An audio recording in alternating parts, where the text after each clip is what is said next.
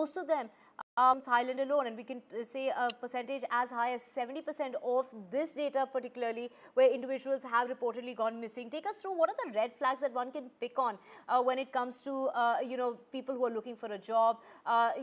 When it comes to this, people who are advertising, especially online, what are the red flags that one should be looking out for?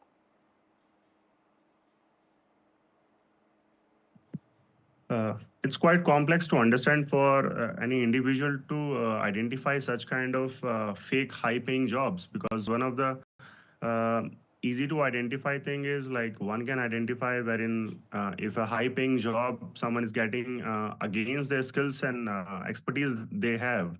So this is one thing which anyone can easily understand, but somehow like they also believe that okay, in the foreign countries, obviously they are going to get highly paid, and that the currency values in certain countries are high, and job complexity or maybe the working hours are high. So that is why they are going to get highly paid, and they are less aware of the country wherein what kind of work culture there will be and what kind of jobs will be there. And people are very much excited to travel other countries as well. So this excitement also they join such kind of offers, or they get lured by such kind of offers.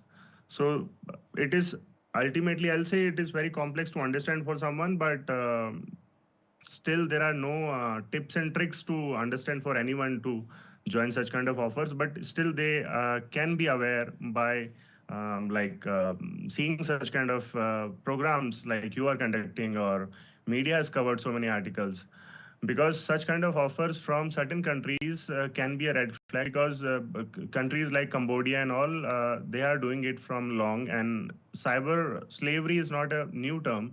In many countries this is happening from past many years, and in India also it is happening. Like there are call centers who are doing scams in foreign countries, they are also doing the same thing from over a decade in India.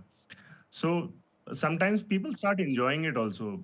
They are not always stuck or in the countries. They start enjoying because they get good payments also. Because if they convert someone, some victim, they get good commission over the same. So I'll say that yes, some people are stuck, but yes, some are enjoying the job as well. Right, Ms. Bhatia, when we talk about, cyber slavery being on the rise, and, when a person is stuck, say their passport is perhaps not with them, it's perhaps with their employer, how does one, avoid getting trapped? What steps can one take, perhaps if one is caught up in this mess?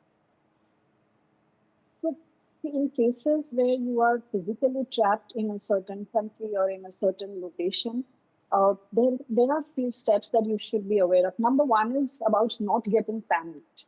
It is the mistakes that we make when we are in a panic or when we are extremely fearful.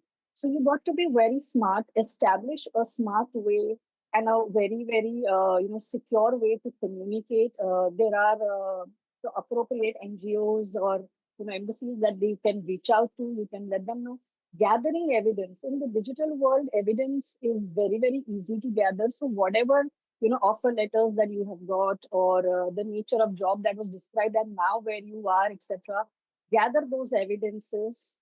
Be a little more practical. If you're out of panic, you can think more proactively that okay, how can I get out of this particular situation?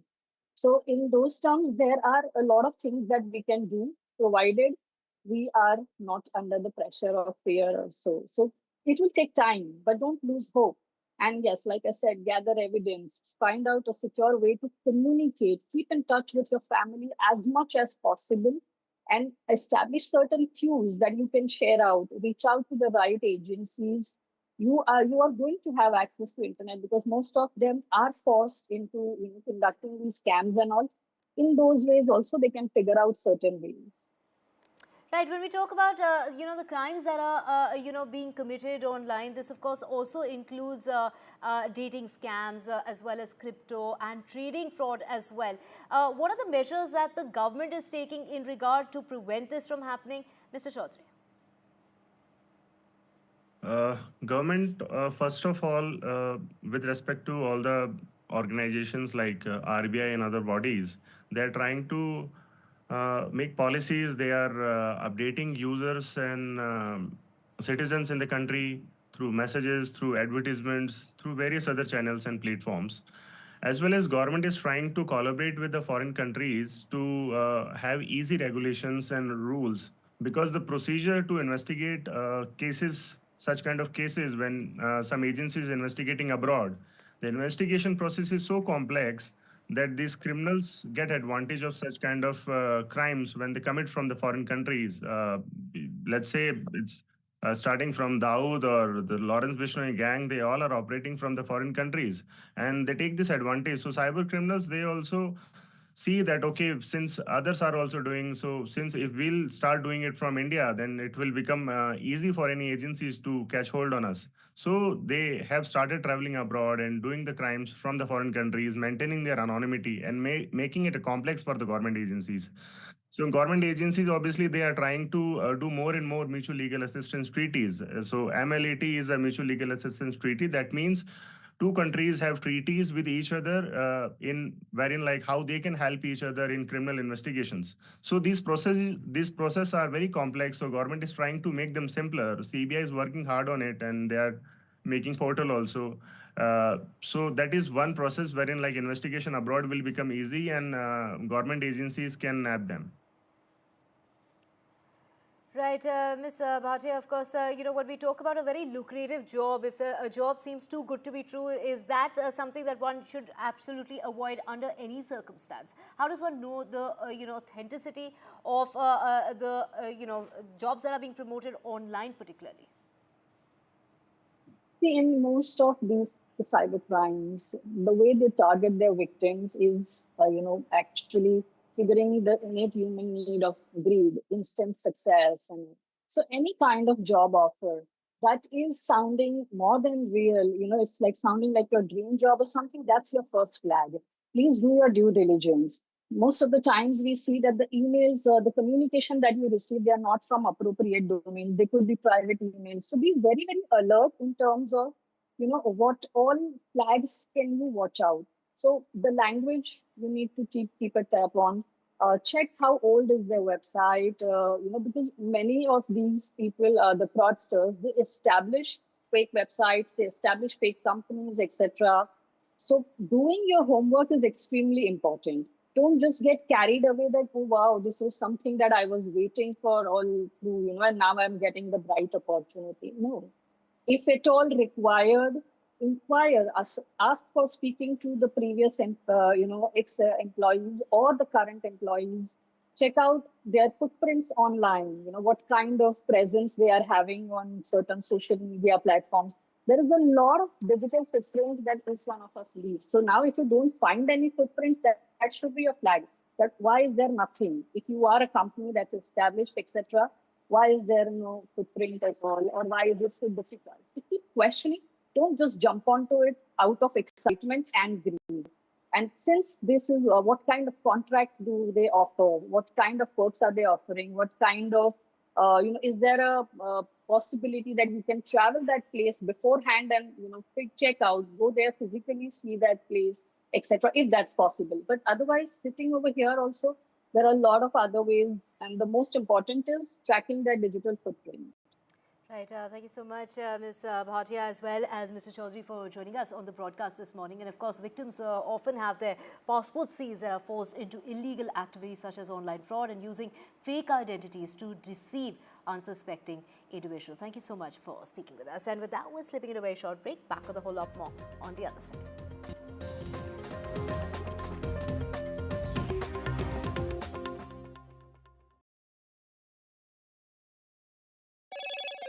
Hello, Moto.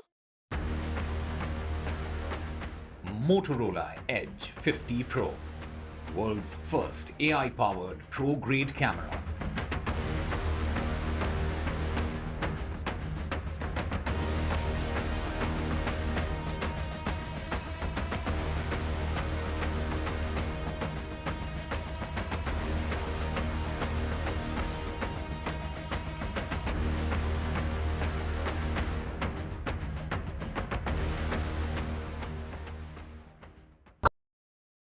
Colour भी मेरा ही favourite मिला।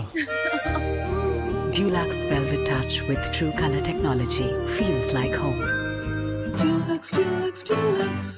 In a world of shifting power dynamics, India stands tall as a global force. Join us at the NDTV World Summit 2024, where Prime Minister Narendra Modi will unveil his transformative vision for the India century. Be a part of a summit of thought leaders and visionaries shaping the world's future. NDTV World Summit, October 21st and 22nd on the NDTV network. New day, new show, a new experience. Start your day with the news, not views. We bring you stories that matter And impact your life. news that informs and keeps you ahead. From Maximum City, Mumbai, To the seat of power, Delhi.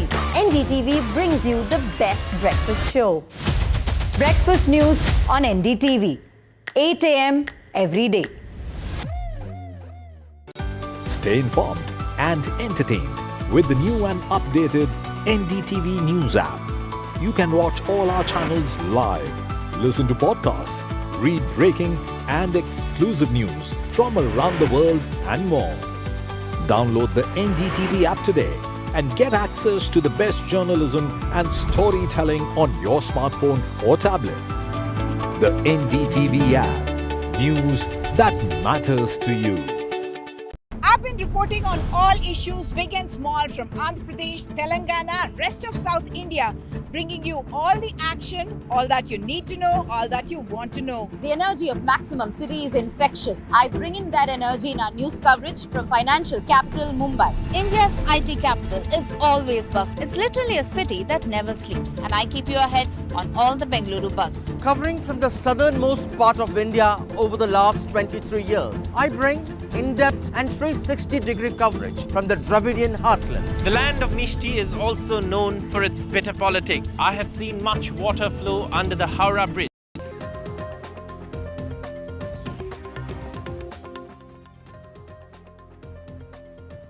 Welcome back. Let's get you the very latest. And the swearing-in ceremony is going to be taking place of the new Chief Minister of Haryana. And this is, of course, the OBC leader Nayab Saini, who's all set to take over as the Chief Minister of Haryana for the second time as the BJP swept to power in the state for the third consecutive time. The swearing ceremony will be in Panchkula, and it will be, in fact, to be attended by the Prime Minister, JP Nadda, Amit Shah, as well as Rajnath Singh, amongst other top brass of the BJP. And this is organized on the day of the Valmiki Jayanti. Of course, we are expecting many of the BJP to be attending. And right after the swearing-in ceremony, the NDA Chief Minister's conclave will be held in Chandigarh. 13 Chief Ministers of the NDA and their deputies will be attending that conclave along with the Prime Minister in order to keep up the pressure on the opposition after the BJP pulled off that stunning victory in Haryana. The NDA will hold that meeting of all the Chief Ministers and the deputies, and this is right after Nayab Saini will be taking oath, and that's expected very soon this morning. Let's listen to what Nayab Saini had to say. बड़ा विश्वास जो हरियाणा की जनता ने आज तीसरी बार continuity के अंदर ये भारतीय जनता पार्टी के ऊपर किया है, ये विश्वास ये नरेंद्र मोदी जी की नीतियों का विश्वास है, ये नरेंद्र मोदी जी की ही गारंटी है जिसके ऊपर आज हरियाणा ने विश्वास किया है। और ये प्रण हरियाणा के लोगों ने लिया है कि हम मोदी जी के उस संकल्प को 2047 तक जो विकसित राष्ट्र बनाने का संकल्प आदरणीय मोदी जी ने लिया है, उसको आगे बढ़ाने का हम कार्य करेंगे।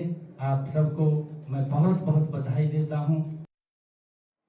And we have Aishwarya joining us from Panchkula. We also have my colleague Gurpreet joining us from right outside the Chief Minister's residence.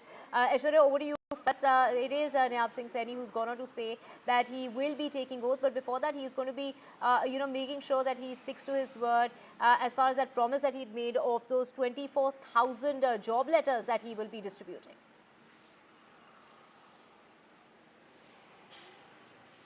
Well, Divya, it's a big day for the Bharatiya Janata Party, a show of strength as far as the NDA is concerned, and therefore the reason perhaps just before the swearing-in ceremony of Nayab Saini, he is going to come over here where I am reporting from. This is Bhagwan Valmiki Bhavan, and he would be first arriving over here and offering prayers to Bhagwan Valmiki over here. The reason being, a messaging because it was earlier predicted that oath-taking ceremony might be on 12th or 15th, but the date had been selected today because of Bhagwan Valmiki Jayanti, and starting the day, Nayab Saini will be offering prayers over here first, and will be also conducting several meetings throughout the day.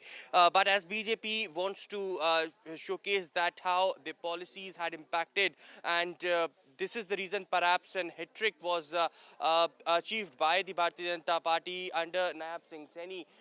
Certainly, it is also, the NDA conclave, which is going to start later in a day in Chandigarh at Hotel Dalit, where 13 of the chief ministers, including 16 deputy chief ministers, Bharatiya Janata President JP Nadda, union ministers like Amit Shah, Rajnath Singh, and others will be arriving over here. Prime Minister Narendra Modi will be also shortly landing, along with the NDA alliance members also coming in over here. So something that Bharatiya Janata Party wanted to send out a larger message before the polls in Maharashtra and Jharkhand as well.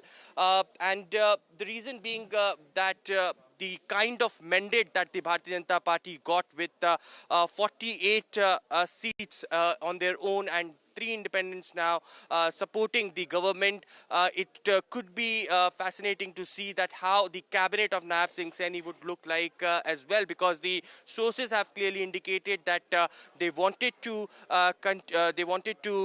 have a better caste equation this time in the Saini government, with all the non-Jat leaders also coming in and having their say in the cabinet. We've been told, according to sources, 10 to 12 MLAs can be sworn in today with the Chief Minister, with the presence of Prime Minister Narendra Modi. But let me quickly show you these visuals as well before I give it back to you.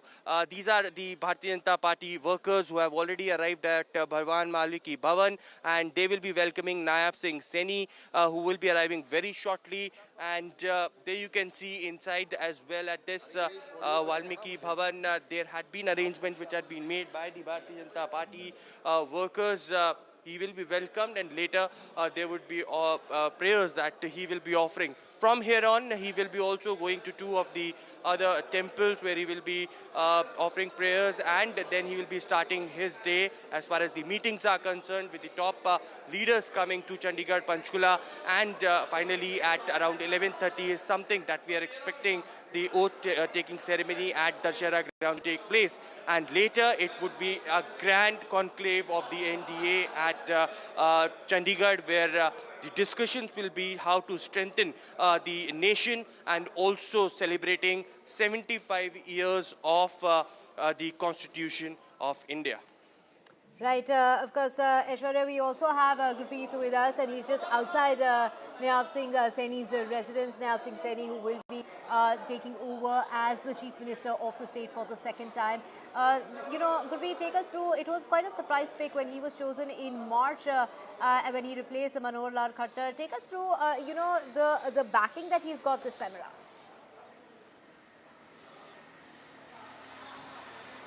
Well, yes, we have seen he was able to get an opportunity when the ML Khattar, the former Chief Minister, was out of Haryana politics.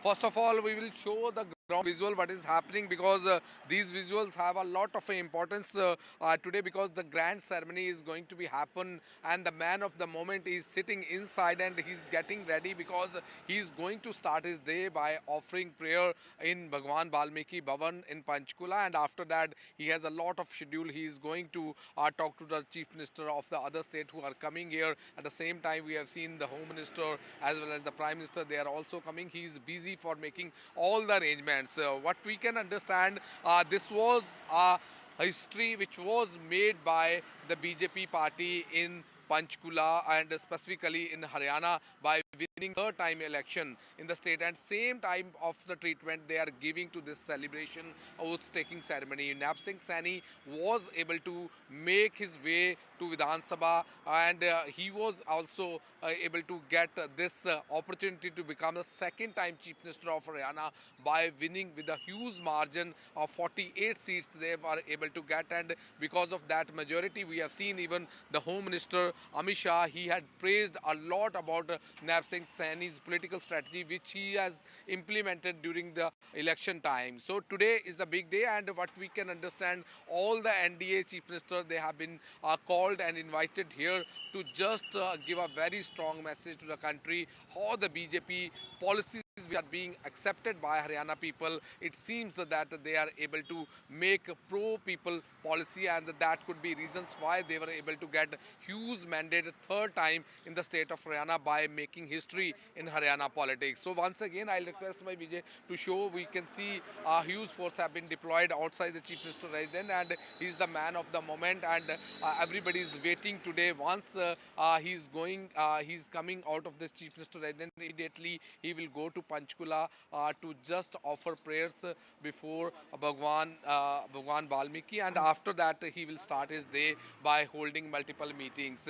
What we have learned, we have seen Prime Minister, Home Minister, they are also coming because they also want to give a very strong message to Haryana people. They are thinking about various policies for Haryana also. At the same time, we have seen the elections are happening in other two states. They wanted to give a strong message to those states also that how the BJP is able to make history in the state of Haryana by getting power third time in the state of Haryana. So all these things are going to be happen, but today is a great day. Grand celebration is going to be happen because we have seen around 50,000 people have been called and invited to attend this oath ceremony of Chief Minister Nayab Saini, and what we have learned, around 13 MLAs who have been elected from the various constituencies, they are going to also take oath with Nayab Saini. But now we have seen all the cards they have already kept close to their chest because they don't want to even share at this point of time, because they are trying to maintain all the balance. And in this election we have specifically seen that how they have make all the political calculations, whether it's a caste calculation, region calculation, and other calculations, development calculation, they all are making, and the same thing they want to represent in the portfolio and in the cabinet which is going to be inducted today. And they are also trying to give a strong message to all the regions. We have seen earlier with the political party, there were a lot of questions which were being raised over the other political party that reason wise there is some discrimination. But this time we have seen the BJP party is trying to even see each and every aspect so that they will not be able to give any wrong message to the people of Haryana. So that was one of the reasons why they are keeping all the cards close to their heart. They don't want to disclose the names of the ministers who are going to be inducted in the cabinet in the Chief Minister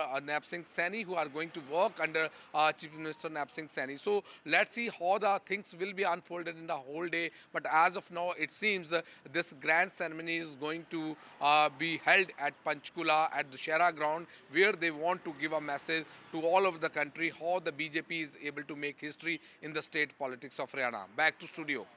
Right, and will 2-3 positions remain open is the big question, given the fact that there will be 14 ministers that will be inducted in the new Council of Ministers, including the Chief Minister. And from what we are hearing is that many new faces are expected to be part of that new council. Of course, we will keep coming back to you, Gurpreet Singh Chinna. Let's just go across to Amitabh Tiwari, who's joining us to get us more on this. Amitabh, when we talk about what, in your opinion, is the reason behind this massive show of strength that we are seeing by the NDA in Haryana? So the reasons are obvious because this is a historic moment for the BJP, because no party in Haryana has won a record third consecutive term. And this has also come after initial setbacks in the Lok Sabha elections, where the party almost lost 5 seats to the Congress party. And this victory has also come in a condition or a situation where the party was fighting with its back to the wall. All the pollsters and pundits were predicting that there could be a Congress victory. So it's a grand victory, number one. Number two, it also, this occasion is also being taken by the BJP to showcase its strength. So that's why we are seeing that this occasion is being celebrated or is coinciding with the meetings of all the chief ministers and deputy chief ministers of the NDA, because surprisingly at this point of time, after 10 years of being in power, the percentage of land and the population which the NDA covers now is the highest And this despite the setbacks in the Lok Sabha election. Also, the day is very auspicious because it's Valmiki Jayanti. Absolutely. Take us And through the significance of, the oath-taking ceremony taking place on Valmiki Jayanti. Yeah. So, this is a very auspicious day for the Valmiki community. The swearing in is being taken or conducted in the Valmiki Bhavan. This is a community which has supported the BJP in the elections. If you recall, in Lok Sabha 2024, 68% of Dalits had backed the Congress party in Haryana. Even nationally, the Congress party or the India bloc had made a dent in the Dalit vote bank because their narrative that the BJP could change constitution and end reservation if it comes to power, that had worked. So the BJP is now clearly trying to woo the community back through measures, and this is a big signal to the community that the BJP has no plans of changing the constitution or ending reservations, and it holds the Valmiki community, has a very special place in the heart of the Prime Minister. That's why this day is fairly important. Right. What would you say is the BJP's strategic message for the Dalits? Sorry? What would you say is the BJP's strategic message for the Dalits? So the BJP strategic message for the Dalits is that the Congress party has used Dalits as a vote bank in the past 70 years. And we've seen that Dalits have got more representation, not only in terms of ministerial positions, but also in terms of deputy CM positions across the country under the NDA government. So it's a clear message that the party stands with them and the party stands for their welfare and is also willing to go the extra mile, give them adequate representation and share power if the community continues to vote for the BJP in the elections. Right. Amitabh Tiwari, would you say this historic win of the BJP as far as Haryana is concerned? We also have Neeja Chaudhary with us. Ma'am, this historic win of the BJP in Haryana, can it cast a shadow on Maharashtra and Jharkhand, two poll-bound states? Look, Haryana is being watched carefully by Maharashtra and Jharkhand both. For the simple reason, of course, the third term in power that has given new heart to the party, its leadership, its cadre. So also that will, have a ripple effect in Maharashtra. But, the consolidation of the OBCs and the Dalit shifting back, a chunk of the Dalit shifting back to the BJP, that is the broader political message. Now, every state is different. One state doesn't affect, the conditions are different, the situations are different. So, but will it have that kind of an overarching impact? The psychological impact also on Maharashtra, that needs to be watched, because that is what the BJP would like. The dominant caste in Maharashtra being Marathas, of course, the dominant caste being Jats in Haryana. And there was a non-Jat consolidation. The seats show it. I mean, the BJP doing so well in the SC seats. Last time it had got 3 out of 17. This time it's got 9. And of course, the party has gone out of its way to give representation to these communities. The Home Minister being there at the, as an at the observers meeting. Now that I don't remember having happened ever, that the Home Minister goes as the observer. But obviously that shows the kind of importance that the party high command is giving to Haryana. Right. Ma'am, would you say that the India Alliance has enough time now to recover from the Haryana debacle?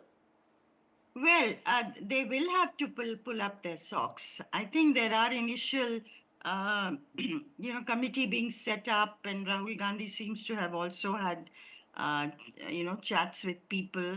They will have to get their strategy right.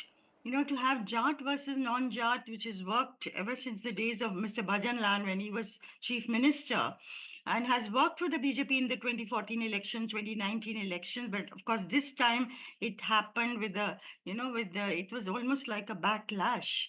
So yes, the Congress party has to get it, go back to the table, to the drawing board, and get, look honestly into what went wrong. Committees have a tendency to give recommendations. That report goes into some forgotten cupboard. and that's it. But how much how seriously the party high command in the Congress is going to address the issues, factionalism, why the Dalit leadership felt the way they did, and so on. Those are things that will have to be addressed frontally.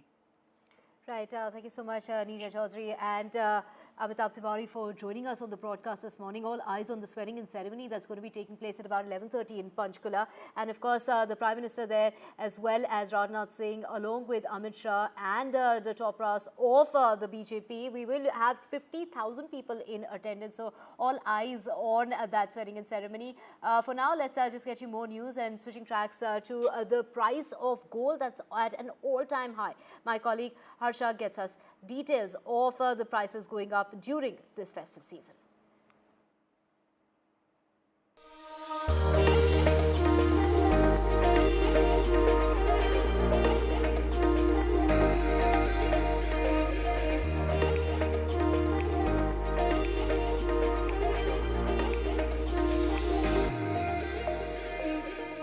Well, it's the start of the festive season, but are gold prices taking away some of the glitter of gold? I am at Jaipur's most iconic store, the Shree Jewellers, which specialize in traditional jewelry, and I have with me Manish Johari ji. Manish ji, thank you so much for speaking to NDTV.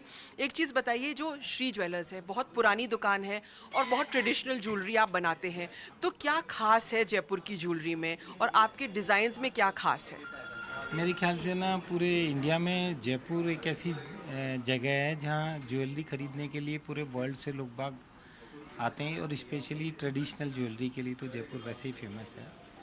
और जिसमें जो diamond polki की कुंदन की jewellery जो बनती हैं वो यहाँ की बहुत फेमस है, इसको लोग बाग ज़्यादा पसंद भी करते हैं।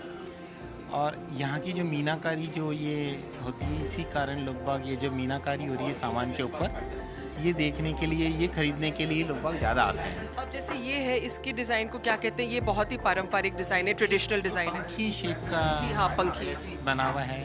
इसमें पंखी होता है, टेवटा होता है, आड़ होते हैं, बाजू होते हैं, बंगड़ी होती है। 1952 से हम लोग बाग यहाँ हैं, और मेरे फोर फादर है, सब लोगों ने यहीं पे आके काम चालू करा था 1952 से।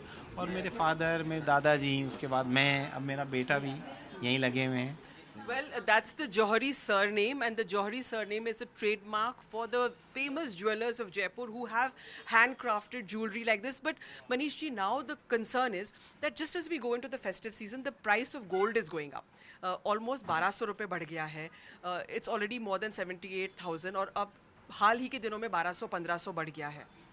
देखिए, गोल्ड का बढ़ना तो हमेशा लगातार रहा है। अगर अपन पुराना रिकॉर्ड चेक करें तो गोल्ड का तो भाव हमेशा बढ़ता ही रहा है। लेकिन प्रॉपर्टी और गोल्ड, लोग बाग जैसे इन्वेस्टमेंट के हिसाब से व्यू देखें तो हमेशा गोल्ड में इन्वेस्ट करना तो सबके लिए फ़ायदेमंद ही रहा है, चाहे कुछ भी भाव हो। आज भी भाव ये हो रहा है तो ये कोई नहीं समझे कि गोल्ड कभी कम होगा, नहीं, गोल्ड कभी कम नहीं होता। अगर एवरेजली देखेंगे तो 10 से 12%, 7 से 10% का एवरेजली ग्रोथ आपको ईयरली मिलेगा, वो लॉन्ग टाइम पे मिल ही जाता है। तो गोल्ड में आज, हाँ, हालांकि आप ये कह रहे हैं कि अचानक अभी बढ़ा है, ये एक शायद फेस्टिव सीज़न समझ लीजिए, या मार्केट की डिमांड और उसके कारण, डिमांड एंड सप्लाई के कारण प्लस माइनस हो सकता है रेट में, लेकिन ये थोड़े टाइम का ही रहता है। आफ्टर ऑल आप बढ़ता हुआ ही पाएंगे, गोल्ड को कभी कम नहीं होता। Thank you so much for speaking to us. Let me just talk to a few customers also who are sitting here and they're out shopping for jewelry. Well, let me start with some people right here. Well, let me start with Kirti. She's here. So, you know, the prices of gold are going up, but in spite of that, we see a lot of people are here. Are you doing your pre-festive shopping? Yeah, I am doing pre-festive shopping, and I'm buying Lakshmi Ganesh idols, which I plan to keep every year for puja. Okay. So you're buying them in silver? I'm buying them in silver, yes. And do you think somewhere the prices of gold has increased, but do you think that's deterring customers, or like he said, the demand is not going to come down? No, the demand, I don't think the demand will go down, because whatever we need to buy. So I don't think that will deter it. And then if you need to return, the return rate is also increasing accordingly.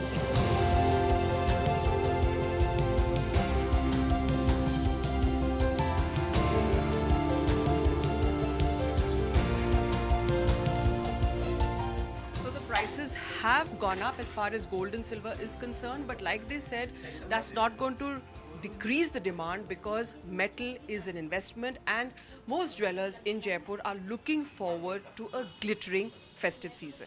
In Jaipur, Harsha Kumari Singh, NDTV. And switching tracks now to sports news, and my colleague Rika Roy gets us the very latest. This is a historic clash that took place between 19-year-old Pragyananda, who defeated his mentor. We're talking about Vishwanathan Anand at the WR Masters, making this generational shift in Indian chess. My colleague Rika has the details. With the first day of the test between India and New Zealand washed out, there was little to cheer for the crowd at the M. Chinnaswamy Stadium. Rain continued to pour as no action was possible on day one, but the supporters were treated with a glimpse of their local hero, Virat Kohli, as he came out to the field amid a huge cheer. Remember, Kohli has been a part of the Royal Challengers Bangalore franchise since the inception of the Indian Premier League and enjoys a special connection with the fan base. The crowd roared in excitement as Virat made his way to the ground under an umbrella before leaving for an indoor training session. In what was an eventful day for the hosts, England, after being 211 for 2, slipped to 225 for 6 at the end of day 2, losing 4 wickets for just 14 runs.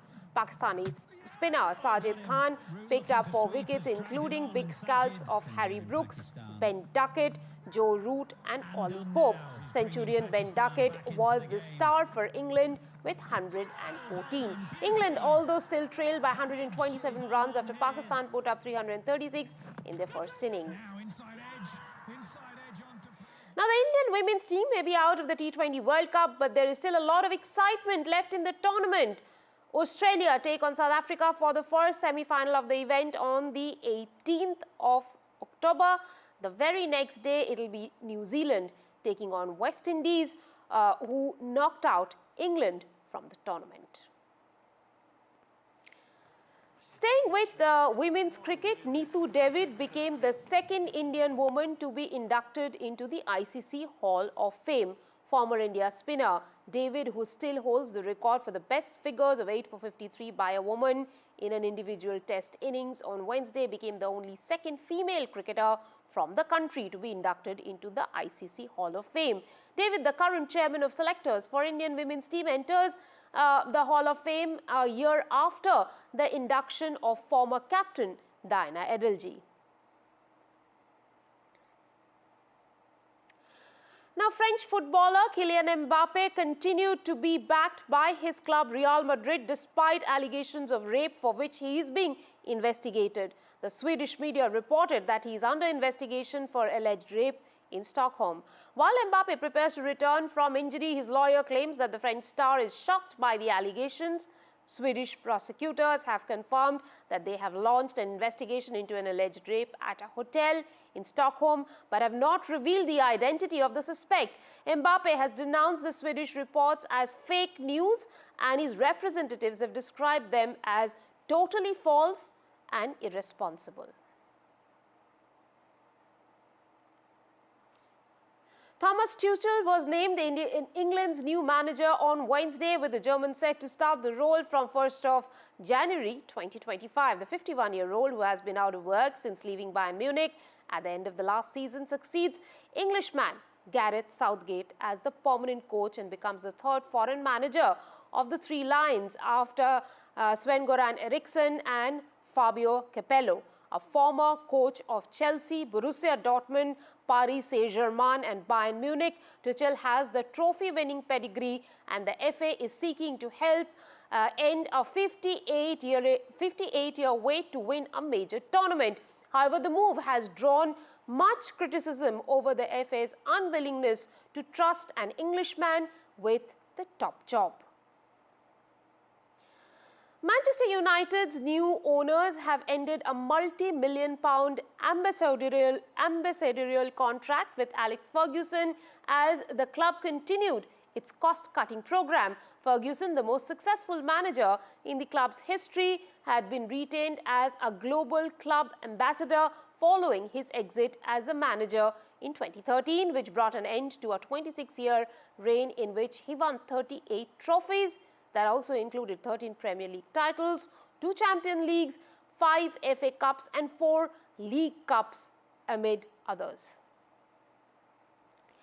Messi magic was on full display at Buenos Aires as the 37-year-old bagged yet another career hat-trick to hammer Bolivia 6-0 at a World Cup qualification game. The 8-time Ballon d'Or winner ended up with 2 assists as well, an emphatic reminder of Messi's quality and his trademark creativity throughout the game as Lionel Scaloni's side dominated on the night. Argentina now sit at the top of the table with 22 points from 10 games, 3 points clear of second-placed Colombia. Chess news now. On Tuesday, for the first time since 2018, Ramesh Babu Pragyananda and Vishwanathan Anand played over the board at the WR Masters quarterfinals in London. It was also his first classical face-off. Both classical games between the two ended in draws. Pragyananda had 10 minutes in the end and a must-win situation. He quickly managed to get into the position of dominance. The 19-year-old defended his mentor in Armageddon at the WR Masters, marking a generational shift in Indian chess. That's all we could pack into this bulletin. Thanks for watching.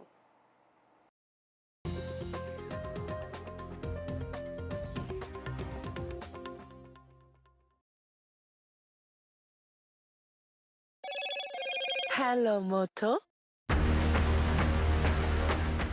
Motorola Edge 50 Pro, world's first AI-powered pro-grade camera.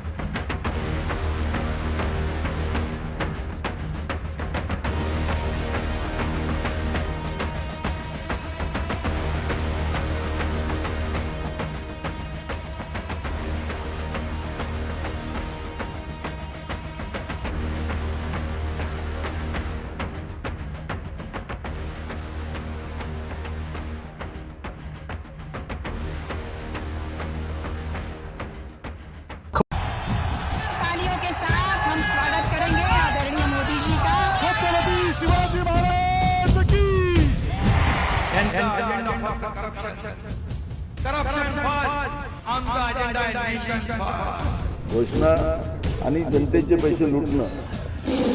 Cut commission आणि करप्शनला आमच्याकडे थारा नाही. त्यांचा परिवारवाद आमचा महाराष्ट्रामध्ये 1,75,000 जागा रिक्त आहेत. पण का भरत नाही? राज्याची जनतेच्या घमाच्या पैशाची तिजोरी लुटण्यासाठी हे सरकार आहे. पूर्वीच्या सरकारच्या काळामध्ये निधी देताना त्यांना असं वाटायचं की त्यांच्याच खिशातले पैसे चालले. शेतकऱ्यांना मोफत वीज देण्याचं काम आपल्या सरकारने सुरू केलं. In a world of shifting power dynamics, India stands tall as a global force. Join us at the NDTV World Summit 2024, where Prime Minister Narendra Modi will unveil his transformative vision for the India century. Be a part of a summit of thought leaders and visionaries, shaping the world's future. NDTV World Summit, October 21st and 22nd on the NDTV network. New day, new show, a new experience. Start your day with the news, not views. We bring you stories that matter and impact your life. News that informs and keeps you ahead. From Maximum City, Mumbai, to the seat of power, Delhi, NDTV brings you the best breakfast show. Breakfast news on NDTV, 8 a.m. every day. Stay informed and entertained with the new and updated NDTV News app. You can watch all our channels live, listen to podcasts, read breaking and exclusive news from around the world and more. Download the NDTV app today and get access to the best journalism and storytelling on your smartphone or tablet. The NDTV app. News that matters to you. been reporting on all issues, big and small, from Andhra Pradesh, Telangana, rest of South India, bringing you all the action, all that you need to know, all that you want to know. The energy of Maximum City is infectious. I bring in that energy in our news coverage from financial capital Mumbai. India's IT capital is always buzz. It's literally a city that never sleeps. And I keep you ahead on all the Bengaluru buzz. Covering from the southernmost part of India over the last 23 years, I bring in-depth and 360-degree coverage from the Dravidian heartland. The land of Mishti is also known for its bitter politics. I have seen much water flow under the Howrah Bridge, covering Bengal in all its vivid colors.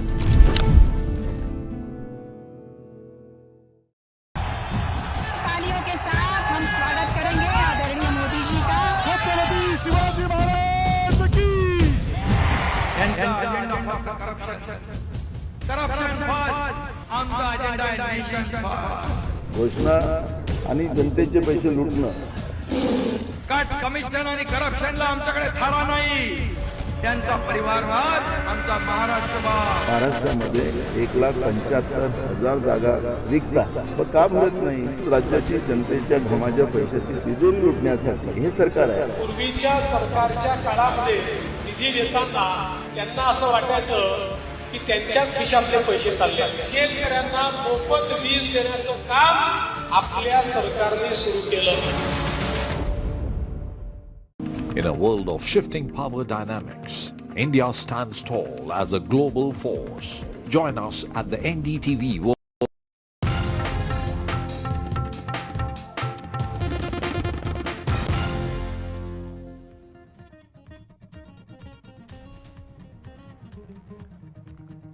And there is no evidence whatsoever, is what India said on Justin Trudeau's claims. This is Justin Trudeau's deposition in a late-night post by the Ministry of External Affairs. India has affirmed its stand on the massive diplomatic row with Canada.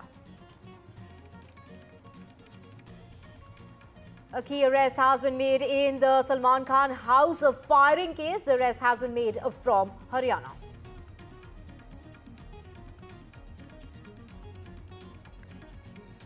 A minor has been taken into custody by the Mumbai police over a series of bomb threats being issued to various airlines since Monday, leading to some flights being diverted. 19 flights have been impacted because of these hoax calls. The police has said that the threats were allegedly issued because the teen wanted to frame one of his friends, and which is why he created a fake account on the social media platform X because he had a dispute over money. And NDA's massive show of strength in Haryana at the swearing-in ceremony of Nayab Saini, which is going to be taking place in Panchkula today. The Prime Minister is going to be there along with JP Nadda as well as Rajnath Singh, Amit Shah and the top brass of the BJP. 50,000 people are expected to be there in attendance.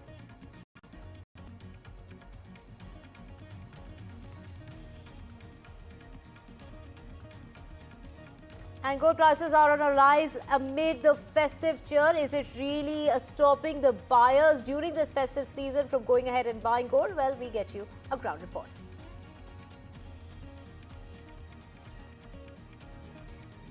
And chess prodigy, it is Pragyananda who has stunned his idol Vishwanathan Anand. He defeated Vishwanathan Anand in a matter of 26 moves at the WR.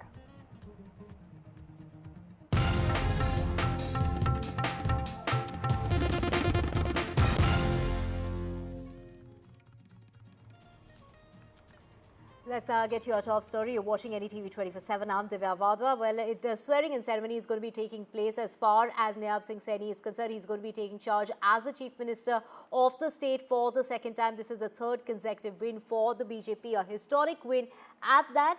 Who all are expected to be there at the swearing-in ceremony? Well, we do know that the Prime Minister is going to be there, Rajnath Singh, Amit Shah, as well as JP Nadda, along with the top brass of the BJP. But what really is going to be taking place today in terms of what really happens after the swearing-in ceremony? A crucial meeting is going to take place, a conclave that is going to be headed and chaired by the Prime Minister.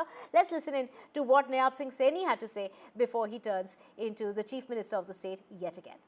इतना बड़ा विश्वास जो हरियाणा की जनता ने आज तीसरी बार continuity के अंदर ये भारतीय जनता पार्टी के ऊपर किया है, ये विश्वास ये नरेंद्र मोदी जी की नीतियों का विश्वास है, ये नरेंद्र मोदी जी की ही गारंटी है जिसके ऊपर आज हरियाणा ने विश्वास किया है और ये प्रण हरियाणा के लोगों ने लिया है कि हम मोदी जी के उस संकल्प को 2047 तक जो विकसित राष्ट्र बनाने का संकल्प आदरणीय मोदी जी ने लिया है उसको आगे बढ़ाने का हम कार्य करेंगे। आप सबको मैं बहुत बहुत बधाई देता हूँ। Right, and we have Aishwarya joining us from Panchkula, where that swearing-in ceremony is going to be taking place. And before that, he is going to be visiting the Valmiki Mandir as well. Aishwarya, take us through the plan and the course of the day. Of course, we do know the swearing-in ceremony is expected at about 11:30 this morning. But what's going to happen before, and what about the plans right after? A huge day for the BJP and a show of strength that we're expecting almost 50,000 people to show up in attendance.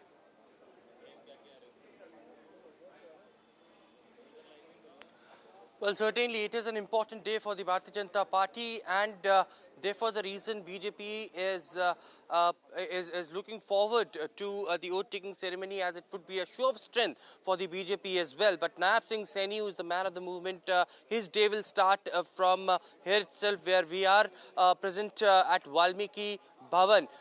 He will be offering prayers to Valmiki,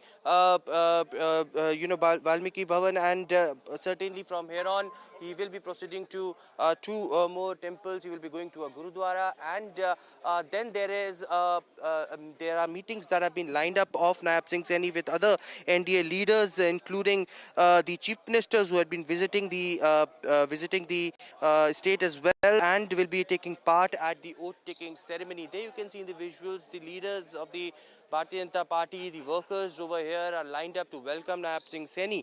And at around 11:30, we have been told that it would be the swearing-in ceremony of Nayab Saini for the second time straight for the state of Haryana. And after that, there would be a mega conclave of the NDA, where 13 of the chief ministers and 16 deputy chief ministers will take part, along with Prime Minister Narendra Modi, Defence Minister Rajnath Singh, Home Minister Amit Shah, BJP President JP Nadda, and others will be taking part. And certainly the agenda is to strengthen the nation with one of its kind conclave. We have never seen such conclave being organized by the Bharatiya Janata Party itself, but coming together all the chief ministers and deputies is something that BJP wanted to send across a louder message that they are taking India forward. But on the other side, it is of course a messaging that Nayab Saini and BJP also wants to give straight to the opposition parties as far as the Dalits are concerned, with choosing this particular date as today is Valmiki Jayanti, and on this occasion it is the Bharatiya Janata Party who had decided that they would be they would be conducting the oath-taking ceremony. Few BJP leaders along with me over here, and we'll directly go across to them. Sir, आज का दिन बड़ा महत्व रखता है, क्या message देने की कोशिश कर रही है भारतीय जनता पार्टी जब वाल्मीकि जयंती के दिन आज वोट टेकिंग सेरेमनी को चुना गया और सबसे पहले दिन की शुरुआत नायब सिंह सैनी वाल्मीकि भवन आकर कर रहे हैं? देखिए, ऐसे आज महर्षि वाल्मीकि जयंती हम सब जानते हैं और हमारे लिए बड़ा हर्ष का विषय है कि महर्षि वाल्मीकि जयंती के दिन नायब जी जो हैं अपनी शपथ ले रहे हैं।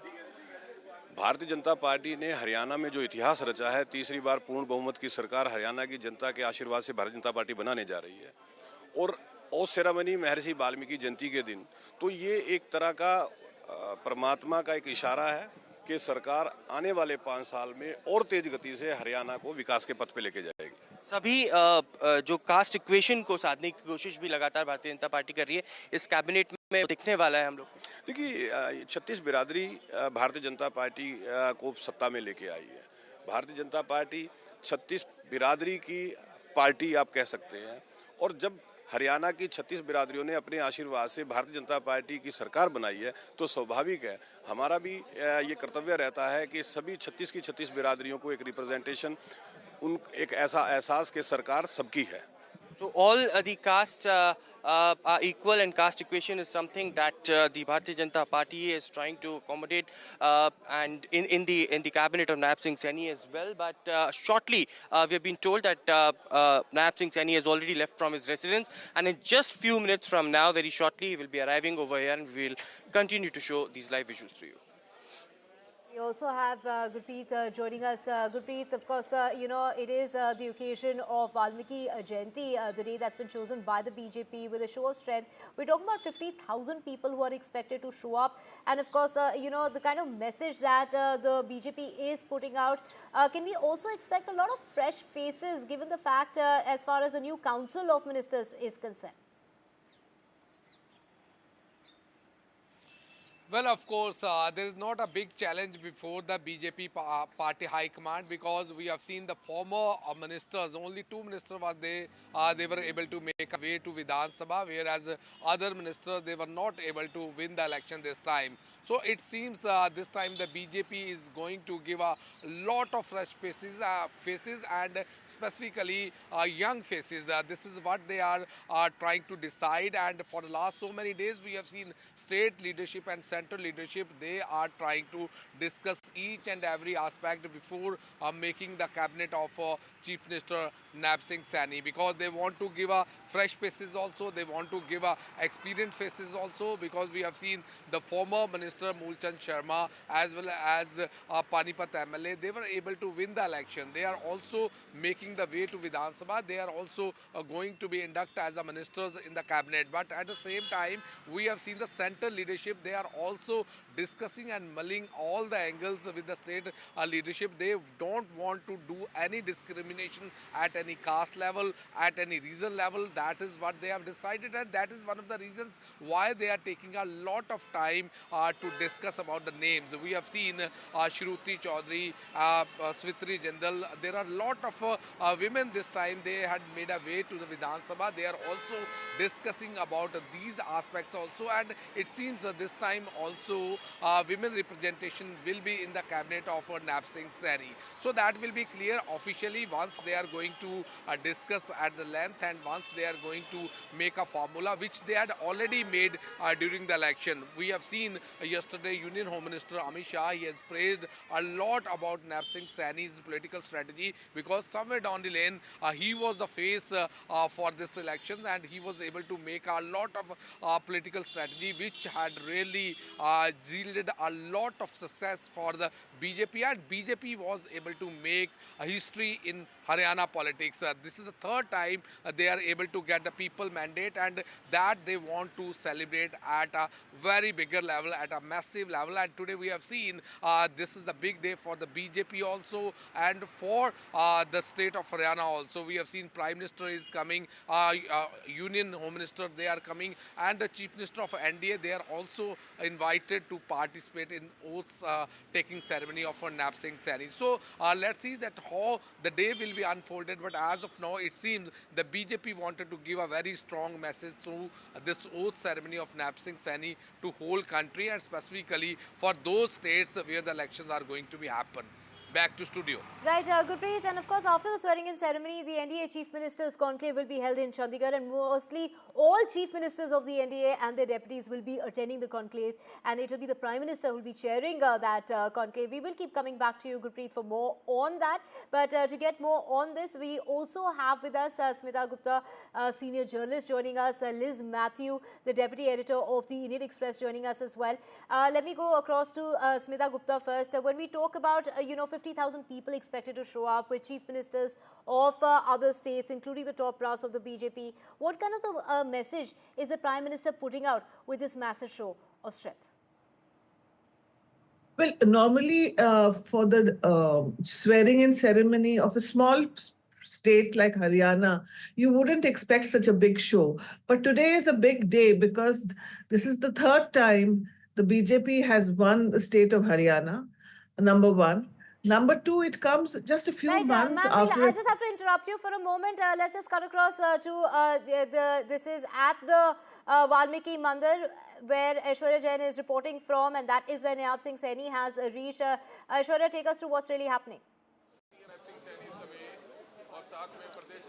Well, let me show you these visuals of Nayab Saini, the man of the movement, who has just arrived at Valmiki Bhavan. He is starting his day with offering prayers to Bhagwan Valmiki, and Nayab Saini, they in the there on the screens, he has arrived over here. BJP leaders have welcomed Nayab Saini, and soon after leaving from his residence, he directly reached over here to offer prayers to Valmiki Bhagwan. As far as the Jayanti is concerned and the date is concerned, this is very, very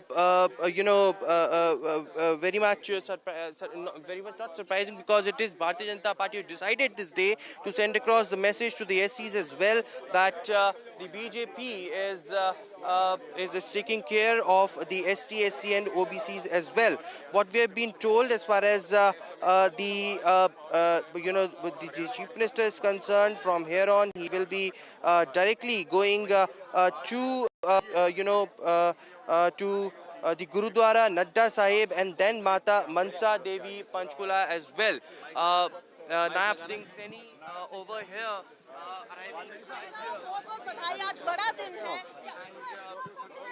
here on will be just offering the prayers to the Valmiki Bhagwan. As far as the oath taking is concerned, it is around 11:30 a.m. but he is accompanied by several Bharatiya Janata Party leaders as well. Rani Shakti Sharma, who has been elected as an MLA, who also welcomed Nayab Saini.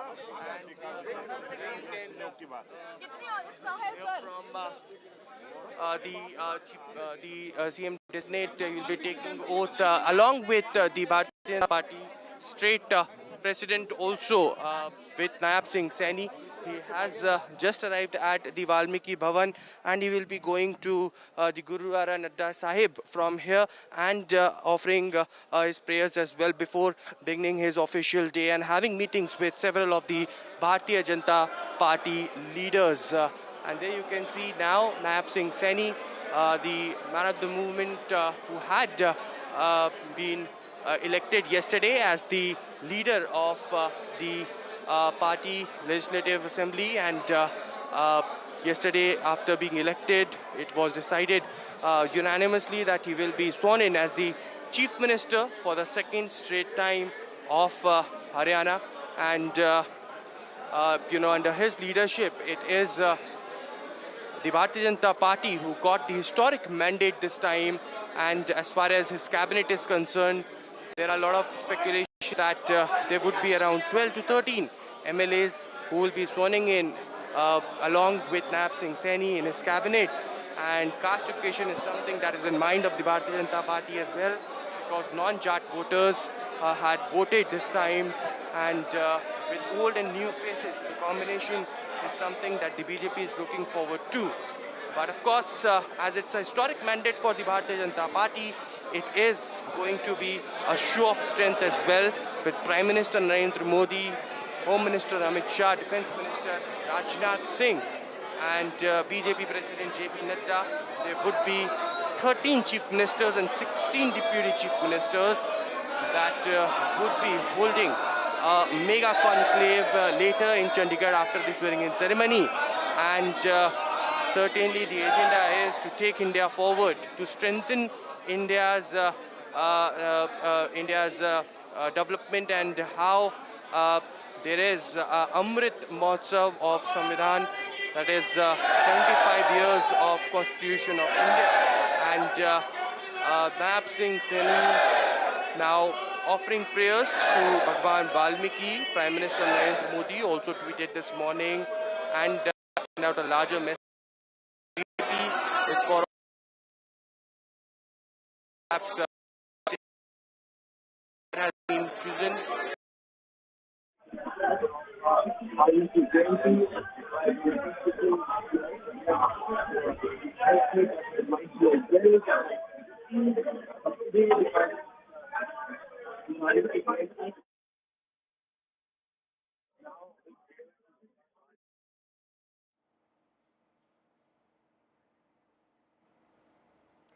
Nayab Saini unanimously has been elected as the BJP's legislative party leader in Haryana. He will be sworn in for the second term. Do remember that he had taken charge of the state of Haryana in the month of March when Manohar Lal Khattar had stepped down. He was a surprise pick, something that took everyone by surprise. But the role that he's played in the historic win of the BJP as far as the elections this time around is concerned, disputing all exit poll results that had in fact declared the Congress party that would be coming into power, but it is the thumping win of the BJP that has stunned in fact many, also the Congress party there. But here we have Nayab Saini there, offering his prayers to, this is on the occasion of Valmiki Jayanti at the Valmiki Bhavan in Haryana. Of course, the swearing in ceremony is going to be taking place at about 11:30, just 2 hours from now, when Nayab Saini is set to take charge for the second time. But who are the other faces as far as the Council of Ministers is concerned? That is a big question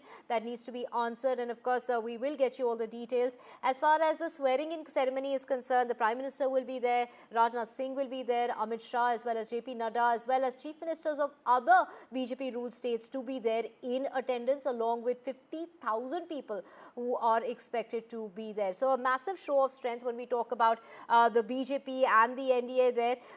We have with us, let's go back to Smita Gupta. Ma'am, you were talking about this massive show of strength, but also let's talk about the day that has been chosen, the venue that's been chosen as far as the BJP is concerned on the occasion of Valmiki Jayanti. Well, as we all know that this particular election, in this particular election, there was the Congress's attempt was at Jat consolidation, but in the end we saw that the BJP was able to consolidate the votes of the 35 other communities, which include the Dalits. And we also will recall that this election was marked by a sort of battle within the Congress party between Bhupinder Singh Hooda and Kumari Seja, who represents the Dalit community. So I think there is an attempt also to stress, the communities that did not vote for the Congress party, and to as an appeal, because this election, the swearing in ceremony also comes months ahead, not months, just about a month ahead of the elections, which are far more important in Maharashtra and then in Jharkhand. So this is today's swearing in ceremony will serve many roles. One is, as I said, to mark the third term of the BJP in Haryana, to lift the spirits of the BJP, which had not done as well in the general elections, had not been able to get a full mandate. So this is a kind of signal to the party workers that we are back on track, that we can actually win a state like Haryana for a third time. Right, ma'am, I'll have to come back to you. I'm really sorry about this. Let's just go across to Aishwarya joining us from the Valmiki Bhavan, where Nayab Saini is offering his, prayers on the occasion of the Valmiki Jayanti, the same day that he is going to be sworn in for the second time round, to remember that historic win of the BJP for the third consecutive time in Haryana. Aishwarya, over to you.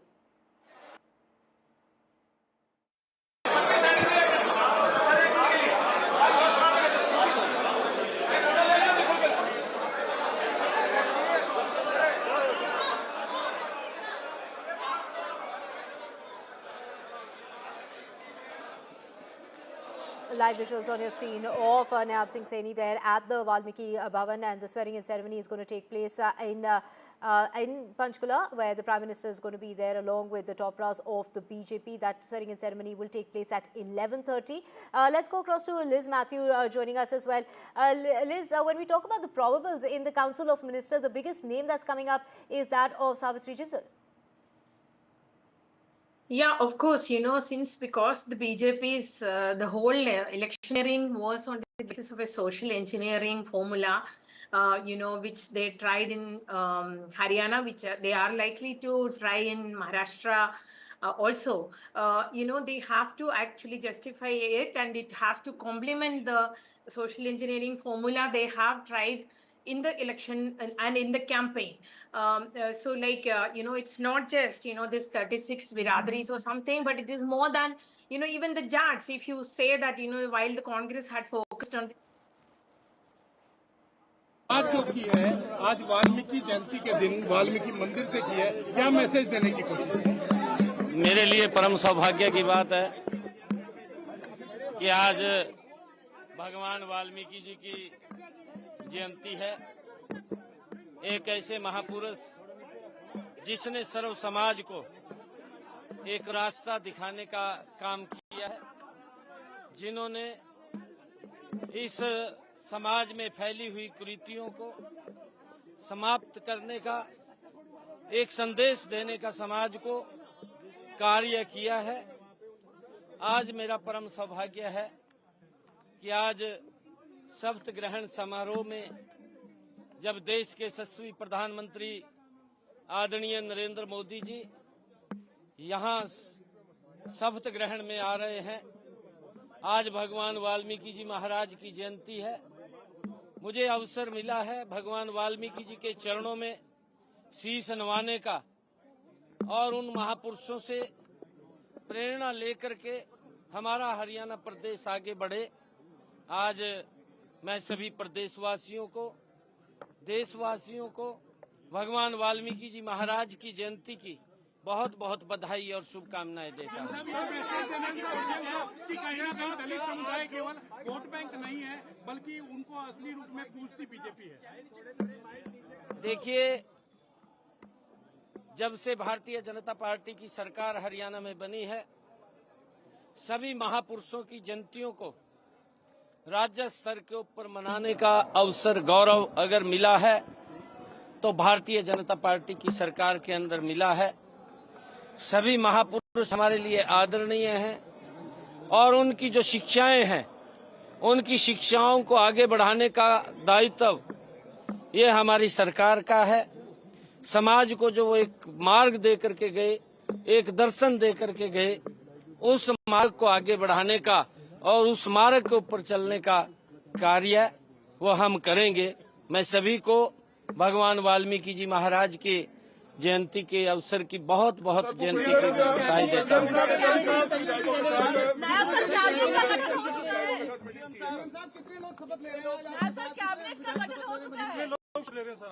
देखिए, आपको सारा कुछ अभी थोड़ी देर में पता चल जाएगा। नहीं, अभी चल जाएगा। अभी आपको सभी पता चल जाएगा। कुछ देर का ही समय है और उस समय के बाद शपथ ग्रहण समारोह होगा। नई सरकार का गठन हरियाणा प्रदेश की जनता की अपेक्षाओं के ऊपर, ये डबल इंजन की सरकार आदरणीय मोदी जी के साथ मिलकर के हरियाणा को तीव्र गति से आगे बढ़ाने का काम हमारी सरकार करेगी। और आज ये पूरे हरियाणा प्रदेश के अंदर जो भी हमारे हरियाणा के लोगों ने, 2 करोड़ 80 लाख लोगों ने इस लोकतंत्र के पर्व में अपनी आस्था को जताते हुए हरियाणा को ऊपर एक बड़ा विश्वास और मोदी जी के ऊपर एक बड़ा विश्वास किया है। ये मोदी जी की नीतियों का परिणाम है। मैं हरियाणा प्रदेश के लोगों का बहुत बहुत धन्यवाद और उनका स्वागत करता हूँ। Right, we have Liz Matthew with us. Liz, we just heard Nayab Saini, speak about the greatness of Maharishi Valmiki. Take us through the significance of the day that the BJP has chosen. Yes, like I mentioned earlier, the BJP has to actually complement its election strategy in which they have used this social engineering formula. and also like, the party has to prove that it is not just, they are not using them as just vote bank, but more than that, we are giving representation to all the communities and give that regard and respect to the community representatives. As we know, like we have seen, what happened with the Congress, like, in the past, the Congress had, the leaders from almost all community there, the Vishnoi community, the like, Ahir community, then the Jat and the SC. But what happened in the just concluded election was like, it was the Jat dominance and the Huda dominance, which actually cost the party dearly. So they, the BJP, of course, would, had realized it, and they moved in such a way that they have given representation to every community, not just community, every section of the party. If you look at the candidate selection, we can see that, they have not left a single leader, or they try their best to keep every leader in every part of the state pleased, or their representatives or their concerns were addressed. So in the same way, it will have to adopt the same formula in the the cabinet formation also, because not just even the communities now, the experience of the Congress is proving that the communities are also looking up to like what kind of representation and what kind of respect each party is giving us or our community. So that is one thing, and also to sustain their dominance, not just in Haryana but also in other part of the country. We know that the party is going to walking into it's already into two other crucial elections. In Jharkhand, the party had lost the majority of the almost every tribal dominated seats. In Maharashtra also, they have to keep a balance between Marathas and non-Marathas. So the party's formula in the government formation would definitely be giving representation to every section which matters in the state, in the elections and in their electoral politics. So we can expect, of course, it is a small cabinet compared to other states. It's a small state. A dozen ministers are supposed to be there, and there will be representation from, and also from the women also, I am sure. Right. Thank you so much, Liz Matthew and Smita Gupta, for joining us with all those details. And with that, we're slipping into a very short break. We will be back with a whole lot more that's happening in Haryana and across the world. Do stay with us.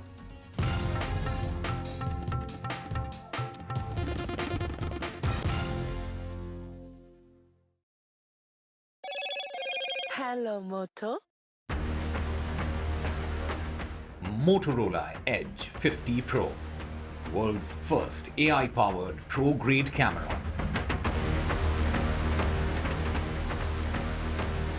No evidence whatsoever is what India said on the deposition of Justin Trudeau in a late-night post by the Ministry of External Affairs. India has affirmed its stand on the massive diplomatic row with Canada.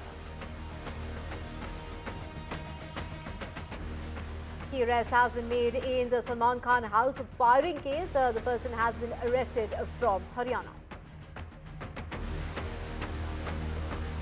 A minor has been taken into custody by the Mumbai police over a series of bomb threats being issued to various airlines since Monday, leading to flights being diverted. The police say that the teenager was trying to frame one of his friends with whom he had a dispute over money.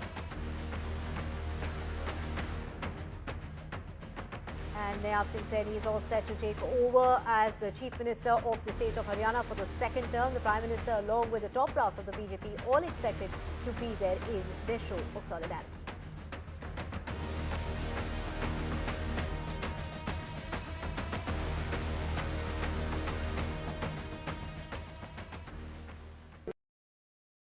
Feels like home. Dulux Velvet Touch with True Color Technology feels like home. Stay informed and entertained with the new and updated NDTV News app. You can watch all our channels live, listen to podcasts, read breaking and exclusive news from around the world and more. Download the NDTV app today and get access to the best journalism and storytelling on your smartphone or tablet. The NDTV app. News that matters to you.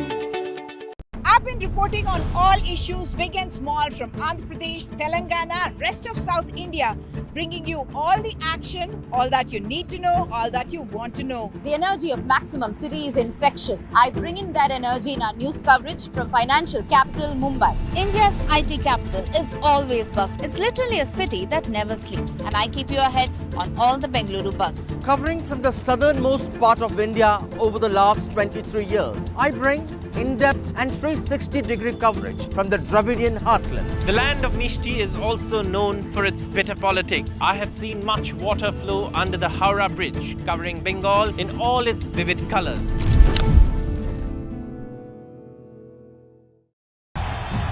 तालियों के साथ हम स्वागत करेंगे आदरणीय मोदी जी का छत्रपति शिवाजी महाराज की corruption first on the agenda nation first घोषणा आणि जनतेचे पैसे लुटणं कट कमिशन आणि करप्शनला आमच्याकडे थारा नाही त्यांचा परिवारवाद आमचा महाराष्ट्रवाद महाराष्ट्रामध्ये 1,75,000 जागा रिक्त आहेत. पण का भरत नाही? राज्याची जनतेच्या घमाच्या पैशाची तिजोरी लुटण्यासाठी हे सरकार आहे. पूर्वीच्या सरकारच्या काळामध्ये निधी देताना त्यांना असं वाटायचं की त्यांच्याच खिशातले पैसे चालले आहेत. शेतकऱ्यांना मोफत वीज देण्याचं काम आपल्या सरकारने सुरू केलं. In a world of shifting power dynamics, India stands tall as a global force. Join us at the NDTV World Summit 2024, where Prime Minister Narendra Modi will unveil his transformative vision for the India century. Be a part of a summit of thought leaders and visionaries, shaping the world's future. NDTV World Summit, October 21st and 22nd on the NDTV network. New day, new show, a new experience. Start your day with the news, not views. We bring you stories that matter And impact your life. news that informs and keeps you ahead. From Maximum City, Mumbai, To the seat of power, Delhi. NDTV brings you the best breakfast show.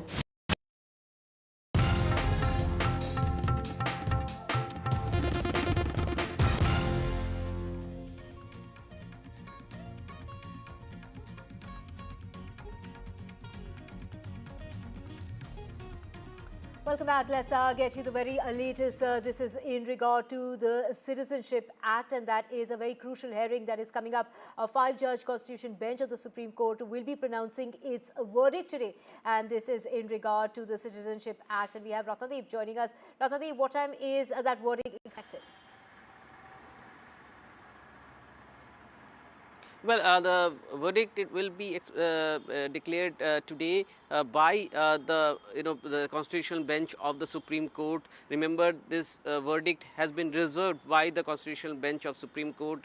The constitutional bench of the Supreme Court is going to pronounce this verdict on whether the Section 6A of the Citizenship Act, which actually was introduced in 1985 after the Assam Accord was signed. It actually is the legislative enactment of the Assam Accord, and whether that section through which the Assam Accord through the constitution has been implemented is valid or not will be decided by the Supreme Court. Supreme Court will pronounce its verdict in terms of whether it is constitutionally valid or not. It was challenged by several petitioners, but the main petitioner were the Assam Sammalita Mahasangha, and they basically contended that since in the rest of the country 1951 is the cutoff for citizenship, but in Assam, according to the Assam Accord of 1985, it is 1971, 24 March 1971 to be very precise, which is the cutoff for citizenship in Assam, and therefore this two different cutoff dates have not actually solved the problem of illegal immigration in Assam. That was the contention in the petition, and then it was referred to the constitutional bench, which is now going to pronounce this verdict. But the verdict will have a lot of ramification in terms of this entire citizenship debate, which has been the main political discourse in Assam for decades. Right, of course, Ratnadeep, this will pronounce, the Supreme Court will be pronouncing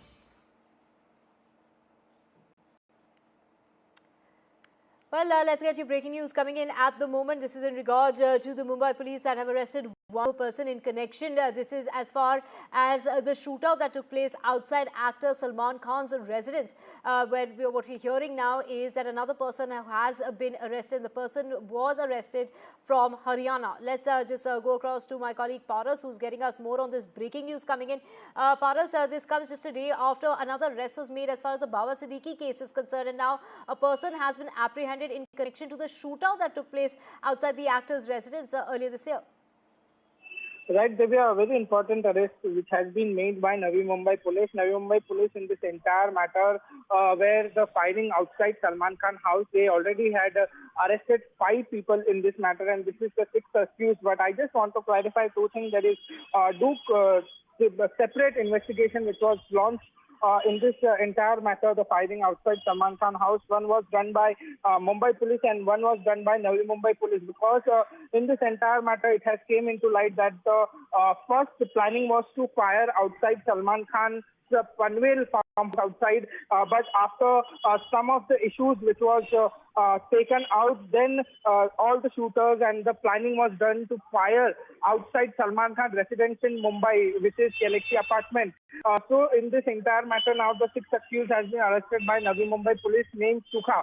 Sukha was one of the person who has done Reiki outside Salman Khan house in Panvel, farmhouse in Panvel, and now this is an important arrest because now there will be many dots which will be connected in this entire matter. So now this is a very important arrest made by Navi Mumbai police. In this entire matter, Navi Mumbai already filed a charge sheet, and Mumbai police also filed a charge sheet in this matter. But after the charge sheet, also one arrest has been made by Navi Mumbai police. Yes, of course, this will answer many questions in regard to the link between the shootout that took place outside the actor's residence, and if there was any link related, to Baba Siddique's murder. So we will keep track of the story and coming back to you for more on that. For now, we're slipping into a very short break.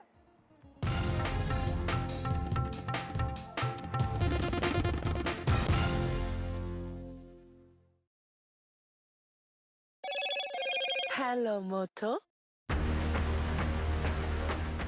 Motorola Edge 50 Pro, world's first AI-powered pro-grade camera.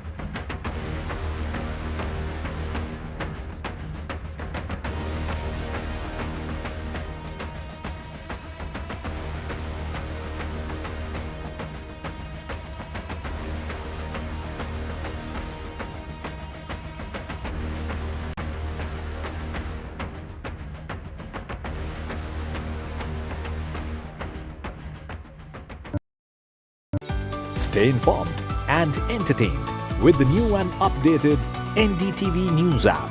You can watch all our channels live, listen to podcasts, read breaking and exclusive news from around the world and more.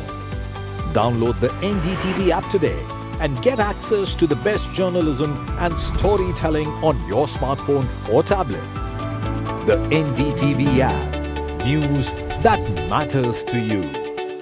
I've been reporting on all issues big and small from Andhra Pradesh, Telangana, rest of South India, bringing you all the action, all that you need to know, all that you want to know. The energy of maximum city is infectious. I bring in that energy in our news coverage from financial capital Mumbai. India's IT capital is always buzz. It's literally a city that never sleeps. And I keep you ahead on all the Bengaluru buzz. Covering from the southernmost part of India over the last 23 years, I bring in-depth and 360-degree coverage from the Dravidian heartland. The land of Mishti is also known for its bitter politics. I have seen much water flow under the Howrah Bridge, covering Bengal in all its vivid colors.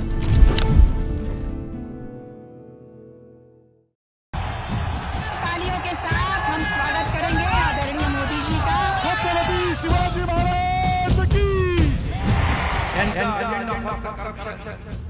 Corruption first, on the agenda and nation first. घोषणा आणि जनतेचे पैसे लुटणं. Cut commission आणि करप्शनला आमच्याकडे थारा नाही. त्यांचा परिवारवाद आमचा महाराष्ट्रवाद. महाराष्ट्रामध्ये 1,75,000 जागा रिक्त आहेत. पण का भरत नाही? राज्याची जनतेच्या घमाच्या पैशाची तिजोरी लुटण्यासाठी हे सरकार आहे. पूर्वीच्या सरकारच्या काळामध्ये निधी देताना त्यांना असं वाटायचं की त्यांच्याच खिशातले पैसे चालले आहेत. शेतकऱ्यांना मोफत वीज देण्याचं काम आपल्या सरकारने सुरू केलं. In a world of shifting power dynamics, India stands tall as a global force. Join us at the NDTV.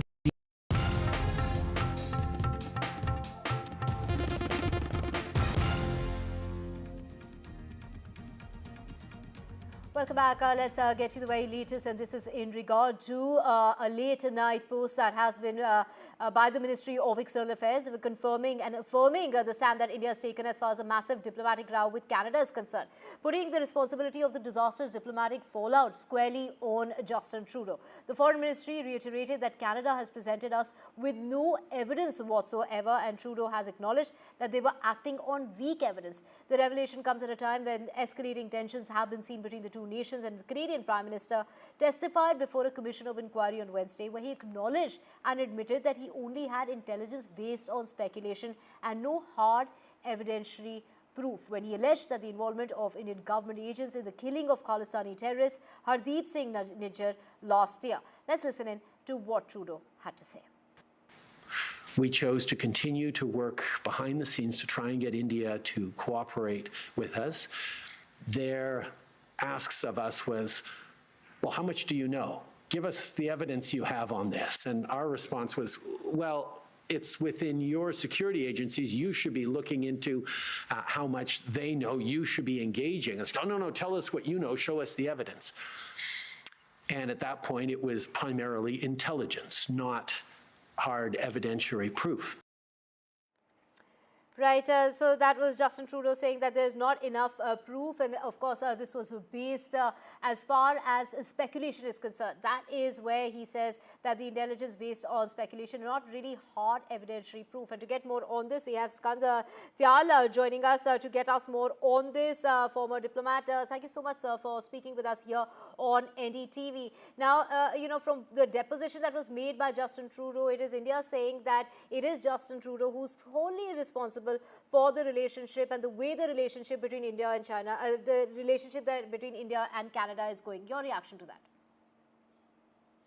Again, in yesterday's statement, Prime Minister Justin Trudeau has said that there is still no hard evidence against whatever allegations are being made by Canada. It is unfortunate that by his statements, by his actions, Prime Minister Justin Trudeau is behaving as if India is an enemy country. This is not understandable at all by anybody in India, whether it is a member of the public, whether it is Ministry of External Affairs, or whether it is any sympathizer of India. So very clearly, Ministry of External Affairs has made this statement that this responsibility of this spat and this law in Indo-Canadian relations lies squarely with Prime Minister Justin Trudeau. And unfortunately, he has totally aligned his country's interests with a very small number of Khalistan supporters of Canada, which are supporting his prime ministership, but are supporting, so it is an electoral game. But in that game, he is ready to sacrifice relations with an important country like India. And I was very surprised that he made in yesterday's statement, he said that India, or alleged that India is interfering in safety and sovereignty of Canada. This is Canada, this is Khalistanis who are interfering and attacking the sovereignty and integrity of India. The whole, their agenda is to carve out a state. If in India, there is the allegation of, or they want balkanization of India. So whose sovereignty is threatened? It is India. It is unfortunate that he is saying that India is trying to threaten the sovereignty of Canada. So his thinking is totally wonky. It seems that he is giving written statements from Khalistan supporters. We know in his cabinet who they are. And but it is, Canada is a thriving democracy. Leaders change, parties change. We have recently seen even leaders who remain in power come back, have an anti-India stance. They also change their views. The president of Maldives was recently in India. So it is very clear that Indian statements should be that there is nothing, India doesn't hold anything against the people of Canada. Indo-Canadian relations are not in danger. They can go on in trade and commerce and people to people or whatever aspect. Diplomacy has many dimensions, bilateral relations have many dimensions. And this responsibility of this entire unfortunate episode lies squarely, personally, with Prime Minister Justin Trudeau. Right, sir, going forward, what do you see as far as relations between India and Canada are concerned, given the fact that India has now gone on to say it's Trudeau that's responsible for damaging the relations between the two countries? I mean, recently we saw that diplomats were sent back from both countries. So, yes, diplomats have been sent back. And again, the way it was handled by Canada said our diplomats were named as the persons of interest, as if they are criminals. So, normally what is done is that if diplomat is declared or quietly told persona non grata and they leave the country. So, as if Canada under Prime Minister Justin Trudeau is publicly trying to say something to some people who are supporting him in the local Canadian elections and who are pro-Khalistani. So we should look at it that way. Now, the entire escalation has been because of actions of Canada, and India has been reacting. That they named some of our diplomats a person of interest, and naturally, diplomacy rests on reciprocity, total reciprocity. If Canada treats India with respect, India will treat Canada with respect. If they take some actions, India will totally reciprocate. I think our policy is very sound. And I think both countries are trying to keep trade, investment, people-to-people relations, visa, etc., outside these differences. And I hope it remains like that. But again, I will say that it depends on Canada. If it takes any further action, then there will certainly be reciprocal action by India. But yes, since the diplomats have been withdrawn, so the issue of visas, etc., will slow down because eventually it requires manpower. So that will be an immediate effect on people-to-people relations. But on any other fallout, we have to wait and see. Right, of course, Trudeau had tried to hit back aggressively, claiming that the Indian government made a horrific mistake in thinking that they could interfere as aggressively as they did in the safety and sovereignty of Canada. Thank you so much, Mr. Thayal, for joining us this morning. And let's just switch tracks now, and this is in regard to a minor who's been taken into custody by the Mumbai police over a series of bomb threats that were being issued to various airlines since Monday. We do know that 19 flights have been impacted, leading to flights being diverted, some being cancelled even. And in fact, there was one flight that was taken to a remote airport in Canada. The threats were allegedly issued because the boy wanted to frame one of his friends with whom he had a dispute over money. The 17-year-old boy, a school dropout from Chhattisgarh, and his father have been summoned by the Mumbai police. The teenager allegedly created a handle on social media platform X in the name of his friend with whom he had a dispute and posted bomb threats. Like we mentioned, 19 threats have been issued, starting with 4 on Monday. The Mumbai police has registered 3 FIRs and the teenager has currently been taken into custody.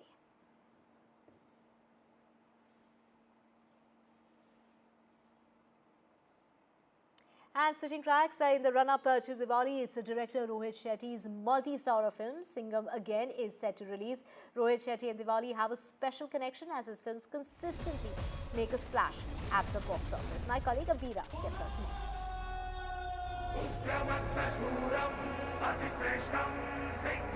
The audience was first introduced to Bajirao Singham in 2011. And since then, several more officers like Suryavanshi and Simba have joined his squad. The latest addition to the Singham franchise is Singham Again.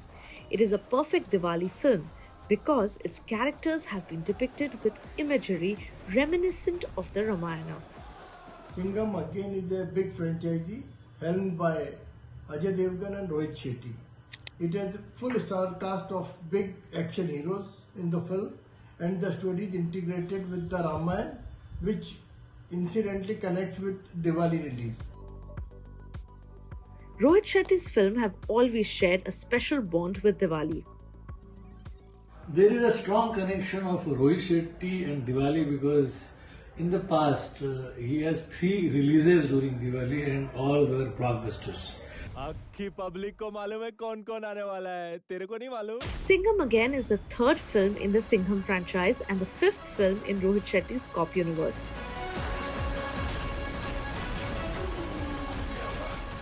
The movie is set to release on November 1st, and ahead of this, Rohit is re-releasing the first film in the Singham franchise on October 18th. तेरे सामने जो खड़ा है वो महात्मा गांधी का आदर जरूर करता है लेकिन पूछता छत्रपति शिवाजी महाराज को है Reporting from Mumbai, this is Abira Dhar for NDTV. Diwali Tabaka by Rohit Shetty. And on that note, we are going to slip into a very short break. Thank you so much for watching.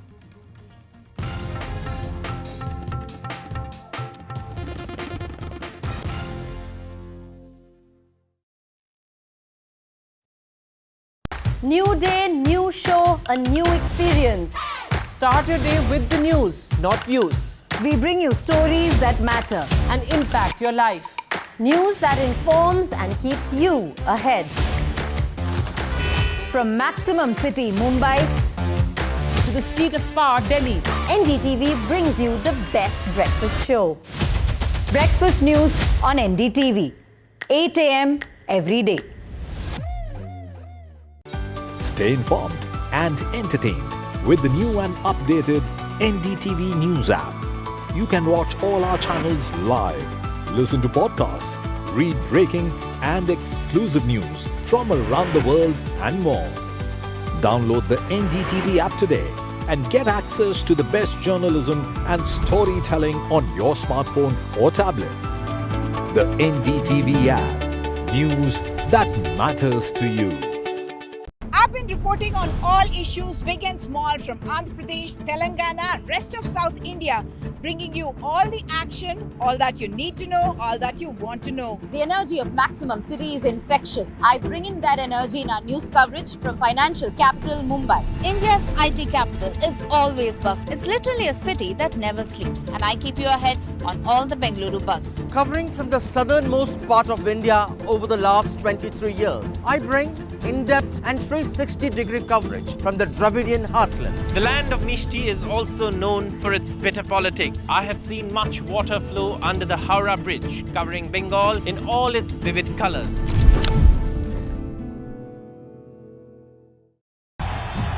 तालियों के साथ हम स्वागत करेंगे आदरणीय मोदी जी का छत्रपति शिवाजी महाराज की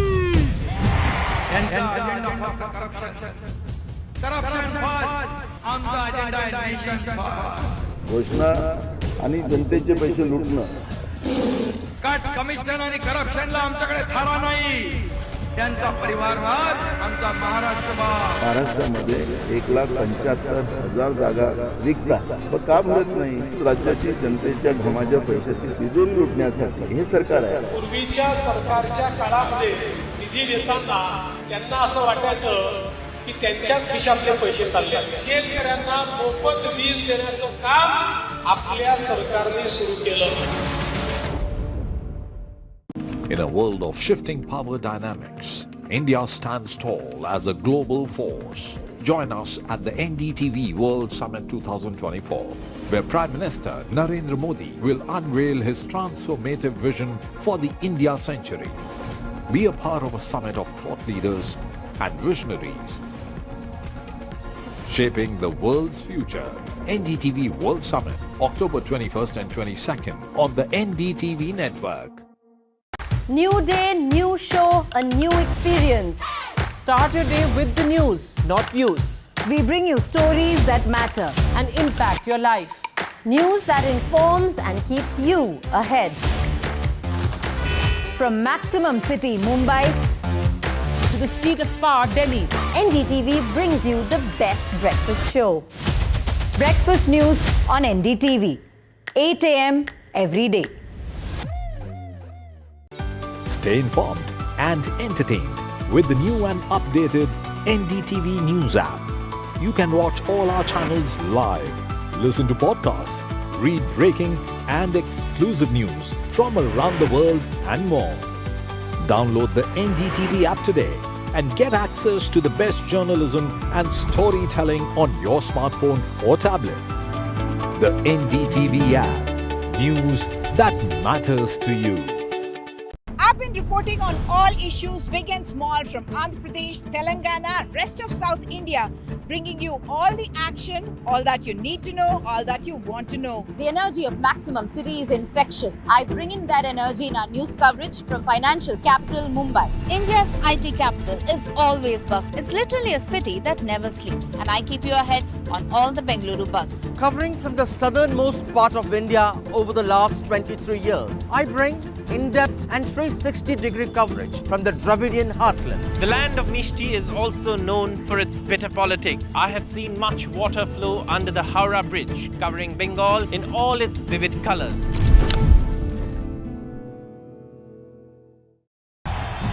तालियों के साथ हम स्वागत करेंगे आदरणीय मोदी जी का। छत्रपति शिवाजी महाराज की। Corruption first. आमचा अजेंडा आहे नेशन फर्स्ट. घोषणा आणि जनतेचे पैसे लुटणं.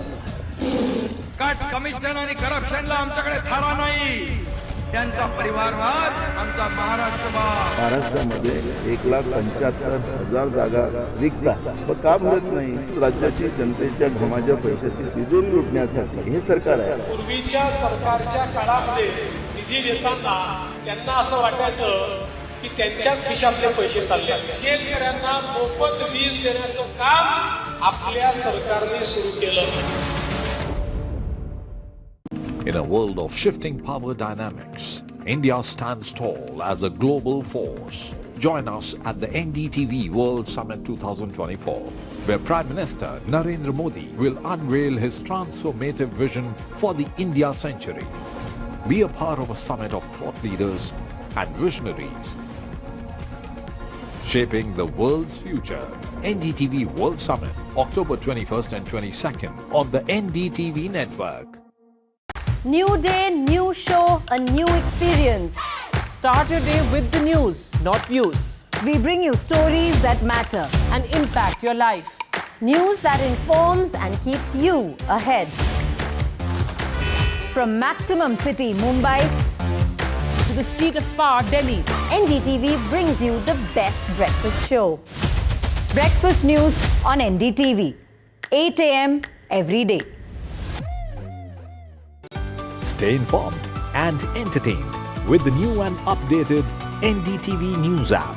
You can watch all our channels live, listen to podcasts, read breaking and exclusive news from around the world and more. Download the NDTV app today and get access to the best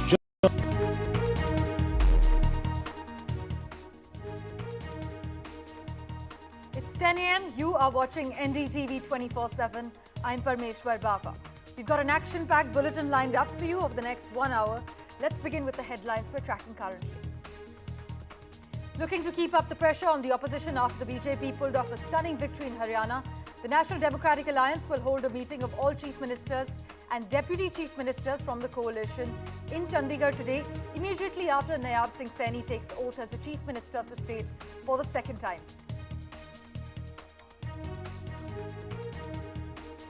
A key arrest has been made in the Salman Khan house firing case. This arrest has been made from Haryana.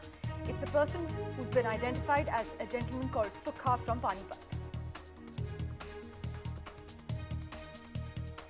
A minor has been taken into custody by the Mumbai police over a series of bomb threats being issued to various airlines since earlier this week on Monday, leading to some flights being diverted. Police say the threats were allegedly issued because the teen wanted to frame one of his friends with whom he had a dispute over money.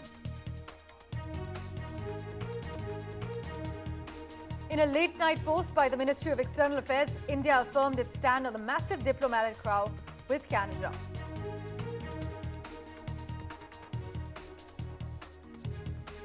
Gold prices rise amid festive cheer. The price of 24-carat gold rose by 10 rupees in early trade today, with the 10 grams of the precious metal trading at 77,900 rupees. In fact, the price of silver also increased by 100 rupees, with 1 kilogram of the precious metal selling at 97,100.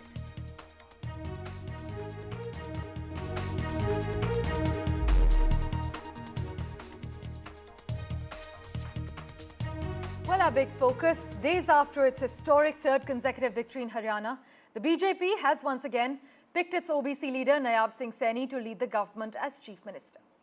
The decision was taken in a meeting in the presence of Union Home Minister Amit Shah and other senior leaders. But Mr. Saini will take oath as Chief Minister at about 11:30 in Panchkula. Looking to keep up the pressure on the opposition after the BJP pulled off a stunning victory in Haryana, the NDA will hold a meeting of all Chief Ministers and Deputy Chief Ministers from the coalition in Chandigarh immediately after Nayab Saini takes oath as the Chief Minister of the state for the second time. Listen in to the reaction we have lined up for you. आज भगवान वाल्मीकि जी महाराज की जयंती है। मुझे अवसर मिला है भगवान वाल्मीकि जी के चरणों में शीश नवाने का और उन महापुरुषों से प्रेरणा लेकर के हमारा हरियाणा प्रदेश आगे बढ़े।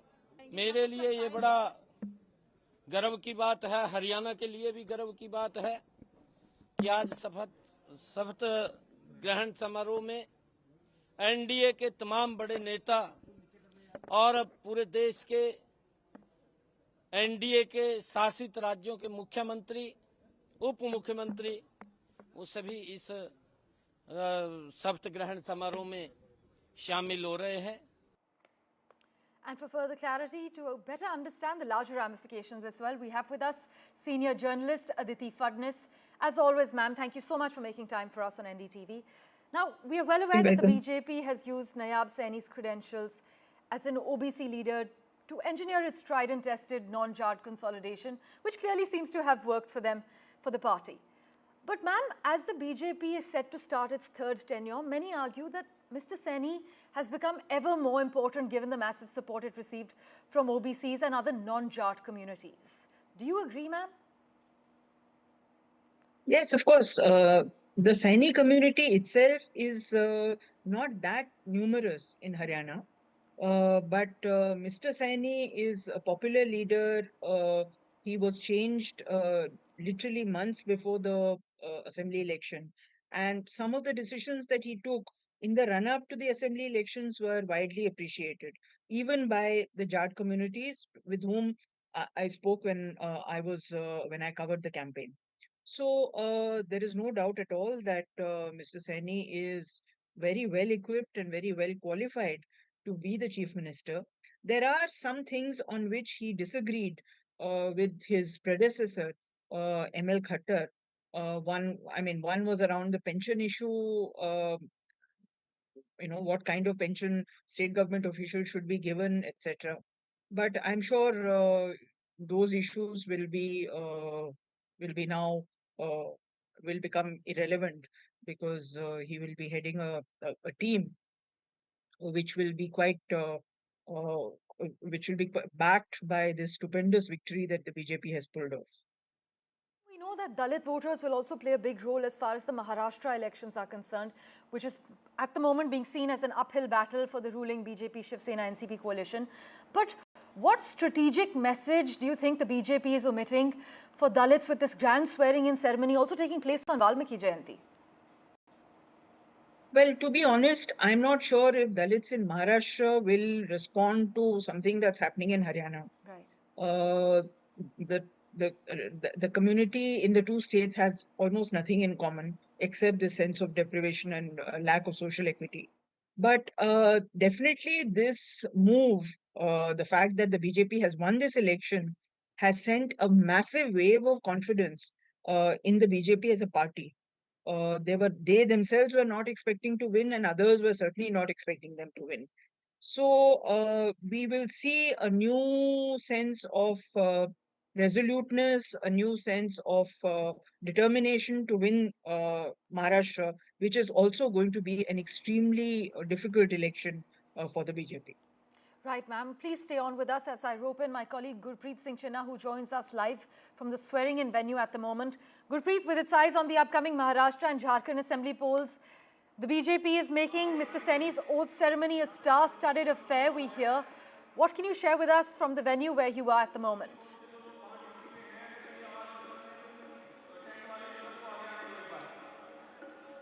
Well, we have reached that venue and we will show all the visual of what is happening on the ground at this point of time. We can see this is the stage where Prime Minister along with all the dignitaries, they are going to sit here. So at the same time, we have seen all the compartments had been made. We have seen a multiple level security is there. So we can see huge security had been deployed. And what we can see, BJP has made it a big bomb show at this point of time. We can see these visuals from this venue.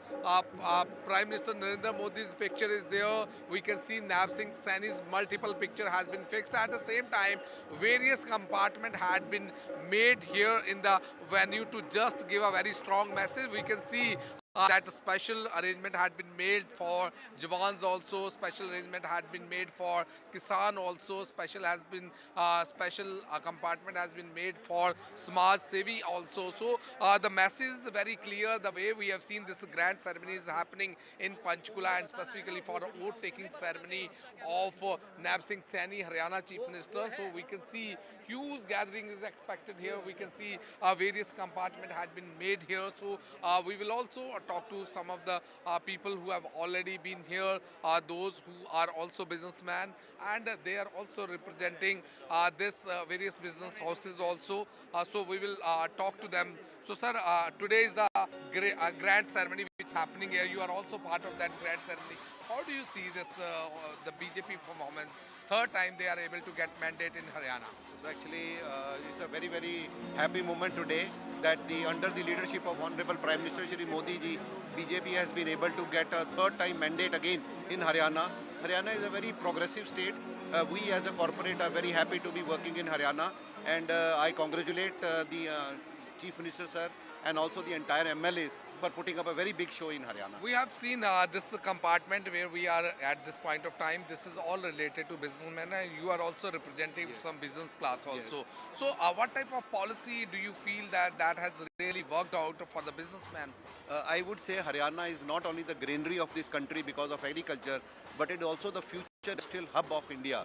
The kind of policies which the Haryana government has put in terms of their decisive focus on the industry is really helping us. I represent the automobile company. I am from Hyundai Motor India. We are the second largest passenger car manufacturer in this country, and we are very proud to be associated with the Haryana state, and we are also proud to be associated with the industries department, who really supports the industries in preparing lot of incentives and schemes for the people. So well, this is the opinion of business community. They are saying that a lot of policy had been made by the BJP that is really worked out for the businessman. So I'll request my Vijay to show other side of the compartment. We will keep on talking to some of the people who are also been here, so that we will be able to get a ground touch that how the things are going on. So these are the rich visual which was showing at this point of time how this grand ceremony is being taken, and we have seen Prime Minister or other central leadership, they are coming here. So we will also go this compartment, talk to some of the people. So sir, you are also a part of this grand ceremony. So how do you see this performance of the BJP? हमें बहुत उम्मीद थी कि BJP इस बार बहुत बढ़िया करेगी. हमें माननीय प्रधानमंत्री श्री नरेंद्र मोदी की जो हमारी उम्मीदें थी, आम पब्लिक की जो उम्मीदें थी, उन पर वो खरे उतरे हैं, और उम्मीद करते हैं कि जो हरियाणा सरकार इस बार हैट्रिक लगाई है, ये और भी अच्छे कार्य करके और भी लोगों की उम्मीदों पर खरे उतरेगी. तो सर आप कैसे देखते हैं? आज देख रहे हैं सभी अलग अलग सेक्शंस के लोगों को बुलाया गया है. कहीं ना कहीं यहाँ से एक बहुत बड़ा मैसेज भी देना चाहते हैं. सर, ये मोदी साहब के लोगों के प्रति विश्वास की निशानी है. हरियाणा सीएम नायब सैनी साहब, खट्टर साहब, बीजेपी अमित शाह और जो नड्डा साहब ने काम करके दिखाया, सभी हरियाणा को एक बार किया है. ये आने वाला समय हरियाणा की और तरक्की होगा और हमारे भारत का और आगे बढ़ा होगा.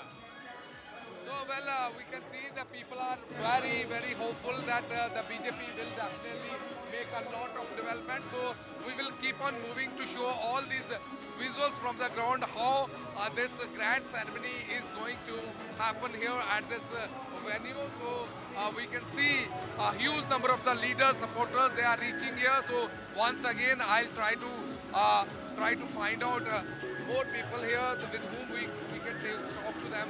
So, sir, you are also part of this grand ceremony. So, all these visuals which you are showing at this point of time, how the people from various districts of Haryana, they are reaching here.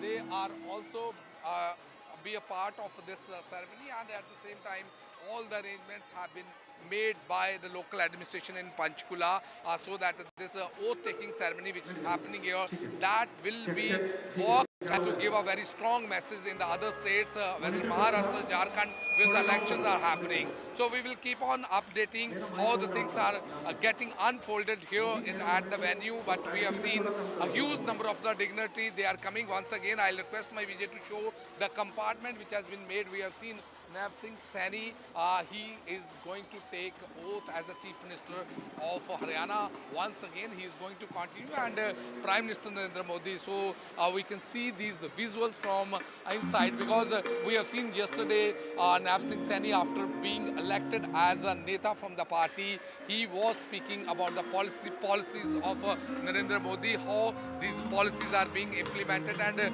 that was one of the reasons why Haryana was able to get third time mandate in Haryana politics, and they are able to make a history in Haryana politics. Back to studio. As always, Gurpreet, thanks so much for joining us with the latest from Ground Zero in Panchkula. Lots of empty chairs there at the moment, but it's an hour ahead of the schedule. Aishwarya Jain is also with us, tracking the latest developments from Panchkula at the moment. Aishwarya, looking to keep up the pressure on the opposition after the BJP pulled off the stunning victory in Haryana. The NDA is also expected to huddle right after Nayab Saini takes oath as the Chief Minister for the second time.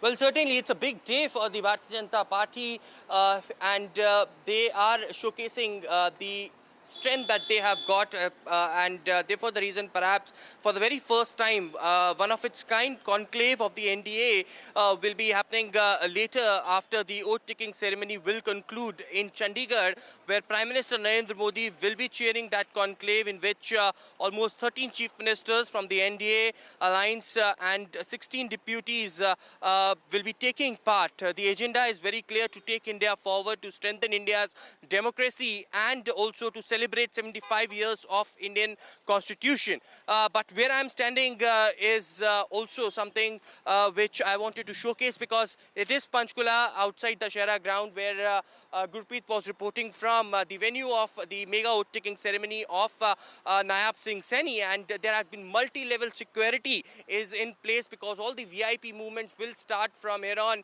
in just a few minutes, because the VIPs have already landed. Chief ministers have arrived late night in Chandigarh as well, and they will be starting from Chandigarh's Hotel Dalit and will be arriving over here as far as taking part in the oath-taking ceremony. But there you can see mega posters being placed in Panchkula at different places with BJP flags and BJP banners all across, and these posters clearly states that what they have done in the last 10 years. As far as one of the poster which I can see, Humne Nibhaya Wada, in which it is Prime Minister Narendra Modi's picture along with Nayab Saini's picture, and in this poster they have clearly stated that Shapat se pehle 25,000 naukriyon ke parinam ghoshit. In fact, this is what Nayab Saini also stated outside the Valmiki Bhavan after he briefed media. He clearly stated that today, after taking oath, he promises that results will be out for the 25,000 candidates of the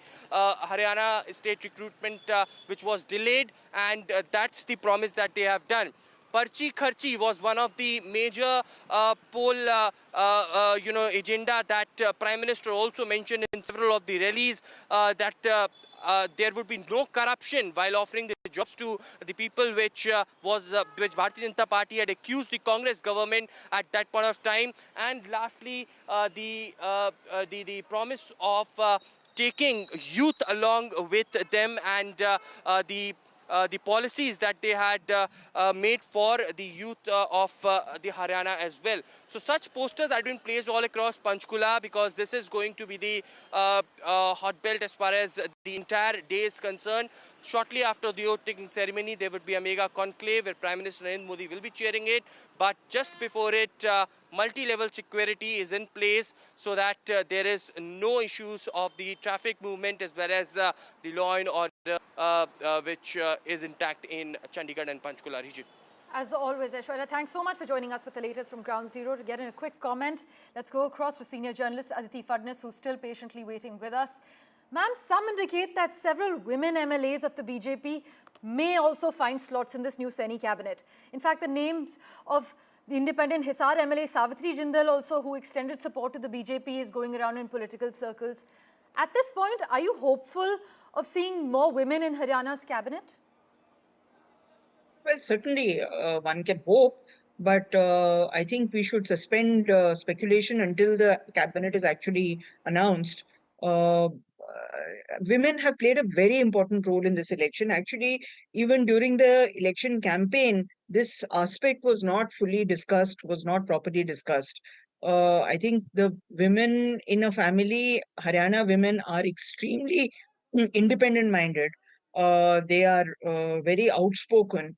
And in many families, women, I think, may have voted differently from the men.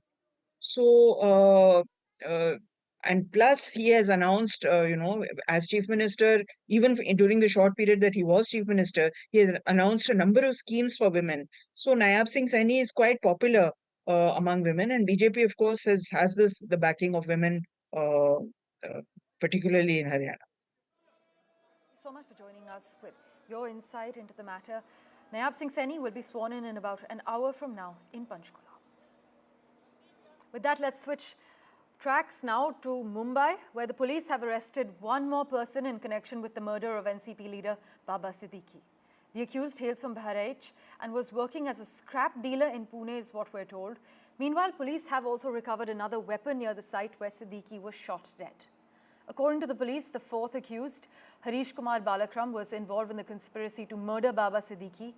An actor-producer, Arbaz Khan, has shared that the family is facing a tough time dealing with the murder of the politician, adding that the focus is now on ensuring the safety of his brother and actor Salman Khan. Paras Dama has been tracking the latest developments for us. He joins us live from Mumbai at the moment. Paras, so now one person has been arrested from Haryana by the Navi Mumbai police, and this accused was actually nabbed in Panipat. What do we know about him?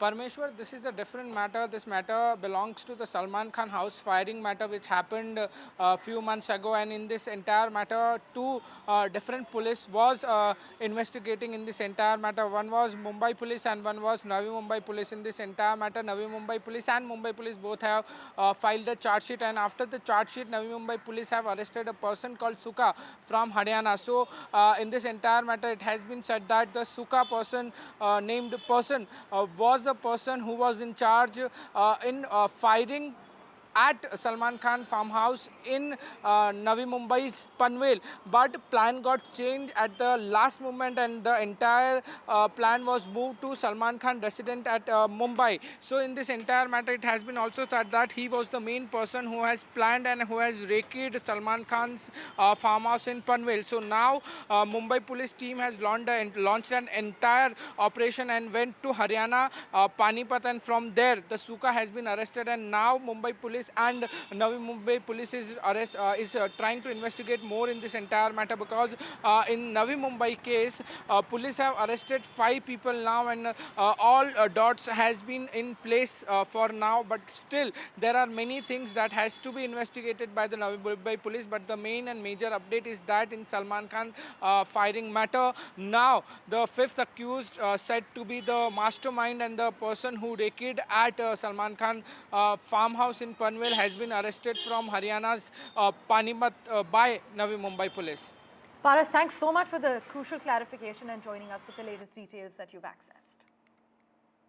Meanwhile, a minor has been taken into custody by the Mumbai Police over a series of bomb threats being issued to various airlines since earlier this week on Monday, leading to some flights being diverted, including to a remote airport in Canada. The threats were allegedly issued because the boy wanted to frame one of his friends with whom he had a dispute over money. But the 17-year-old boy, a school dropout from Chhattisgarh, and his father had been summoned by the Mumbai Police.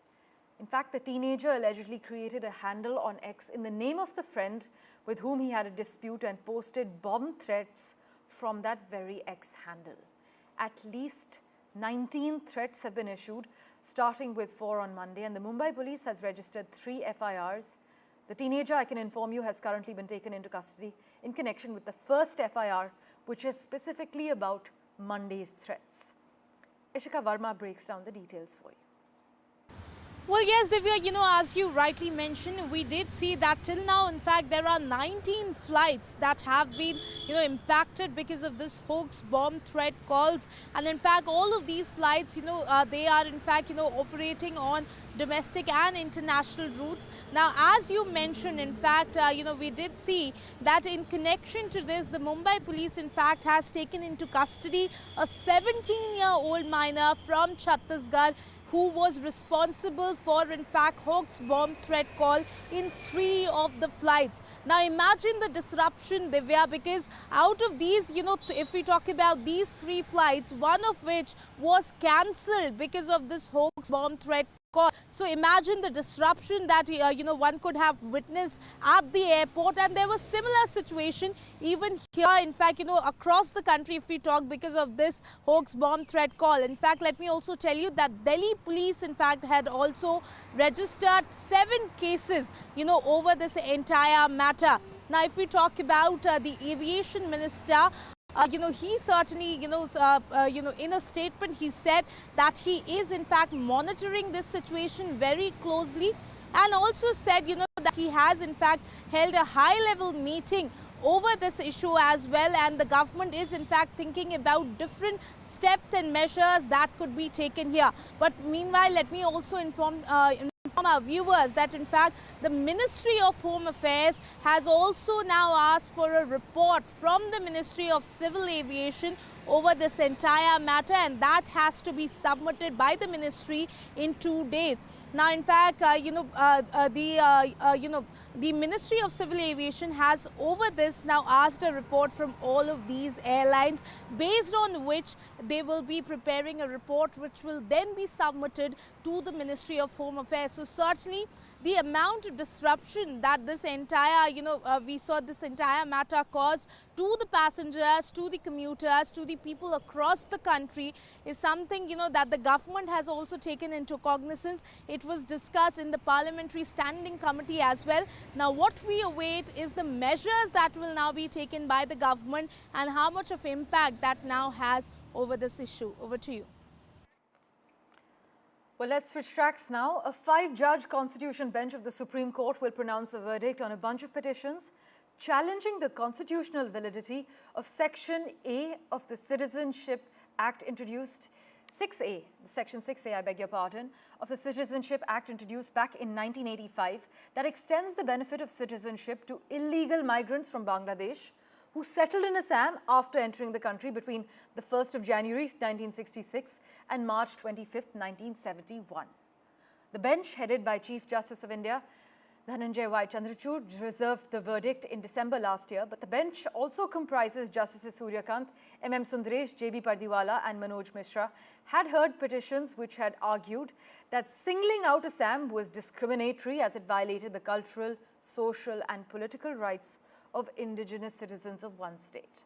In fact, they submitted that problem of illegal immigration is common to other states bordering Bangladesh as well. Ratnadeep Chaudhary has the lowdown for you. The Supreme Court is going to pronounce its verdict on the case related to the Section 6 of the Citizenship Act, where the Supreme Court the Constitutional Bench of the Supreme Court is going to give its verdict whether the Section 6A of the Citizenship Act is constitutionally valid or not. This section was introduced in the Indian Constitution to make way for the provisions of the Assam Accord of 1985. The Assam Accord of 1985 was signed after the Assam agitation between centre, the All Assam Students Union and Government of Assam, and there were provisions there which were made so as for detection of illegal immigrants in Assam. But the petitioners here had questioned the cutoff date of 1971, 24 March 1971. According to Assam Accord is the cutoff date for the citizenship in Assam, and it is based on this Assam Accord laid cutoff date that the recent NRC, which was prepared in Assam in 2019 but which was not notified, was also made. Now the Supreme Court will decide whether the the Section 6A through which the Assam Accord becomes part of the gets implemented through the Constitution of India is valid or not. If it is one has to wait and watch for the verdict, because it is going to be a very important verdict, given the fact that by the provision of Section 6A, there were three stream of people who got citizenship in Assam. Between those who came into Assam, those who migrated into Assam from 51 to 66 were regularized. Between 66 to 1971, the citizenship was withheld for 10 years, and they were taken off electoral rolls and then regularized. And after 71, people have to go through the process of foreigners tribunal if there are cases being sent to regarding their questioning their citizenship. So therefore, remember, this is going to have a lot of implications, and the verdict will have a lot of implications as far as Assam is concerned, given the fact that the citizenship debate is the main political debate in Assam as well. Well, switching tracks, the price of 24-carat gold rose by 10 rupees in early trade today, with 10 grams of the precious metal trading at 77,900 rupees. In fact, the price of silver also increased by 100 rupees, with 1 kilogram of the precious metal selling at about 97,100 rupees. The price of 22-carat gold also witnessed a rise of about 10 rupees. US gold prices, meanwhile, held below record levels as investors look forward to a slew of US economic data that could offer more clues on the Federal Reserve's monetary easing path. But for what this means on home ground, Harsha Kumari Singh has more on this.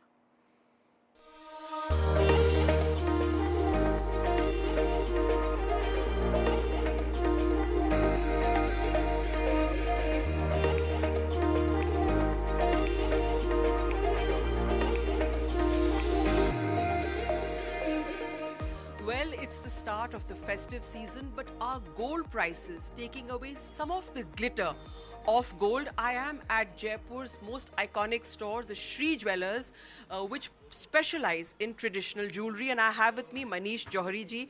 Manish ji, thank you so much for speaking to NDTV.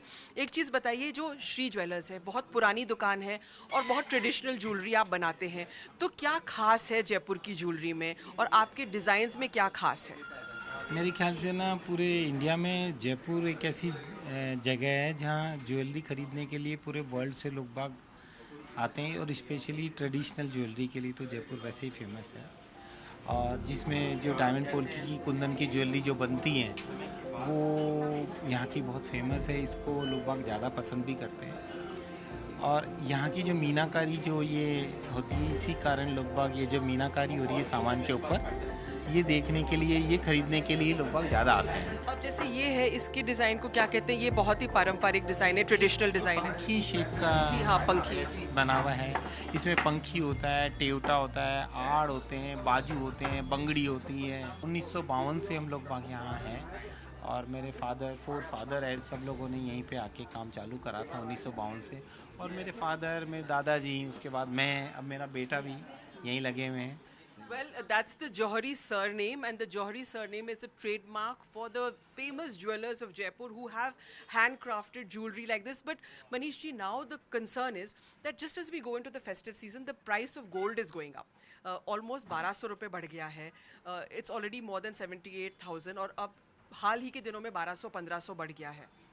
देखिए, gold का बढ़ना तो हमेशा लगातार रहा है। अगर अपन पुराना रिकॉर्ड चेक करें तो गोल्ड का तो भाव हमेशा बढ़ता ही रहा है। लेकिन प्रॉपर्टी और गोल्ड, लोग बाग जैसे इन्वेस्टमेंट के हिसाब से व्यू देखें तो हमेशा गोल्ड में इन्वेस्ट करना तो सबके लिए फ़ायदेमंद ही रहा है। चाहे कुछ भी भाव हो, आज भी भाव ये हो रहा है तो ये कोई नहीं समझें कि गोल्ड कभी कम होगा। नहीं, गोल्ड कभी कम नहीं होता। अगर एवरेजली देखें तो 10 से 12%, 7 से 10% का एवरेजली ग्रोथ आपको ईयरली मिलेगा। वो लॉन्ग टाइम पे मिल ही जाता है। तो गोल्ड में आज, हाँ, हालांकि आप ये कह रहे हैं कि अचानक अभी बढ़ा है, ये एक शायद फेस्टिव सीज़न समझ लीजिए, या मार्केट की डिमांड और उसके कारण डिमांड एंड सप्लाई के कारण प्लस माइनस हो सकता है रेट में, लेकिन ये थोड़े टाइम का ही रहता है। आफ्टर ऑल आप बढ़ता हुआ ही पाएंगे, गोल्ड को कभी कम नहीं होता। Thank you so much for speaking to us. Let me just talk to a few customers also who are sitting here and they're out shopping for jewelry. Well, let me start with some people right here. Well, let me start with Kirti. She's here.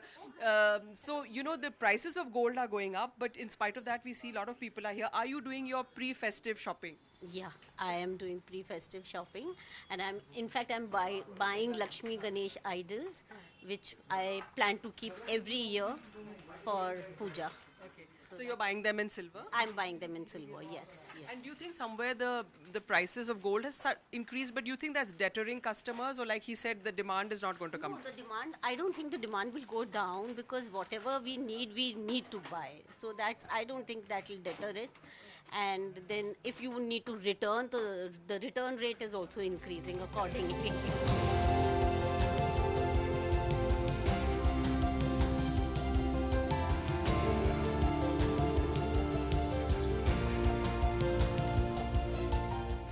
Prices have gone up as far as gold and silver is concerned, but like they said, that's not going to decrease the demand, because metal is an investment and most jewelers in Jaipur are looking forward to a glittering festive season. In Jaipur, Harsha Kumari Singh, NDTV. Meanwhile, this Diwali, director Rohit Shetty's multi-star of film Singham Again is set to release.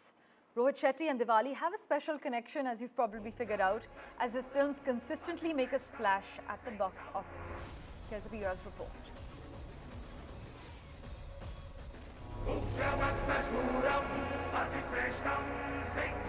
The audience was first introduced to Bajirao Singham in 2011. And since then, several more officers like Suryavanshi and Simba have joined his squad. The latest addition to the Singham franchise is Singham Again. It is a perfect Diwali film because its characters have been depicted with imagery reminiscent of the Ramayana. Singham Again is a big franchise helmed by Ajay Devgan and Rohit Shetty.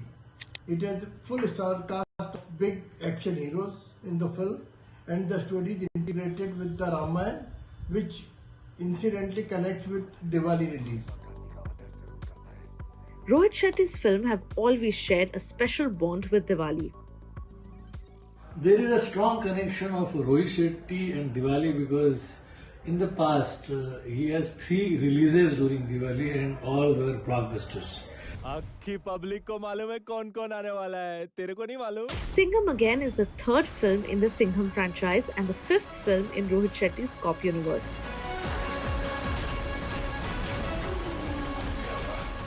The movie is set to release on November 1st, and ahead of this, Rohit is re-releasing the first film in the Singham franchise on October 18th. तेरे सामने जो खड़ा है, वो महात्मा गांधी का आदर जरूर करता है, लेकिन पूछता छत्रपति शिवाजी महाराज को है। Reporting from Mumbai, this is Abira Dhar for NDTV. As always, news and updates continue right after this very short break. Don't go anywhere.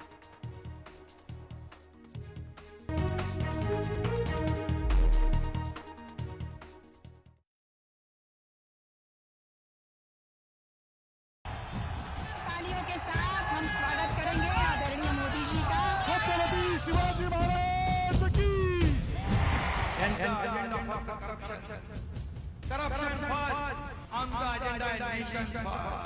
घोषणा आणि जनतेचे पैसे लुटणं कट कमिशन आणि करप्शनला आमच्याकडे था नाही त्यांचा परिवारवाद आमचा महाराष्ट्रवाद महाराष्ट्रामध्ये 1,75,000 जागा रिक्त आहेत पण का भरत नाही राज्याची जनतेच्या घमाच्या पैशाची तिजोरी लुटण्यासाठी हे सरकार आहे पूर्वीच्या सरकारच्या काळामध्ये निधी देताना त्यांना असं वाटायचं की त्यांच्याच खिशातले पैसे चालले शेतकऱ्यांना मोफत वीज देण्याचं काम आपल्या सरकारने सुरू केलं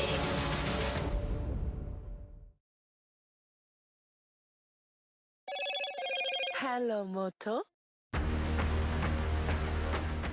Motorola Edge 50 Pro, world's first AI-powered pro-grade camera.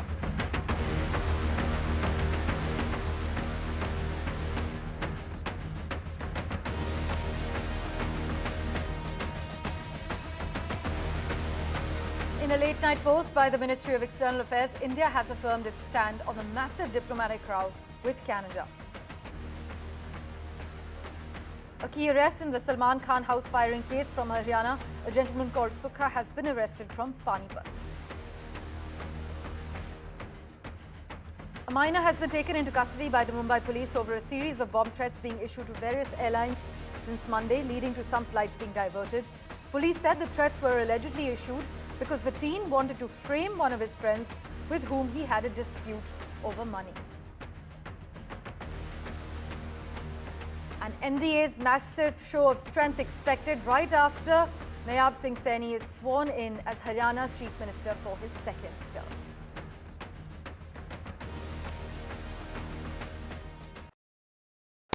I've been reporting on all issues, big and small, from Andhra Pradesh, Telangana, rest of South India, bringing you all the action, all that you need to know, all that you want to know. The energy of Maximum City is infectious. I bring in that energy in our news coverage from financial capital Mumbai. India's IT capital is always bustling. It's literally a city that never sleeps. And I keep you ahead on all the Bengaluru buzz. Covering from the southernmost part of India over the last 23 years, I bring in-depth and 360-degree coverage from the Dravidian heartland. The land of Mishti is also known for its bitter politics. I have seen much water flow under the Howrah Bridge, covering Bengal in all its vivid colors.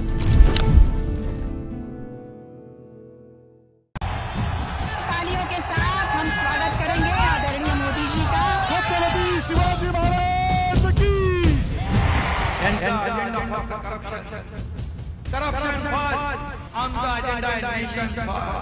घोषणा आणि जनतेचे पैसे लुटणं cut commission आणि करप्शनला आमच्याकडे थारा नाही त्यांचा परिवारवाद आमचा महाराष्ट्रवाद. महाराष्ट्रामध्ये 1,75,000 जागा रिक्त आहेत पण का भरत नाही राज्याची जनतेच्या घमाच्या पैशाची तिजोरी लुटण्यासाठी हे सरकार आहे. पूर्वीच्या सरकारच्या काळामध्ये निधी देताना त्यांना असं वाटायचं की त्यांच्याच खिशातले पैसे चालले शेतकऱ्यांना मोफत वीज देण्याचं काम आपल्या सरकारने सुरू केलं.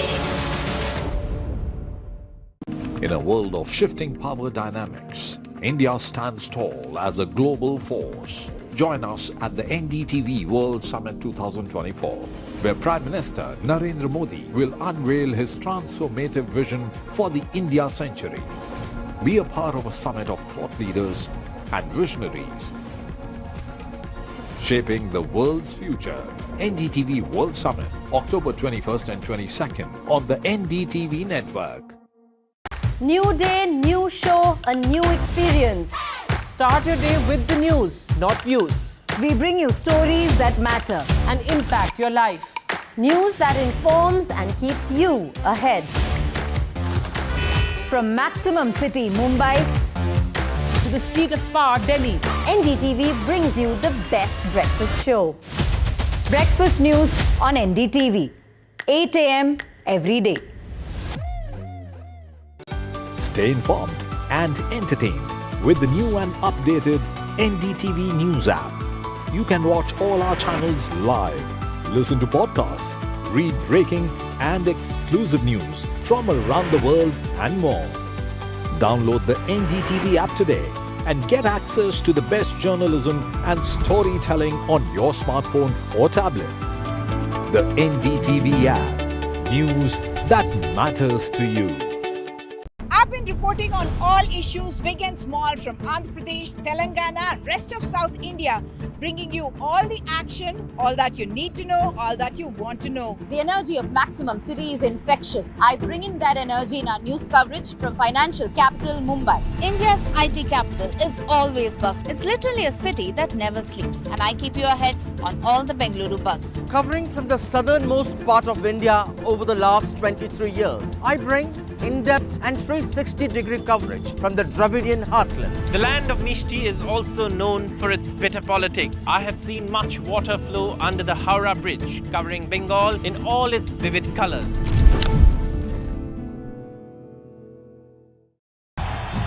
तालियों के साथ हम स्वागत करेंगे आदरणीय मोदी जी का। छत्रपति शिवाजी महाराज की। करप्शन फर्स्ट आमचा अजेंडा आहे नेशन फर्स्ट. घोषणा आणि जनतेचे पैसे लुटणं. कट कमिशन आणि करप्शनला आमच्याकडे थारा नाही. त्यांचा परिवारवाद आमचा महाराष्ट्रवाद. महाराष्ट्रामध्ये 1,75,000 जागा रिक्त आहेत. पण का भरत नाही? राज्याची जनतेच्या घमाच्या पैशाची तिजोरी लुटण्यासाठी हे सरकार आहे. पूर्वीच्या सरकारच्या काळामध्ये निधी देताना त्यांना असं वाटायचं की त्यांच्याच खिशातले पैसे चालले. शेतकऱ्यांना मोफत वीज देण्याचं काम आपल्या सरकारने सुरू केलं. In a world of shifting power dynamics, India stands tall as a global force. Join us at the NDTV World Summit 2024, where Prime Minister Narendra Modi will unveil his transformative vision for the India century. Be a part of a summit of thought leaders and visionaries, shaping the world's future. NDTV World Summit, October 21st and 22nd on the NDTV network. New day.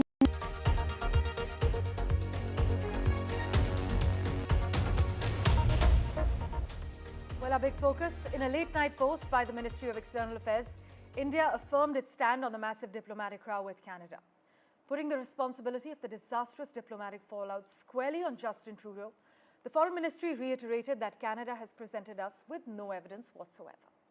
But in its terse but sharp response to Mr. Trudeau's deposition, the Commission of Inquiry, the Foreign Ministry wrote in its post-midnight statement that what we have heard today only confirms what we have been saying consistently all along, that Canada has presented India no evidence whatsoever in support of the serious allegations that it has chosen to level against India and Indian diplomats. Putting the onus of the grave diplomatic situation entirely on the incumbent Prime Minister of Canada's conduct, the statement noted that the responsibility for the damage that this cavalier behavior has caused to India-Canada relations lies with Prime Minister Trudeau alone. Here are the finer details.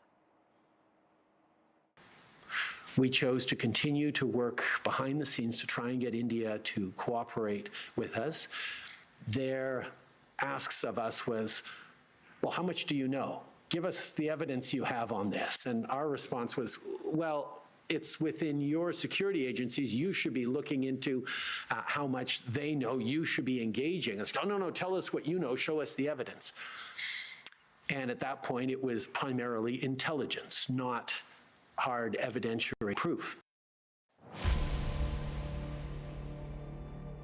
Steps that would have resulted in keeping Canadians safe, because that is our top priority. India, the Indian government, rejected those advances. India has rejected Canadian PM Justin Trudeau's accusation that New Delhi did not cooperate in the probe into the killing of Canadian citizen and Khalistani terrorist Hardeep Singh Nijjar.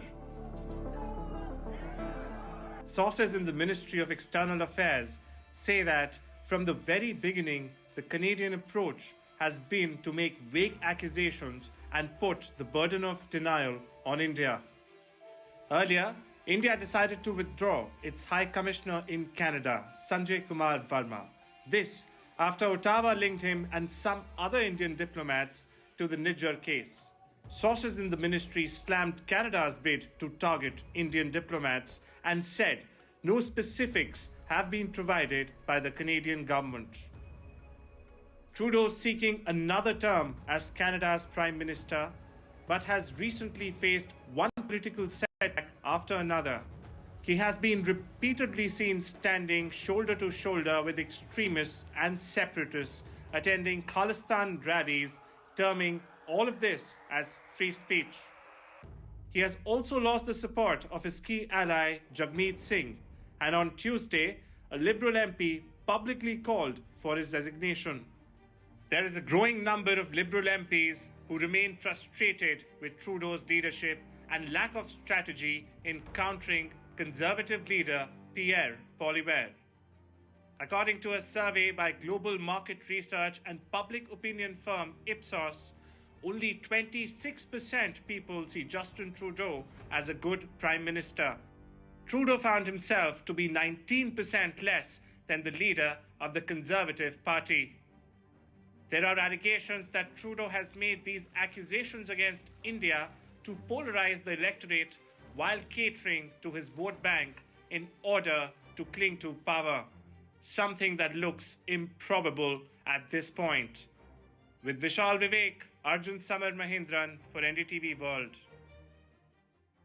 Well, in a nutshell, Canada has accused the Modi government of running Putin-style hit squads against its opponents in that country. As relations between our two countries continue to nosedive, Maha Siddique has been tracking all the latest developments. She joins us live from Vancouver at the moment. Maha, now Justin Trudeau has acknowledged that he had only intelligence and no hard evidentiary proof when he alleged that the involvement of Indian government agents in the killing of Hardeep Singh Nijjar last year. Take us through all the latest string of developments. Well, despite making that statement in the public inquiry, and that public inquiry is being conducted into the issue of foreign interference in Canada, the report is to be submitted in December. And the public inquiry has been conducted over the last 1 year since there have been concerns around the possible political interference in Canada from China and Russia. But the ambit was later increased after Prime Minister Justin Trudeau made that statement in Parliament last year in September, where he alleged that there was a hand of Indian government agents in the killing of Khalistani separatist Hardeep Singh Nijjar. Now, the latest in this row is that Justin Trudeau remains to be brazen, despite the fact that he has said that at that time they only had intelligence and not hard evidence. But the RCMP, that is the Royal Canadian Mounted Police, that is carrying out an investigation into the matter for the last over 1 year, has now suggested that they did have evidence and that they did want to share that evidence with the Indian side, but they were unsuccessful in doing so. Though on the Indian side, it is pretty clear that the Ministry of External Affairs has again put out by means of a statement that no evidence has so far been shared with India. So both sides at the moment giving different versions of where they stand. As far as Justin Trudeau's support is concerned, domestically, we know that he's on a weak wicket, considering that not just the NDP that has withdrawn from the government, but because of the housing crisis here, as well as the affordability issues, the popularity of the Prime Minister has certainly dipped. However, as far as support from the allies, especially the Five Eyes is concerned, UK was the last remaining country that had not issued a statement, and they have issued a statement now suggesting that they want India to cooperate with Canada in the investigations. As always, Maha, thank you so much for joining us. Israel has decided on the targets it could potentially strike in Iran, according to Israeli television reports suggesting it was moving closer to responding to the Islamic Republic's massive ballistic missile attack last month. Now, according to media reports, the military presented a list of targets to Prime Minister Benjamin Netanyahu and his defense minister as it finalizes preparations, which includes sensitive coordination with other countries in the region. US officials, meanwhile, expect Israel will retaliate before the 5th of November, a timeline that would thrust the growing volatility in the Middle East squarely into public view within days of the US presidential election.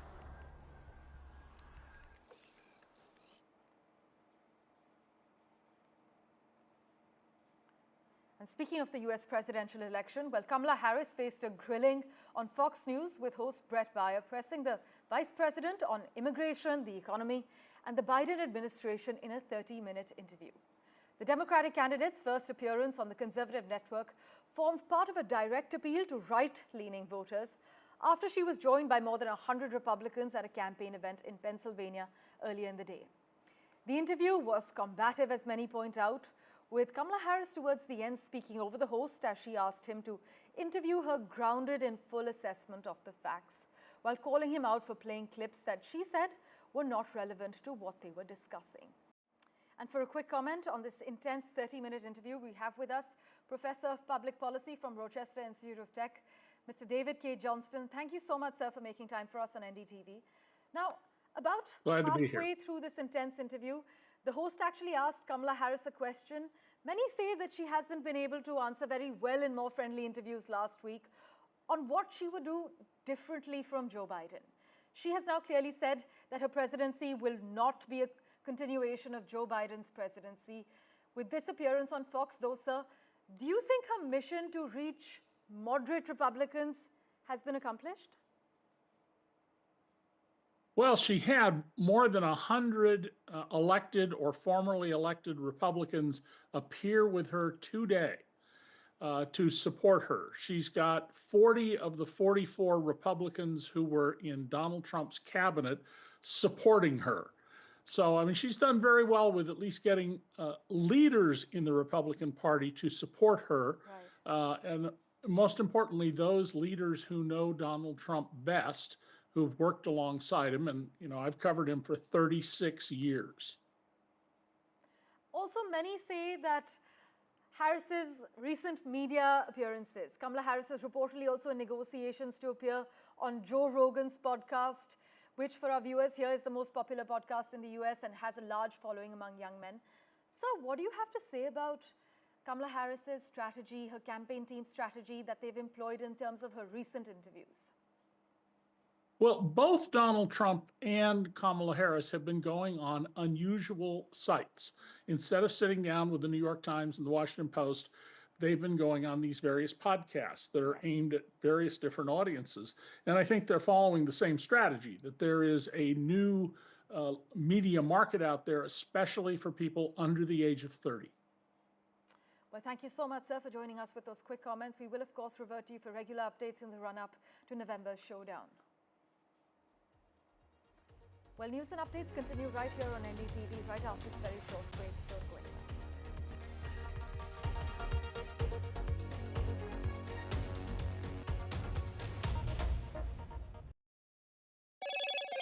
Hello, Moto. Motorola Edge 50 Pro, world's first AI-powered pro-grade camera.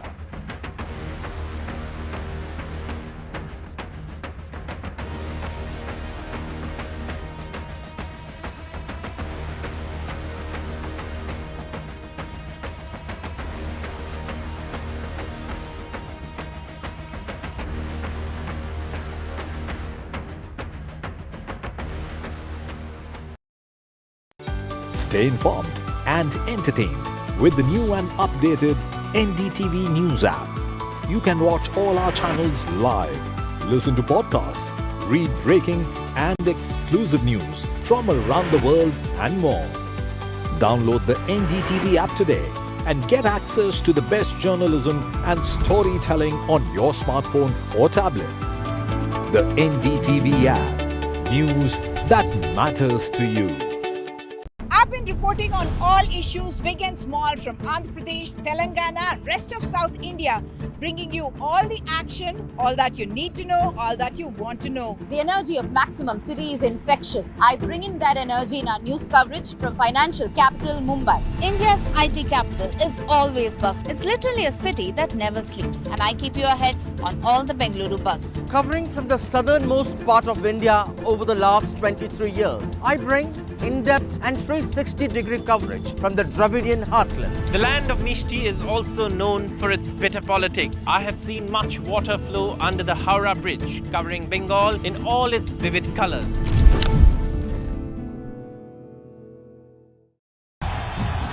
तालियों के साथ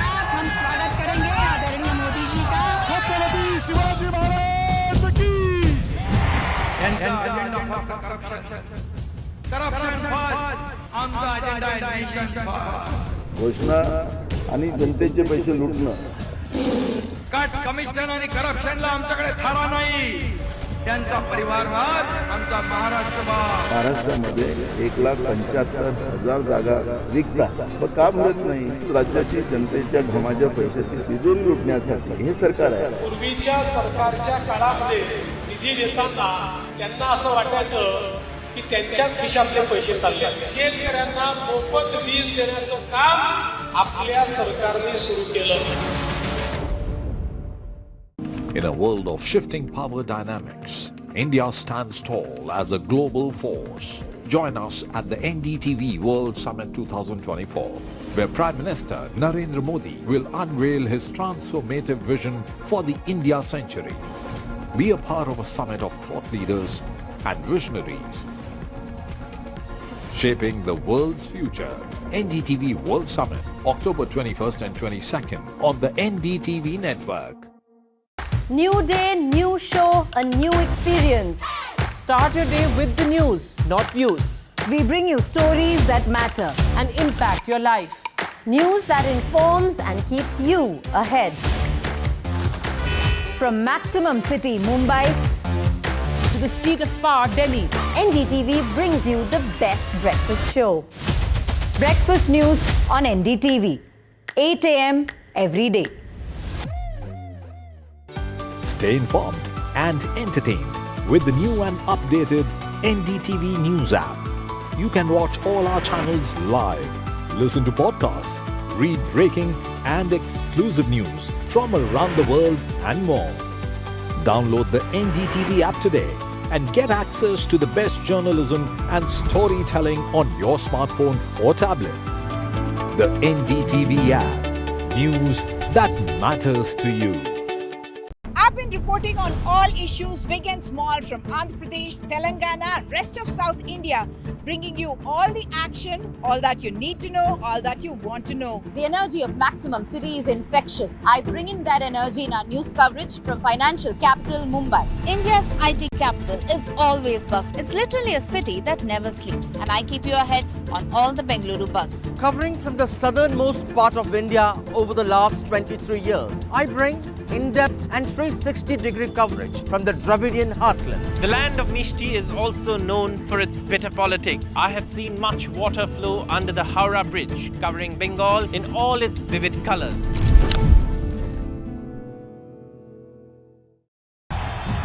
तालियों के साथ हम स्वागत करेंगे आदरणीय मोदी जी का. छत्रपति शिवाजी महाराज की. त्यांचा agenda for corruption. Corruption first, आमचा agenda आहे nation first. घोषणा आणि जनतेचे पैसे लुटणं. कट कमिशन आणि करप्शनला आमच्याकडे थारा नाही. त्यांचा परिवारवाद आमचा महाराष्ट्रवाद. महाराष्ट्रामध्ये 1,75,000 जागा रिक्त आहेत. मग का भरत नाही? राज्याची जनतेच्या घमाच्या पैशाची तिजोरी लुटण्यासाठी हे सरकार आहे. पूर्वीच्या सरकारच्या काळामध्ये निधी देताना त्यांना असं वाटायचं की त्यांच्याच खिशातले पैसे चालले. शेतकऱ्यांना मोफत वीज देण्याचं काम आपल्या सरकारने सुरू केलं. In a world of shifting power dynamics, India stands tall as a global force. Join us at the NDTV World Summit 2024, where Prime Minister Narendra Modi will unveil his transformative vision for the India century. Be a part of a summit of thought leaders and visionaries, shaping the world's future. NDTV World Summit, October 21st and 22nd on the NDTV network. New day, new show, a new experience. Start your day with the news, not views. We bring you stories that matter and impact your life. News that informs and keeps you ahead. From maximum city, Mumbai, to the seat of power, Delhi, NDTV brings you the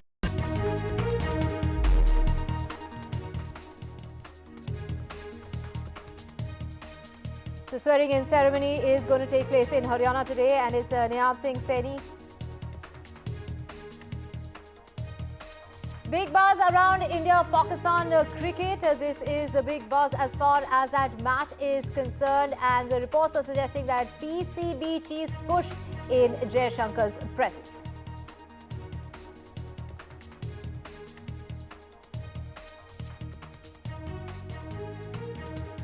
The Supreme Court upholds the validity of Citizenship Act section recognizing the Assam Accord.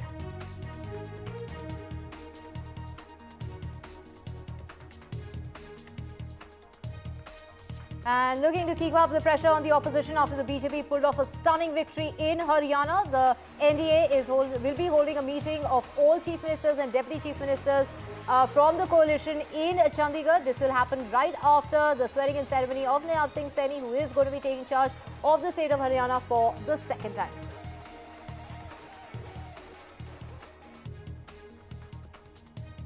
And in the Salman Khan house firing case, a key arrest has been made. Sukha, a Lawrence Bishnoi gang shooter, was apprehended from Panipat.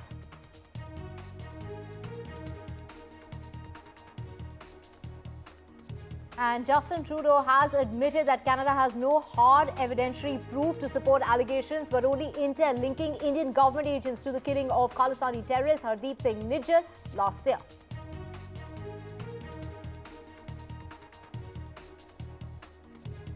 And the price of 24-carat gold rose 10 rupees in early trade today, with 10 grams of gold trading at 77,900. The price of silver has also increased by 100 rupees. So 1 kg of silver is now going to cost 97,100.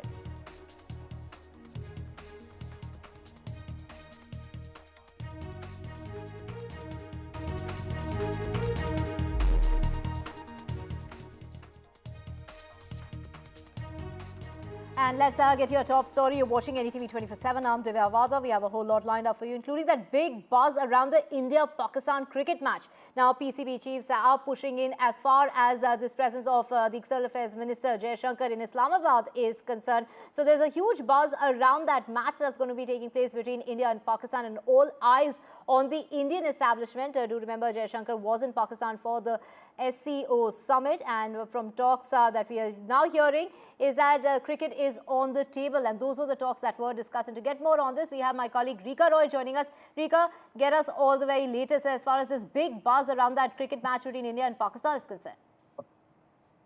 Divya, what we can break at NDTV, on NDTV at this hour is that the Pakistan Cricket Board Chairman Naqvi was also in the room with Mr. Jayashankar and Shahbaz Sharif, as well as the Deputy PM Ishaqdar at the dinner in the SCO summit last night. And there is a possibility that both the parties spoke about India-Pakistan cricket. Remember, it's not just about starting bilateral ties, but also the ICC Champions Trophy is scheduled in Pakistan next year. The schedule is from 19th of February to 9th of March, and Pakistan is really pushing for India to travel to Pakistan to take part in the Champions Trophy. The England Cricket Board a couple of days ago has told Pakistan that without India, a Champions Trophy will be meaningless because it is going to impact the revenue of ICC. That's why it is critical to have India play as a part of the tournament. Of course, things are still up in the air. We don't know whether India travels to Pakistan, whether the Champions Trophy schedule is broken up into parts and into countries or not. A lot will become clearer, I would say, when Jai Shah assumes the chairmanship of International Cricket Council, which will be at the end of November. But what we can tell our viewers at this hour that the PCB chief was in the room with Jayashankar and with the Pakistan Prime Minister and Deputy Prime Minister last night during the dinner at the SCO summit. Right, Rika, all eyes are on that match that we can now expect between India and Pakistan. Thank you so much for joining us with those details. And now let's get you the latest as far as the Supreme Court order is concerned, upholding the key section of Citizenship Act that recognizes the Assam Accord.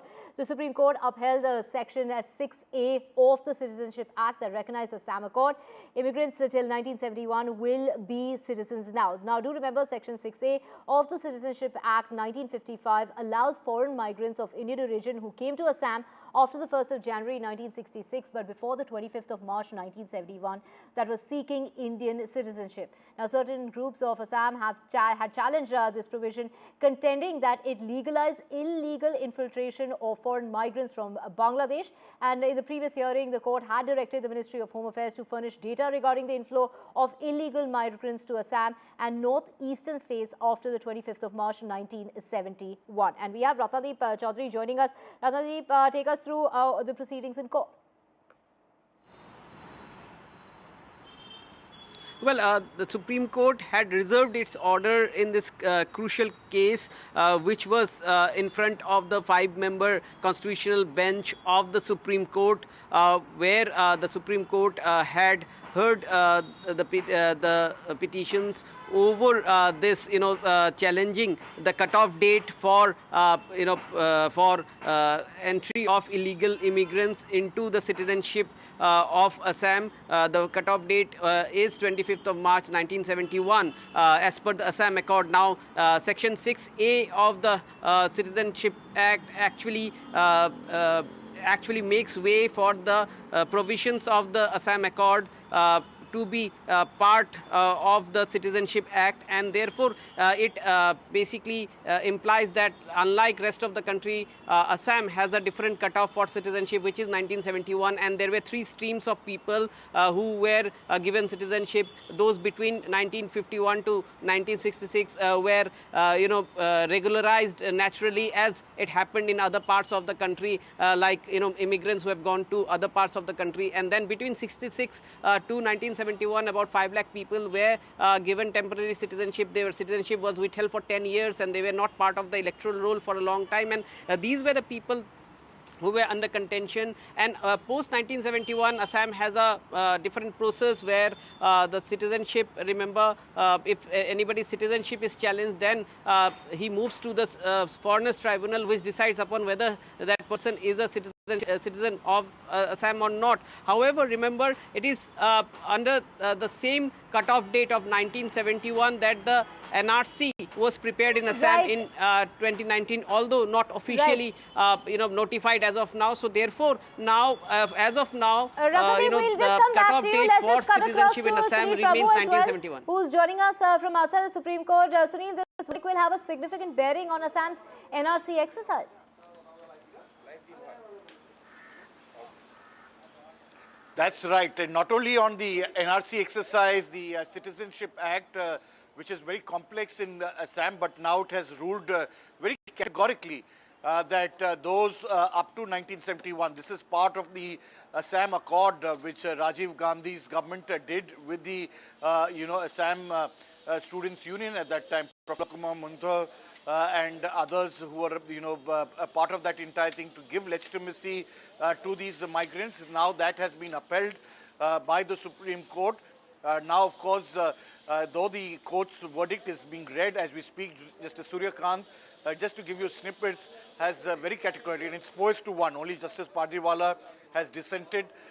Justice Suryakant has said very categorically that Parliament still continues to have power, legislative competence on the issue of 6A, something which the petitioners were talking about. So we'll have to read and understand that constitutional issue in its entirety. But definitely this is at least for those who had been immigrants, who had granted citizenship, for those people.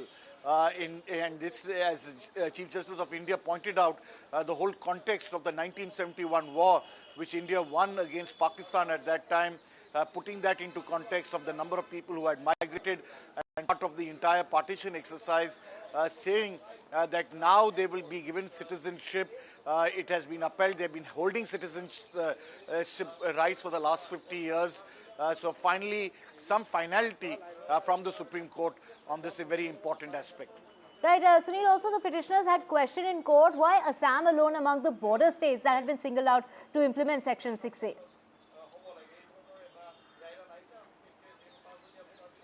That's right. That is why the data was asked by the constitutional bench when they were hearing this 11 months ago.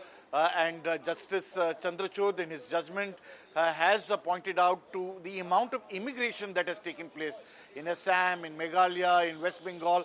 Every state has been specified to ensure that, those who had been granted citizenship between 66 to 71 and looking at that entire exercise. So definitely now with 6A of the Citizenship Act being upheld, it is clearly now, it gives a limiting pass to Parliament in terms of how you can grant citizenship, but definitely a big step forward for the people of Assam, for those immigrants who were, nobody's children actually, in a sense, because there was always a Damocles sword. Now, with the Supreme Court upholding it and saying very categorically that they are citizens of this country, they can finally breathe easy. Right. Thank you so much for joining us, Sunil Prabhu and Ratnadeep Chaudhary. We will keep coming back to you for more. Well, switching tracks now, an arrest has been made as far as the shooting that took place outside actor Salman Khan's residence earlier this year.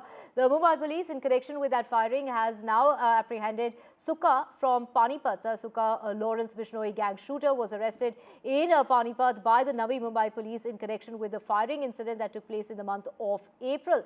The Mumbai police have arrested one more person also in connection with the murder of the NCP leader Baba Siddique. While it is the actor's family, this is Salman Khan's family, who has gone on to say that they are in fact trying to keep Salman Khan's safety and ensure his safety as far as the actor is concerned. Now let's just go across to Paras. Paras, get us details of this very crucial arrest that has been made by the Navi Mumbai police. Rightly said, a very crucial arrest in this entire matter, which happened few months ago when outside Salman Khan house, two unknown person came and fired at the Salman residence in Bandra at Galaxy apartment. After that, there were many things which came into light. In one of them was that a person was also trying to fire at Salman's farmhouse in Panvel over there. So also Navi Mumbai started the parallel investigation into this entire matter, and now a very crucial arrest has been made. A person named Sukha has been arrested from Haryana. Navi Mumbai police has started a very covert operation where they were finding this person, and they got a crucial information that the Sukha person is in Haryana's Panipat, and from there this person has been arrested in this entire matter and has been taken to Mumbai now. So this is a very, very crucial arrest in this entire matter, because now the 5 person has been totally arrested in this entire matter, which contains the planning of firing at Salman Khan's farmhouse in Panvel. So it has also been stated that there was planning to fire at Salman Khan's farmhouse in Panvel first, and after that there was some plan which was changed, and they planned to fire at Salman's Galaxy's apartment in Bandra. So this is a very crucial arrest which has been made in this entire matter, and now there were some missing dots which has been joined by Mumbai's Navi Mumbai police, and they are still investigating in this entire matter, and this will be very crucial. Right. Thank you so much, Paras, for getting us all those details.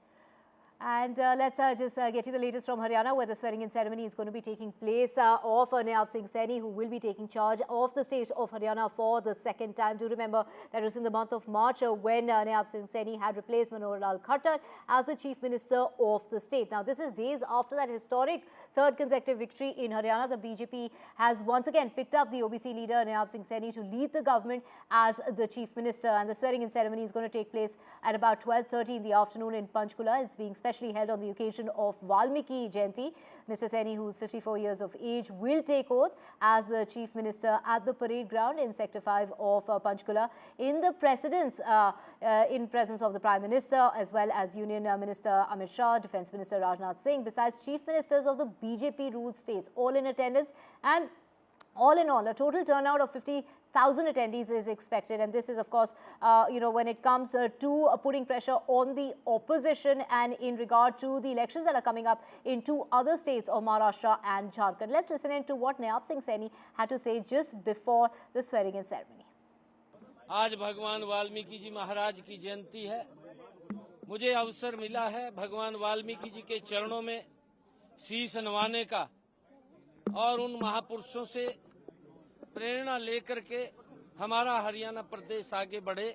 मेरे लिए ये बड़ा गर्व की बात है, हरियाणा के लिए भी गर्व की बात है कि आज शपथ ग्रहण समारोह में एनडीए के तमाम बड़े नेता और पूरे देश के एनडीए के शासित राज्यों के मुख्यमंत्री, उप मुख्यमंत्री, वो सभी इस शपथ ग्रहण समारोह में शामिल हो रहे हैं।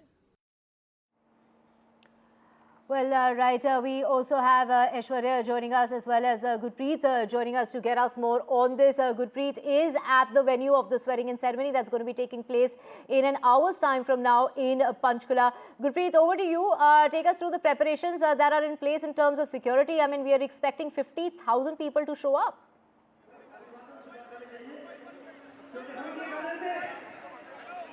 Well, yes, we are reporting from that venue where the oath-taking ceremony will happen after some time. What we have learned, Prime Minister is likely to land at about 1 p.m. in Chandigarh, and after that this ceremony will be started here. So as of now, we are showing all these visuals from the ground, what is happening.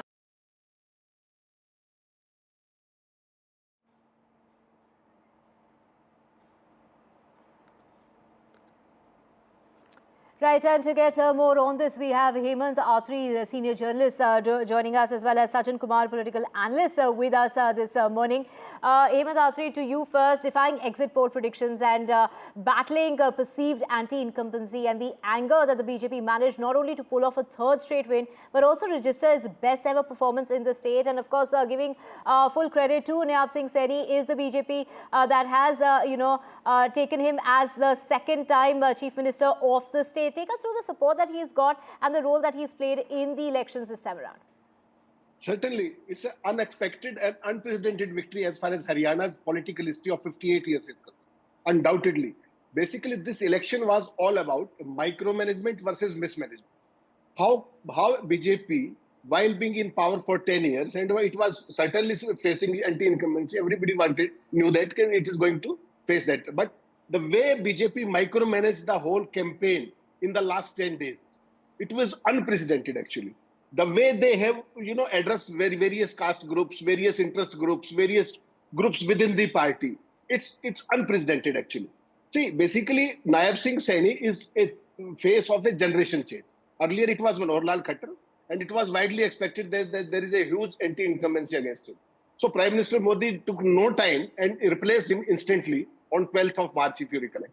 And after that, Nayab Saini tried, and he was almost successful in changing the face, functioning and working of the BJP government in Haryana. He came close to every segment. All those things which were, people didn't used to like, they were all left off, and he started on a fresh thread. The result is before us. BJP on its own has first time got 48% seats, 48 seats out of 90. Earlier, once it was a wave in 2014, if you recollect, it was only 46 seats. In 2019, these were 40. And this time around, third time, repeating the government with a higher mandate. This is unexpected, actually. But the real issue is how BJP micromanaged the election and how Congress party mismanaged its certain victory. Congress party basically was, overconfident all through.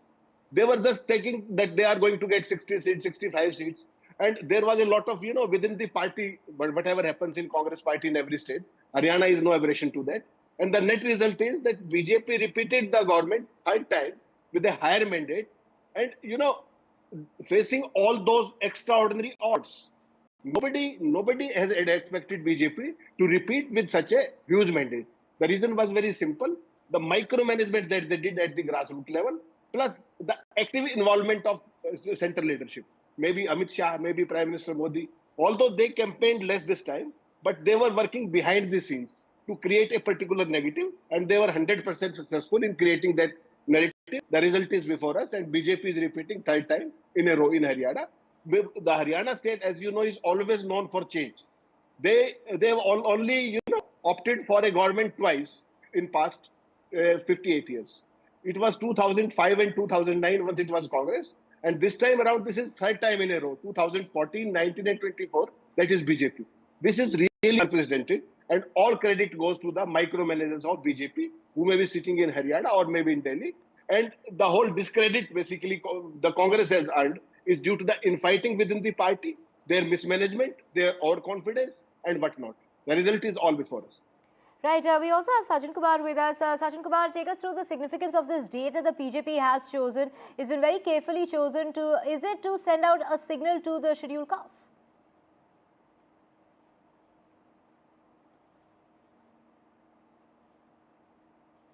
Sajjan Kumar, if you could unmute yourself, we can't hear you. Yeah, sorry. Precisely, if you see, the Haryana verdict was as much about the chemistry of the social base that BJP got in its support. And post Lok Sabha election, BJP is very careful about reversing the narrative which emerged during the Lok Sabha election. A group of Dalits accusing BJP of changing the constitution, and all sort of accusations were there. So Haryana election gives BJP an opportunity to again send a message that within the subaltern Hindu communities, that is the OBCs, SCs and STs, the party is quite entrenched, and that is why Nayab Saini is OBC face into a state wherein Congress is seen as siding with the dominant intermediary community, and he going to the paying obeisance to the Valmiki temple. It's a clear signal of cementing the ties and consolidating the social base of the OBCs, Dalits and other weaker communities. And this is also important because, mind it, in Maharashtra election, BJP wants to send a clearer narrative pitch that who it sides with. And this is also in terms of the reversal that party witnessed in Lok Sabha election, wherein many groups in Uttar Pradesh, in Maharashtra in particular, went away from the party and sided with the opposition party. So I think Haryana's significance and oath ceremony event today gives BJP a chance to send a pan-Indian message of exhibiting their reiteration of not only going to the subaltern communities, but also trying to send a message to all the other parties that parties' core support base is not primarily from what you call the upper caste, middle class, but it is coming from the rural areas. It is coming from the OBCs, from a section of the SCs. And that is where the party is trying to send a clear message. And it is also a message to the Congress and other parties that while their narrative is more about the radical egalitarian promises of Dalits, tribals, etc., but when they choose their anchor in many states, it is always the dominant intermediary community. So thereby, BJP wants to use the event of today's oath ceremony function to kind of win back the narrative of subaltern Hindus and subaltern Hindutva being its plank beside the developmental issues. Right, Sajjan Kumar, let's just go across to Aishwarya, my colleague who's joining us from Panchkula. Aishwarya, take us through, we're expecting 13 chief ministers of the BJP-ruled states and 16 deputy chief ministers also to be there in attendance at the swearing-in ceremony.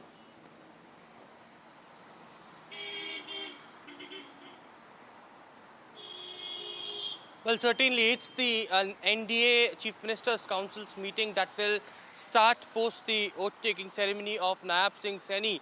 And we have been told that apart from the Chief Ministers and Deputy Chief Ministers, it would be the Union Ministers also who will be in attendance during this mega swearing-in ceremony. And Prime Minister Narendra Modi will be landing in Chandigarh at around 12 noon. Post that at around 1:15 p.m. we have been told that the swearing-in ceremony will begin, in which there would be BJP's mega show of strength, and certainly the Bharatiya Janata Party wants to send out a message that how there had been the policies that Bharatiya Janata Party brought in the last 10 years, that was something that the people of Haryana had believed on and certainly had given them the historic mandate.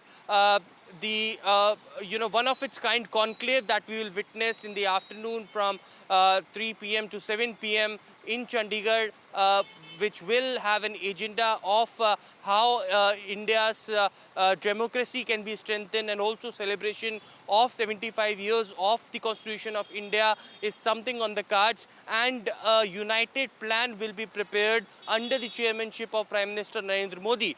Shortly, there has been excitement, of course, among the BJP workers over here, because all the top leaders, including union ministers, have already arrived. The chief minister has also arrived last night in Chandigarh, who will be attending the mega swearing-in ceremony. But the big takeaways today is, of course, the Valmiki Jayanti, the day which has been chosen for the oath-taking ceremony of Nayab Saini. And the day of Nayab Saini started with offering prayers to Valmiki and wanted to address that major issue that only Congress cannot talk about the OBCs, SC, STs and Dalits, but BJP is also taking all the communities together. And on the auspicious day of Valmiki Jayanti, they are taking and they had organized this oath-taking ceremony, chosen this date with a point of agenda as well.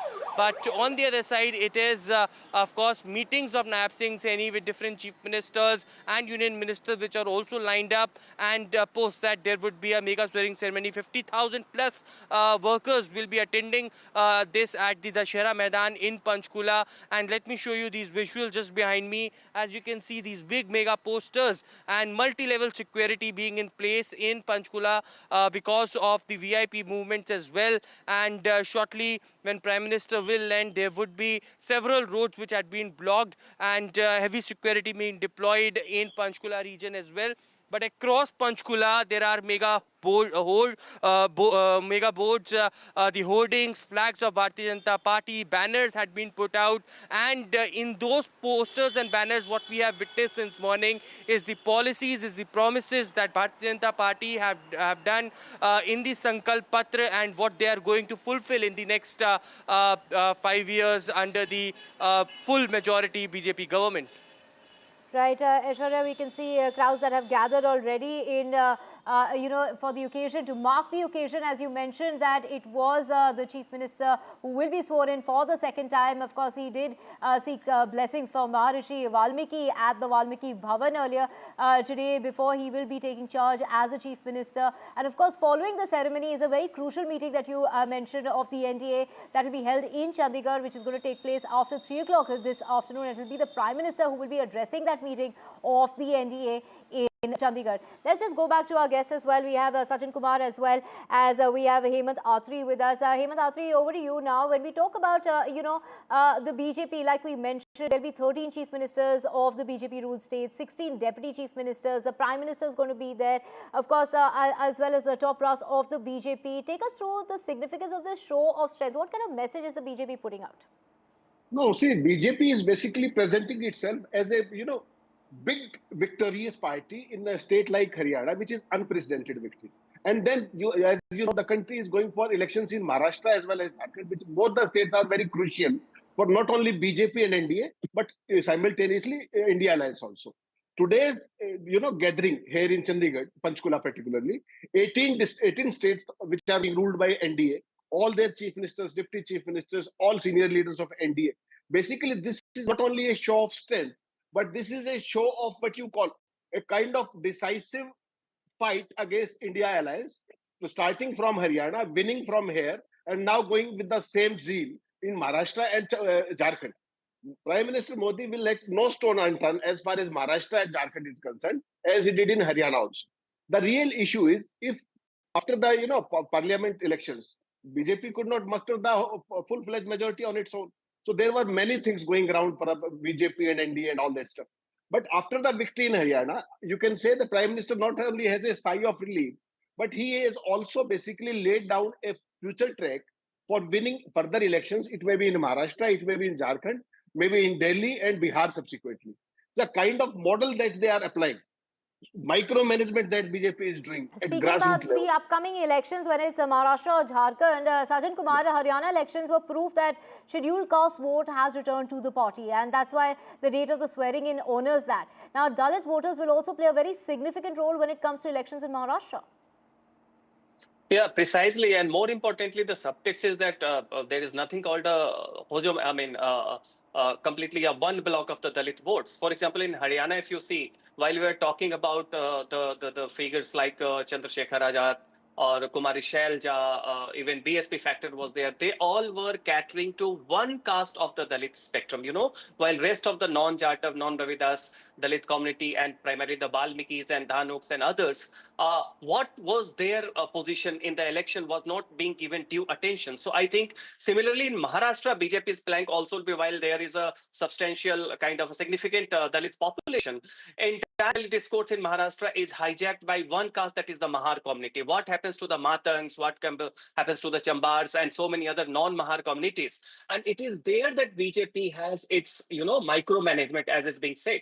So that is why Dalit votes, when we talk about, should remember, BJP also wants to send a message within the Dalit caste spectrum that there are many Dalit castes who are both tactically and ideologically with BJP. And that is why I think Valmiki Jayanti is not just about one Dalit caste. It is also about a spectrum of the Dalit communities who are not into a strong anti-BJP, anti-Hindutva, Ambedkarite ideology, but rather they are the ones who are Dalit and who are willing to embrace the platform of the BJP, Hindutva, and the kind of welfare schemes that in reaching out to them. So I think this sort of a spectrum, you see a section of the Dalits who are not very much ideologically against the BJP, be it UP, be it in Bengal, we see from Namashudra to Matuas to all other communities, and in Maharashtra, the non-Mahars, they all would be reaching out to them because there is one Dalit caste in every state who is ideologically against BJP because they have been trained since 1980s or 70s into a particular anti-Hindutva, anti-BJP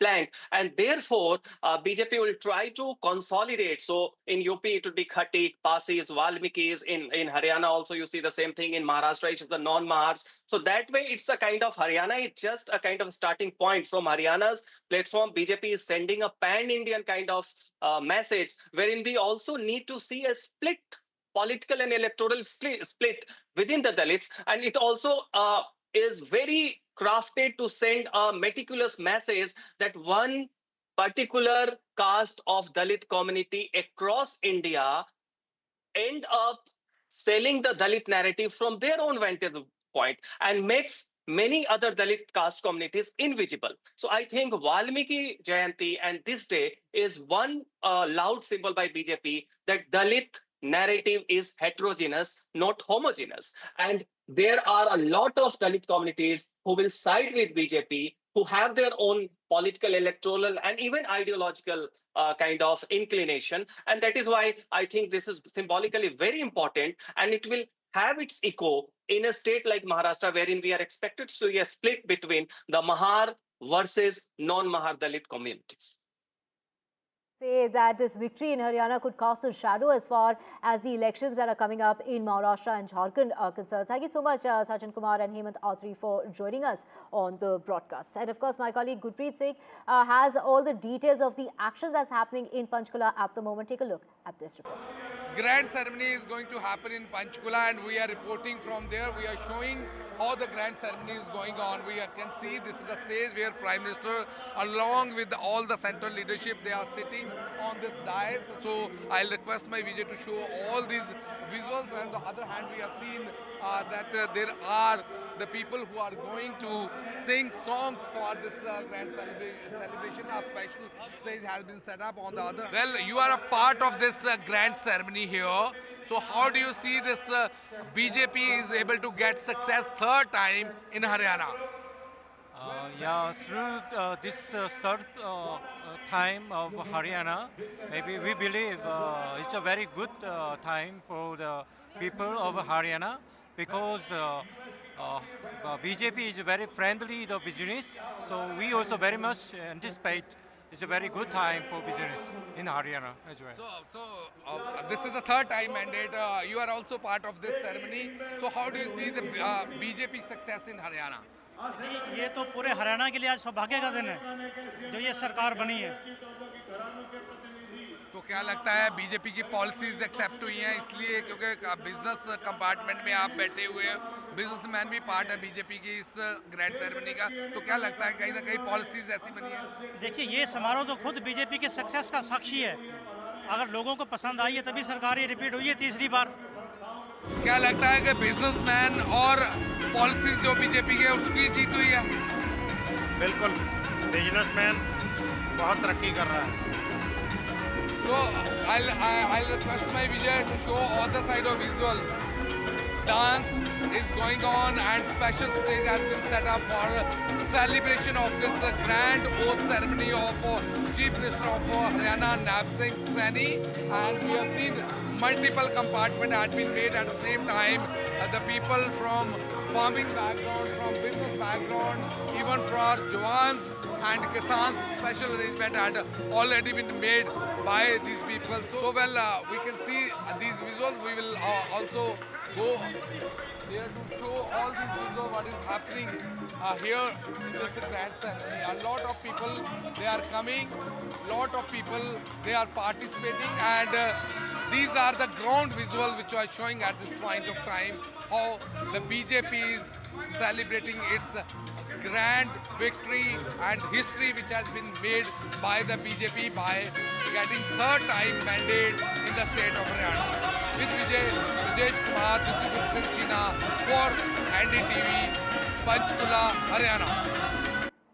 Right, action-packed day as far as Haryana is concerned with the swearing-in ceremony that's going to take place at 12:30 this afternoon. The Prime Minister is expected to land in Panchkula at 12 o'clock. 50,000 people are expected to show up for that swearing-in ceremony. We'll get you all the action from Haryana and a lot more on the other side of the short break.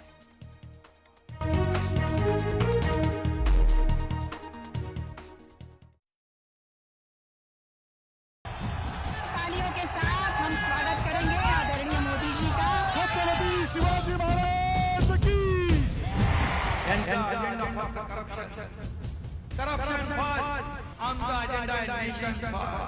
घोषणा आणि जनतेचे पैसे लुटणं. Cut commission आणि करप्शनला आमच्याकडे थारा नाही.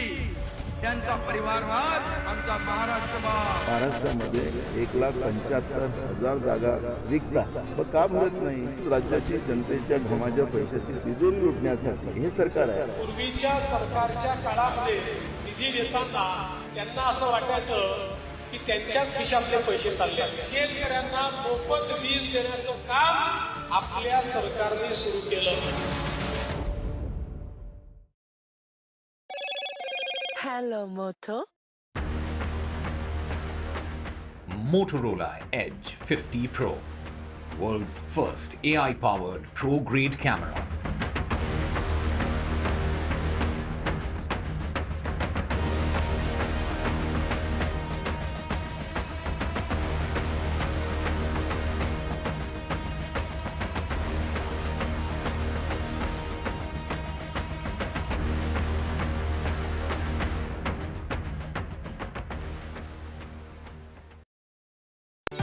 Stay informed and entertained with the new and updated NDTV News app. You can watch all our channels live, listen to podcasts, read breaking and exclusive news from around the world and more. Download the NDTV app today and get access to the best journalism and storytelling on your smartphone or tablet. The NDTV app. News that matters to you. I've been reporting on all issues, big and small, from Andhra Pradesh, Telangana, rest of South India, bringing you all the action, all that you need to know, all that you want to know. The energy of Maximum City is infectious. I bring in that energy in our news coverage from financial capital Mumbai. India's IT capital is always buzz. It's literally a city that never sleeps. And I keep you ahead on all the Bengaluru buzz. Covering from the southernmost part of India over the last 23 years, I bring in-depth and 360-degree coverage from the Dravidian heartland. The land of Mishti is also known for its bitter politics. I have seen much water flow under the Howrah Bridge, covering Bengal in all its vivid colors.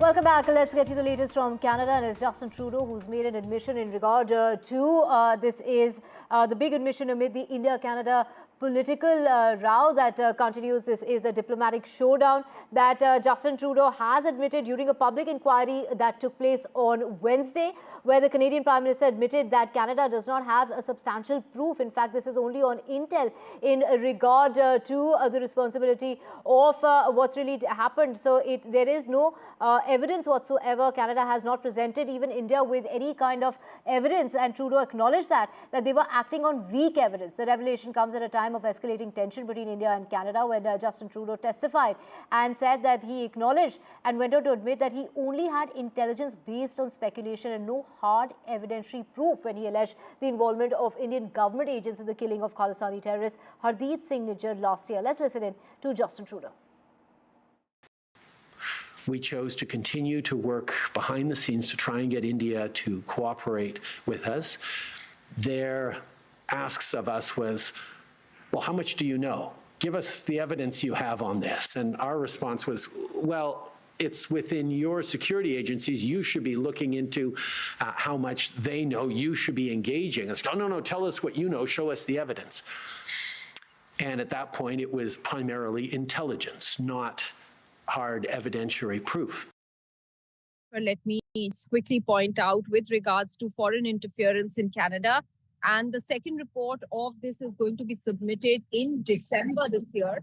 It is in this public inquiry that he mentioned about the evidence, or rather the intelligence, as he points out, that Canada had, basis which they were acting, and that they were expecting India to conduct some sort of investigation and come up with evidence.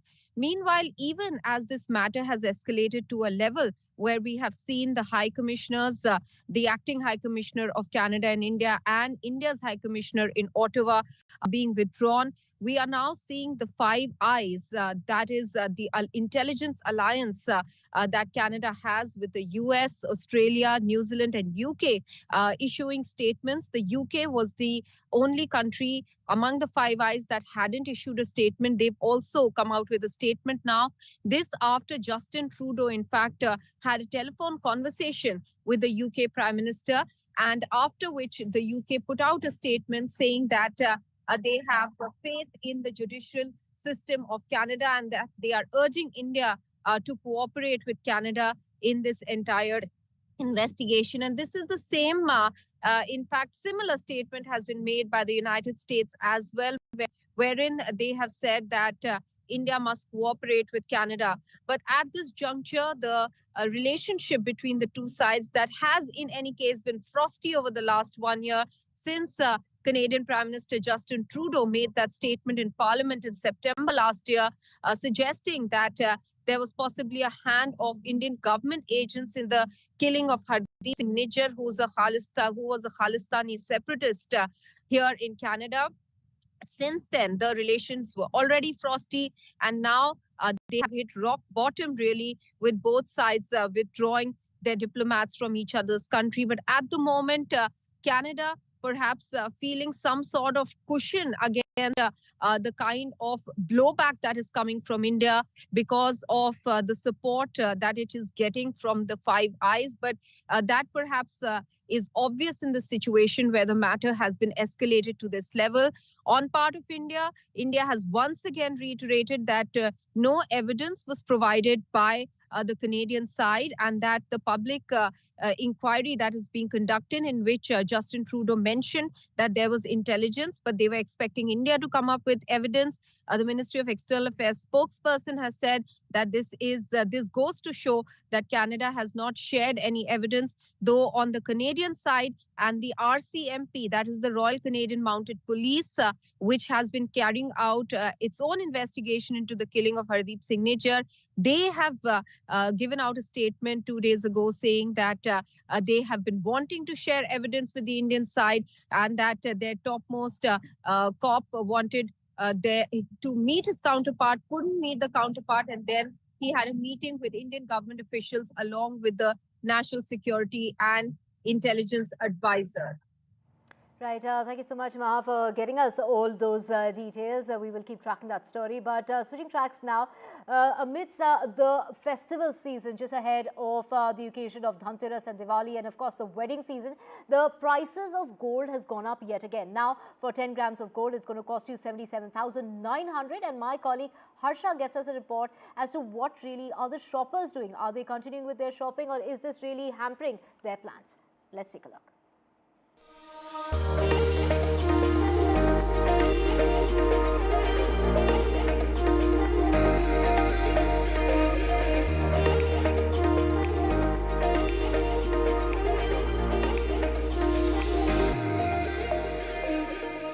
Well, it's the start of the festive season, but are gold prices taking away some of the glitter of gold? I am at Jaipur's most iconic store, the Shri Jewellers, which specialize in traditional jewelry, and I have with me Manish Johari ji. Manish ji, thank you so much for speaking to NDTV. एक चीज़ बताइए, जो Shri jewellers है, बहुत पुरानी दुकान है और बहुत ट्रेडिशनल ज्वेलरी आप बनाते हैं, तो क्या खास है जयपुर की ज्वेलरी में और आपके डिज़ाइंस में क्या खास है?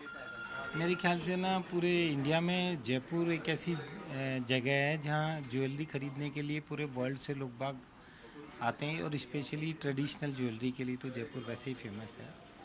और जिसमें जो डायमंड पोल्की की कुंदन की ज्वेलरी जो बनती हैं वो यहाँ की बहुत फेमस है, इसको लोग बाग ज़्यादा पसंद भी करते हैं। और यहाँ की जो मीनाकारी जो ये होती है, इसी कारण लोग बाग ये जो मीनाकारी हो रही है सामान के ऊपर, ये देखने के लिए, ये खरीदने के लिए लोग बाग ज़्यादा आते हैं। अब जैसे ये है, इसके डिज़ाइन को क्या कहते हैं? ये बहुत ही पारंपरिक डिज़ाइन है, ट्रेडिशनल डिज़ाइन है। पंखी शेप का, जी हाँ, पंखी बना हुआ है। इसमें पंखी होता है, टेवटा होता है, आड़ होते हैं, बाजू होते हैं, बंगड़ी होती है। 1952 से हम लोग बाग यहाँ हैं, और मेरे फोर फादर है, सब लोगों ने यहीं पे आके काम चालू करा था 1952 से। और मेरे फादर, मेरे दादाजी, उसके बाद मैं, अब मेरा बेटा भी यहीं लगे हुए हैं। Well, that's the Johari surname, and the Johari surname is a trademark for the famous jewelers of Jaipur who have handcrafted jewelry like this. But Manish ji, now the concern is that just as we go into the festive season, the price of gold is going up. Almost 1200 रुपए बढ़ गया है. It's already more than 78,000, और अब हाल ही के दिनों में 1200-1500 बढ़ गया है.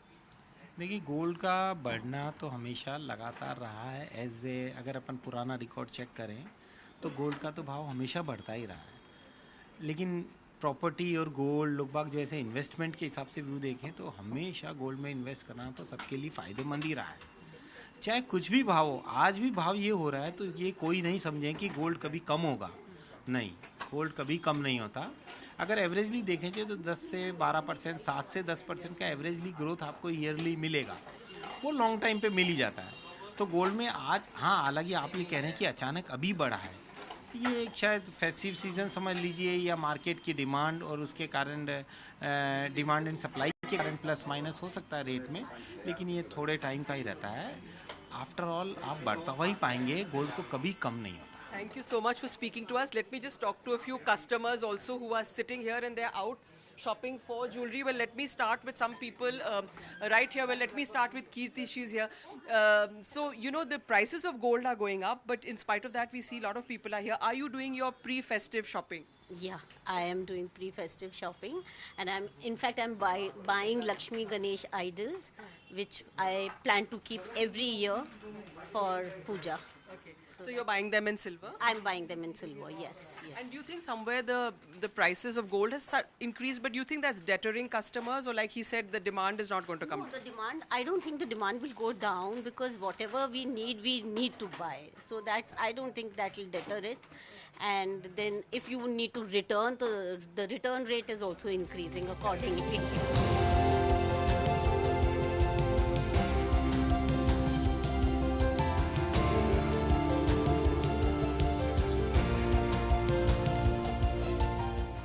Prices have gone up as far as gold and silver is concerned, but like they said, that's not going to decrease the demand, because metal is an investment, and most jewelers in Jaipur are looking forward to a glittering festive season. In Jaipur, Harsha Kumari Singh, NDTV. With the first day of the test between India and New Zealand washed out, there was little to cheer for the crowd at the M. Chinnaswamy Stadium. Rain continued to pour as no action was possible on day one, but the supporters were treated with a glimpse of their local hero, Virat Kohli, as he came out to the field amid a huge cheer. Remember, Kohli has been a part of the Royal Challengers Bangalore franchise since the inception of the Indian Premier League and enjoys a special connection with the fan base. The crowd roared in excitement as Virat made his way to the ground under an umbrella before leaving for an indoor training session. In what was an eventful day for the hosts, England, after being 211 for 2, slipped to 225 for 6 at the end of day 2, losing 4 wickets for just 14 runs. Pakistani spinner Sajid Khan picked up 4 wickets, including big scalps of Harry Brooks, Ben Duckett, Joe Root and Ollie Pope. Centurion Ben Duckett was the star for England with 114. England, although still trailed by 127 runs after Pakistan put up 336 in their first innings. Now, the Indian women's team may be out of the T20 World Cup, but there is still a lot of excitement left in the tournament. Australia take on South Africa for the first semi-final of the event on the 18th of October. The very next day, it will be New Zealand taking on West Indies, who knocked out England from the tournament. Staying with women's cricket, Neetu David became the second Indian woman to be inducted into the ICC Hall of Fame. Former India spinner David, who still holds the record for the best figures of 8 for 53 by a woman in an individual test innings on Wednesday, became the only second female cricketer from the country to be inducted into the ICC Hall of Fame. David, the current chairman of selectors for Indian women's team, enters the Hall of Fame a year after the induction of former captain Diana Edelji. Now, French footballer Kylian Mbappe continued to be backed by his club Real Madrid despite allegations of rape for which he is being investigated. The Swedish media reported that he is under investigation for alleged rape in Stockholm. While Mbappe prepares to return from injury, his lawyer claims that the French star is shocked by the allegations. Swedish prosecutors have confirmed that they have launched an investigation into an alleged rape at a hotel in Stockholm, but have not revealed the identity of the suspect. Mbappe has denounced the Swedish reports as fake news, and his representatives have described them as totally false and irresponsible.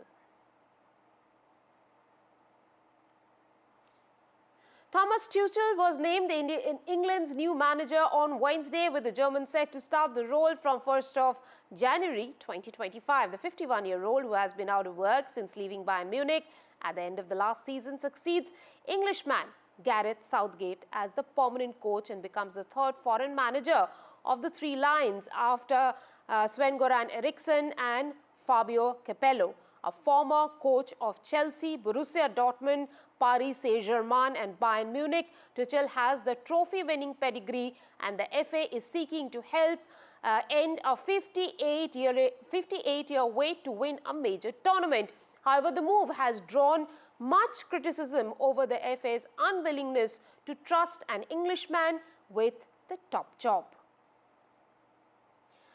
Manchester United's new owners have ended a multi-million-pound ambassadorial contract with Alex Ferguson as the club continued its cost-cutting program. Ferguson, the most successful manager in the club's history, had been retained as a global club ambassador following his exit as the manager in 2013, which brought an end to a 26-year reign in which he won 38 trophies. That also included 13 Premier League titles, 2 Champions Leagues, 5 FA Cups and 4 League Cups, amid others. Messi magic was on full display at Buenos Aires as the 37-year-old bagged yet another career hat-trick to hammer Bolivia 6-0 at a World Cup qualification game. The 8-time Ballon d'Or winner ended up with 2 assists as well, an emphatic reminder of Messi's quality and his trademark creativity throughout the game, as Lionel Scaloni's side dominated on the night. Argentina now sit at the top of the table with 22 points from 10 games, 3 points clear of second-placed Colombia. Chess news now. On Tuesday, for the first time since 2018, Ramesh Babu Pragyananda and Vishwanathan Anand played over the board at the WR Masters quarterfinals in London. It was also his first classical face-off. Both classical games between the two ended in draws. Pragyananda had 10 minutes in the end and a must-win situation. He quickly managed to get into the position of dominance. The 19-year-old defended his mentor in Armageddon at the WR Masters, marking a generational shift in Indian chess. That's all we could pack into this bulletin. Thanks for watching.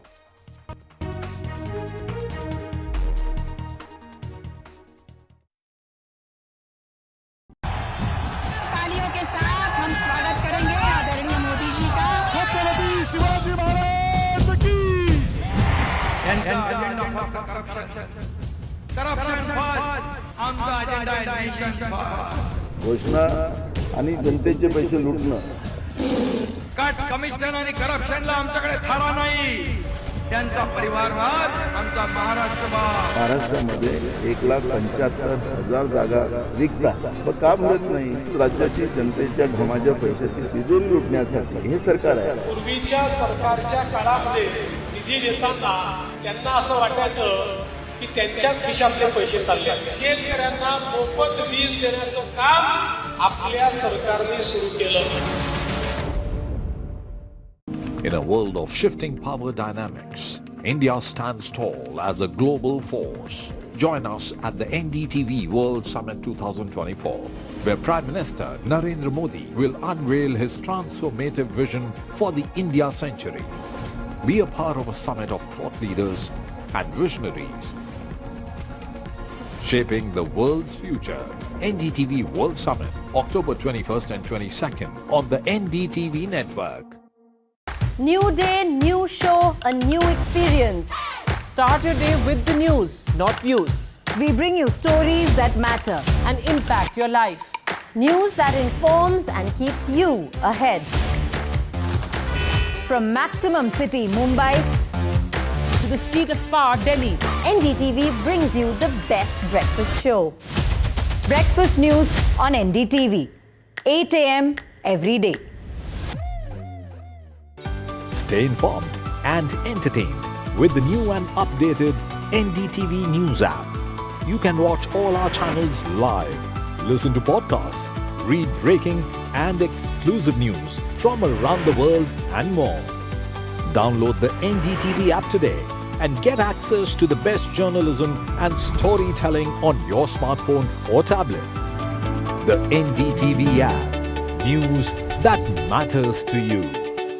I've been reporting on all issues big and small from Andhra Pradesh, Telangana, rest of South India, bringing you all the action, all that you need to know, all that you want to know. The energy of Maximum City is infectious. I bring in that energy in our news coverage from financial capital Mumbai. India's IT capital is always buzz. It's literally a city that never sleeps. And I keep you ahead on all the Bengaluru buzz. Covering from the southernmost part of India over the last 23 years, I bring in-depth and 360-degree coverage from the Dravidian heartland. The land of Mishti is also known for its bitter politics. I have seen much water flow under the Howrah Bridge, covering Bengal in all its vivid colors.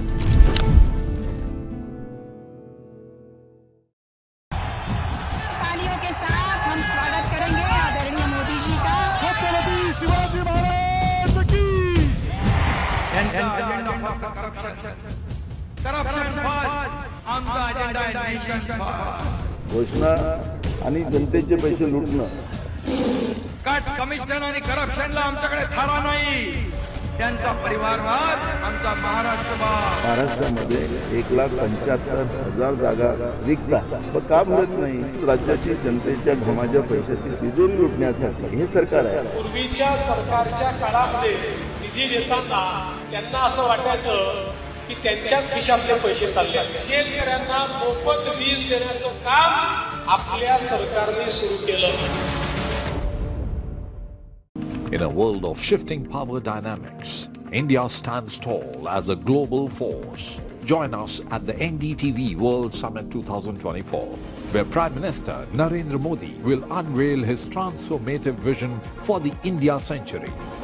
Be a part of a summit of thought leaders and visionaries shaping the world's future. NDTV World Summit, October 21st and 22nd on the NDTV network. New day, new show, a new experience. Start your day with the news, not views. We bring you stories that matter and impact your life. News that informs and keeps you ahead. From Maximum City, Mumbai, to the seat of power, Delhi, NDTV brings you the best breakfast show. Breakfast news on NDTV, 8 a.m. every day. Stay informed and entertained with the new and updated NDTV News app. You can watch all our channels live.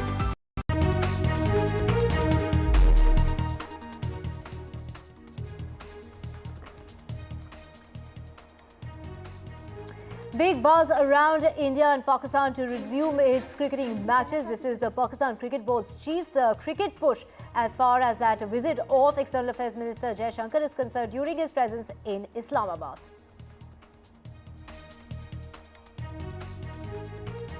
The Supreme Court upholds the validity of Citizenship Act section recognizing Assam Accord.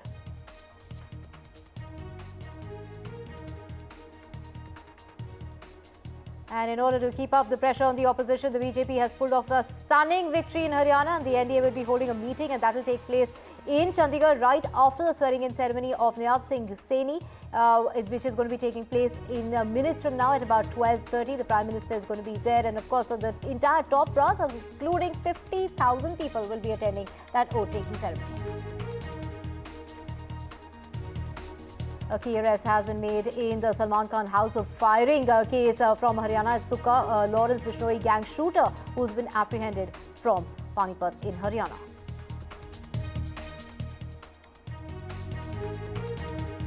And Canadian Prime Minister Justin Trudeau has admitted that Canada has no hard evidentiary proof to support allegations, but only intel linking the Indian government agents to the killing of Khalistani terrorist Hardeep Singh Nijjar last year.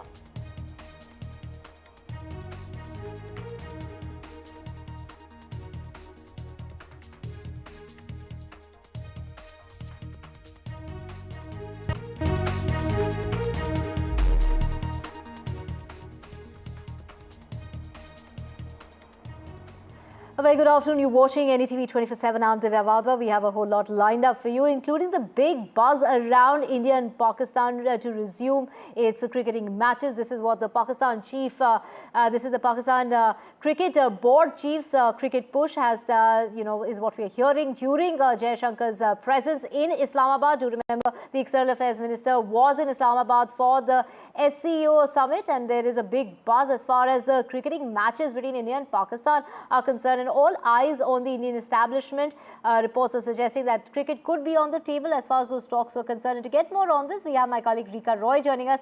Rika, get us the very latest. Well, yes, there has been lots of buzz since morning about resumption of India-Pakistan cricket ties. I remember we were in the middle of such a buzz back in 2002, 2003, ultimately when cricket resumed between India and Pakistan. Lots of political deliberations back and forth between the diplomatic channels. And I think the big moment yesterday was our External Affairs Minister S. Jai Shankar being in the same room as the Pakistan Cricket Board Chief, Mr. Naqvi, who also happens to be their Interior Minister. What happens next and what we are expected to witness? Well, let me get you some comments from across the border. We are joined by a very senior Pakistan journalist, Shahid Hashmi, who we have been speaking to for over last couple of decades about India-Pakistan cricketing relations and a lot more. Thank you very much, Shahid Bhai, for joining us on the broadcast at this hour. Well, it is a big news in India. Tell us how Pakistan is reacting to the news of S. Jai Shankar being in the same room as Mr. Naqvi and perhaps also having had a lunch together.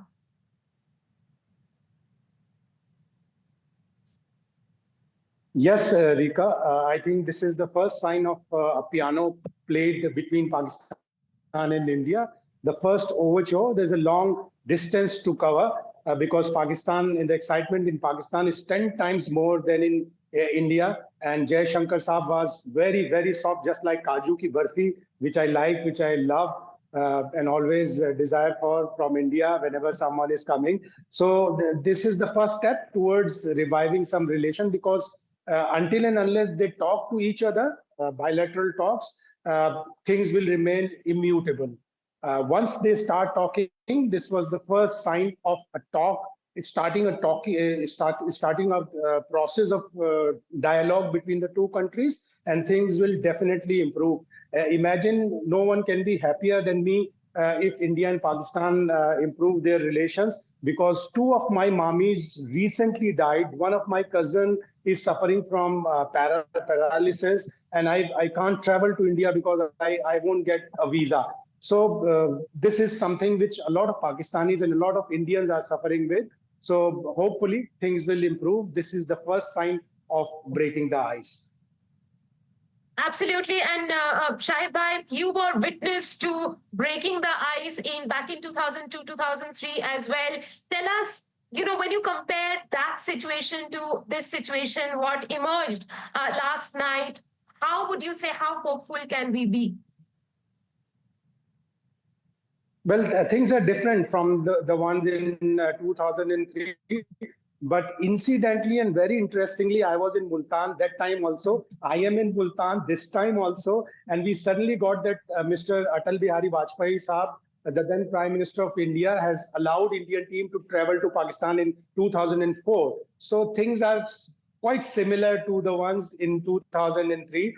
This time, the stances are very rigid on both sides of the border. But things will definitely improve. The love of the people, I think the love of media between the two countries is enormous. And I'm sure that my kids will also travel to India and see where their forefathers were born. My father was born in Jaipur. My mother was born in Bombay, a true Bombayite who used to speak fluent Marathi. So I am fond of Indian films. I sing a lot of Indian songs. So my kids are also very, very excited that when we will travel to India and see the birthplaces of our forefathers. And similarly, there'll be a lot of families in India who want to come and see where their forefathers were born in Pakistan. So things will definitely improve, needed to be improved for the sake of people of both the countries. Shahid Bhai, you said that you are in Multan, and that means you are in the middle of covering the test match between India and between Pakistan and England. Beg your pardon. Any reaction coming in from players from either sides, journalists from England as well? Journalists are very excited. Journalists last night, a very senior journalist, a very credible journalist, Azaz Syed, broke this news because he covers foreign affairs for Geo News. So journalists are excited. People are excited. I talked to some of the fans and they said that, come on, at least one match of the Champions Trophy should be held in Multan as well. So because Multan is famous for India, 2004 tour opened with, the test series opened with the Multan test match where Virender Sehwag blasted Pakistan for a triple century. And recently, Harry Brook also blasted Pakistan attack for a triple century. So there are similarities in there. Let me ask you one last question before I let you go. Well, Champions Trophy is perhaps the likeliest time when India might travel to Pakistan. India's matches are in Lahore. Do you think that is the best possible solution to get India to one particular venue and get them play all the games there? It should be the first step. I think if not Indian senior team, send your under-19 team for a 2-3 one-day matches so that ice is broken, and then the Champions Trophy should be the first step. The whole world is missing on India-Pakistan matches. My kids, they always want to see India-Pakistan play on home grounds in Pakistan and then in India. And my eldest son now is in Germany. He said that I want a match in Germany between Pakistan and India. So kids and all the Gen Z kids, they always desire for an India-Pakistan match on the ground, on home ground, because they are now fed up of watching India-Pakistan matches on television. Right. Well, we are all waiting for that resumption. I'm waiting to travel to Pakistan as much as you are waiting to travel to India once again. Thank you very, very much, Shahid Bhai, for joining us on the broadcast at this hour.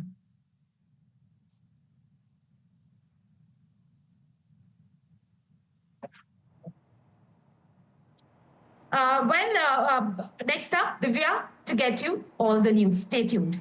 Right, Rika, thank you so much for raising those hopes amongst people here as well as in Pakistan. And moving on to more news, the Supreme Court today has upheld the validity of a key citizenship rule that recognizes the Assam Accord, granting citizenship to Bangladeshi refugees who had arrived before 1971. Section 6A of the Citizenship Act was introduced in 1985 to allow refugees from Bangladesh, then East Pakistan, who entered India between 1966 and 1971 to register as Indian citizens. So the Supreme Court upholding that key section of the Citizenship Act that recognizes the Assam Accord, upholding Section 6A of the Citizenship Act. Well, we have Ratnadeep Chaudhary joining us. Ratnadeep, take us through how this really impacts Assam, this verdict, a very significant verdict that has come about, and a verdict that will also have a significant bearing on Assam's NRC exercise.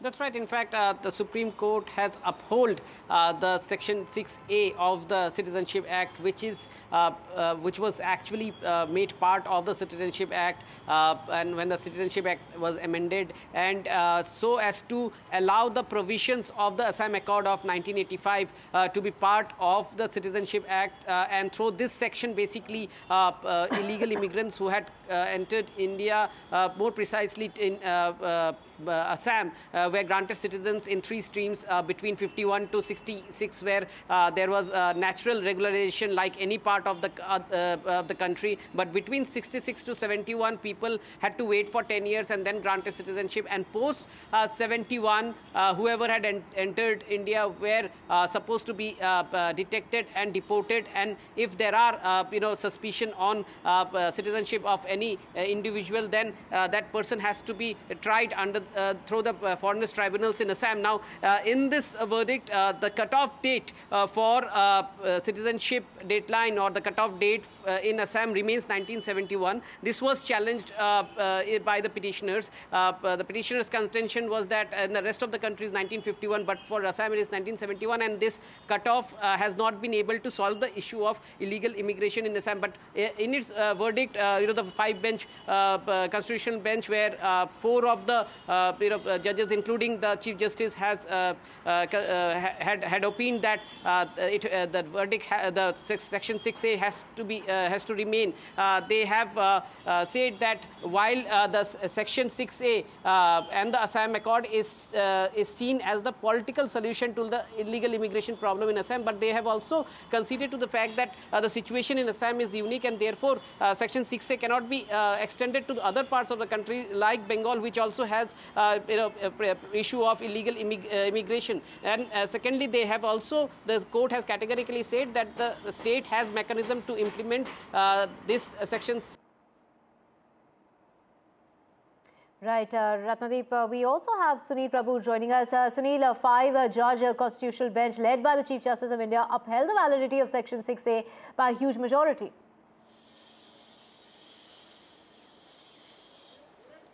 That's right, 4-1, and Justice Chandrachud, who gave his thoughts, basically, giving the history of the case to the fact that it's a political solution. The fact that 25th of March 1971, this is in the backdrop of the 1971 India-Pakistan war. There were a host of refugees who had shifted towards India, and there was a political solution to that by the fact that a legislative action of 6A was brought in. And it's in this context now that the Supreme Court has upheld Section 6A of the Citizenship Act, allowing citizens, those people who had been illegal immigrants and always considered as nobody's children from Bangladesh, who had come into Assam and other parts of eastern India, Meghalaya, West Bengal, and that details are there in the judgment. All of them have now been given legitimacy. They are citizens of this country. They have been upheld. And the Supreme Court saying that there should be a process to monitor and ensure that in future, if there are any deportation, a committee headed by the Chief Justice of India to look into this entire issue and resolve this entire matter in terms of deportation and others. So definitely a big step forward for the people of Assam, for the people of the Eastern India, those who had got, who were always considered, because there was this huge political row which led to the Assam agitation. Finally, Rajiv Gandhi, along with the Assam's Students' Union, led by Prafulla Kumar, had decided that 25th March 1971 would be the cutoff date, and that has now been upheld by the Supreme Court. Right, many questions were raised in court as in regard to why Assam alone among the border states that had been singled out to implement Section 6A. And that was very brilliantly put out by the Chief Justice, that because it had a unique status, there was an entire political row at that stage. It's just not Assam. It's also other states. It's, as I said, Meghalaya, West Bengal, other bordering states of Bangladesh who had seen illegal immigration at that time. Please remember, there was a huge uprising. They were, seen as liberation prisoners, after East Pakistan, which has now become Bangladesh. The emergence at that stage, there was a lot of influx of refugees, and it's in that context that this 6A had been brought about, which has now been finally upheld, even though Assam and many of those who were indigenous people were opposed to this entire decision. Right. Thank you so much, Sunil, for getting us all those details. Switching tracks now to more news, and an arrest has been made as far as the firing that took place outside superstar Salman Khan's residence in the month of April this year. The Mumbai police have arrested this individual who was apprehended from Panipat in Haryana. Suka is a Lawrence Bishnoi gang shooter. He was arrested in Haryana by the Navi Mumbai police in connection with the firing that took place earlier this year outside Salman Khan's residence. And we have Paras joining us on the phone line. Paras, take us through a very crucial arrest that's come about in terms of, the prime shooter behind the person who was there outside the actor's residence at the time when they were trying to intimidate the actor. And of course, if there is any sort of link or connection with the shooting of the leader Baba Siddique. This is a very important arrest which has been made by the Navi Mumbai police in this entire matter. The matter started from the time when two unknown persons started firing outside superstar Salman Khan house a few months ago. After that, there were parallel investigation which was started by Navi Mumbai police. As just stated that there was also planning to fire outside Salman Khan farmhouse in Panvel. So this entire investigation was done by Navi Mumbai police also, and in this matter they had also filed a charge sheet. So in this matter, total of 5 people have been arrested now, and the major and the crucial arrest has been made in this matter. The name of the person who has been arrested from Haryana Panipat is Sukuta shooter. He is one of the prime accused in this matter. As per the information, as per the sources' information, he was the person who raided at the farmhouse of Salman Khan, and now he has been taken to Mumbai, and investigation will be done in several angles. What was the motive? Why he has done this? Why there were many other people who was involved in this entire matter? So there are many things which has to be investigated in this entire matter. And still, I want to just clarify one thing. There are 2 different charge sheets which has been filed by Navi Mumbai police and Mumbai police. Both charge sheets has been filed in respected courts, and now another investigation is on in this entire matter, and the crucial arrest which has been made by Navi Mumbai police can throw some important light in this entire matter. Right, Paras, of course, this also comes at the time when the family of Salman Khan has come forward finally and made a statement in regard to the death of Baba Siddique and said that they're ensuring the safety of the actor Salman Khan. But take us through, is it business as usual for Salman Khan? I mean, we do know that he's hosting a reality TV show. Is he continuing with his work assignments? It is very difficult right now because the murder which has happened few days ago in Mumbai's Bandra area is the same area where Salman Khan also stays. Salman Khan stays in Bandra West, but firing happened in Bandra East, but it's the same area where this whole murder has happened. So there were some security increase in Salman Khan's security has been also increased in Salman Khan's convoy plus Salman Khan house. So there can be several important steps which has been taken by the family or the Mumbai police because this is very, very important and a very major thing which has happened. Plus we have information that the Mumbai police crime branch CIU is crime investigating unit has also started gathering the information about Salman Khan's close friends and many other things that it may happen that anyone can harm them also. So that's why there has been a major step which has been taken by the CIU also in this entire matter. So it will be majorly very important to see what Mumbai police can do in this entire matter because still the investigation in this Baba Siddique murder is on. 4 people have been arrested. 3 still are out of reach of Mumbai police. One is Shubham Lonkar, the main mastermind. One is the shooter, Shiva, and one is Zishan Akhtar, who handled all the stuff for these 3 shooters in this matter. So very important and very interesting to see what will happen next. Right, of course, thank you so much, Paras, for getting us all those details. Right, and switching tracks now to news coming in from Canada, and it's Canadian Prime Minister Justin Trudeau who's admitted that Canada had no hard evidentiary proof to support allegations, but only intel that was linking the Indian government agents to the killing of Khalistani terrorist Hardeep Singh Nijjar last year. Now, in a late-night post by the Ministry of External Affairs, the Indian stand has now been formed as far as the massive diplomatic row with Canada is concerned, putting the responsibility of the disastrous diplomatic fallout squarely on Justin Trudeau, the leader of Canada. The Foreign Ministry reiterated that Canada has presented us with no evidence whatsoever, and Trudeau has acknowledged that they were acting on weak evidence. The revelation has come about at a time when there's escalating tension between the two nations, and it's Canadian Prime Minister Justin Trudeau who testified before a commission of inquiry on Wednesday, where he acknowledged and admitted that they only had intelligence-based speculation and they didn't have hard evidentiary proof. Let's listen in. We chose to continue to work behind the scenes to try and get India to cooperate with us.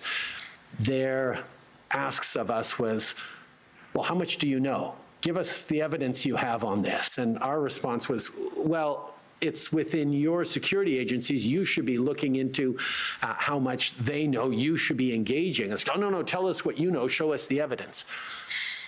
And at that point, it was primarily intelligence, not hard evidentiary proof.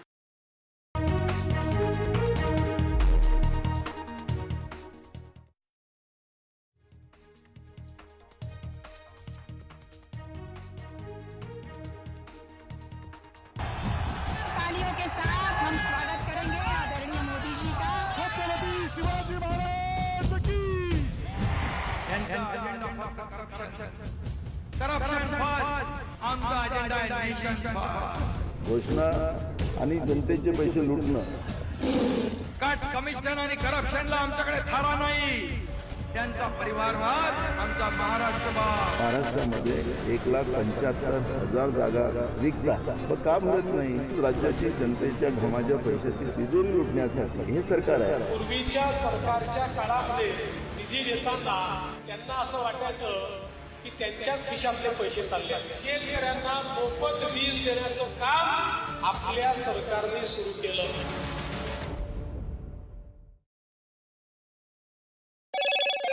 Hello, Moto. Motorola Edge 50 Pro, world's first AI-powered pro-grade camera.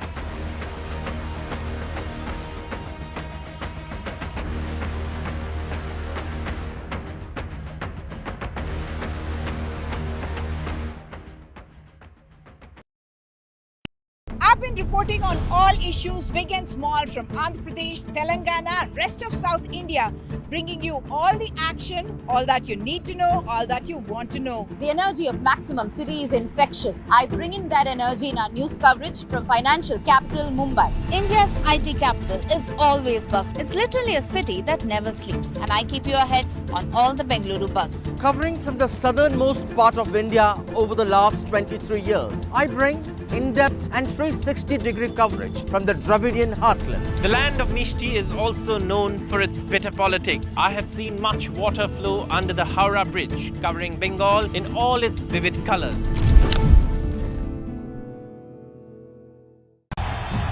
तालियों के साथ हम स्वागत करेंगे आदरणीय मोदी जी का। छत्रपति शिवाजी महाराज की। त्यांचा agenda फक्त corruption first, आमचा agenda आहे nation first. घोषणा आणि जनतेचे पैसे लुटणं. कट कमिशन आणि करप्शनला आमच्याकडे थारा नाही.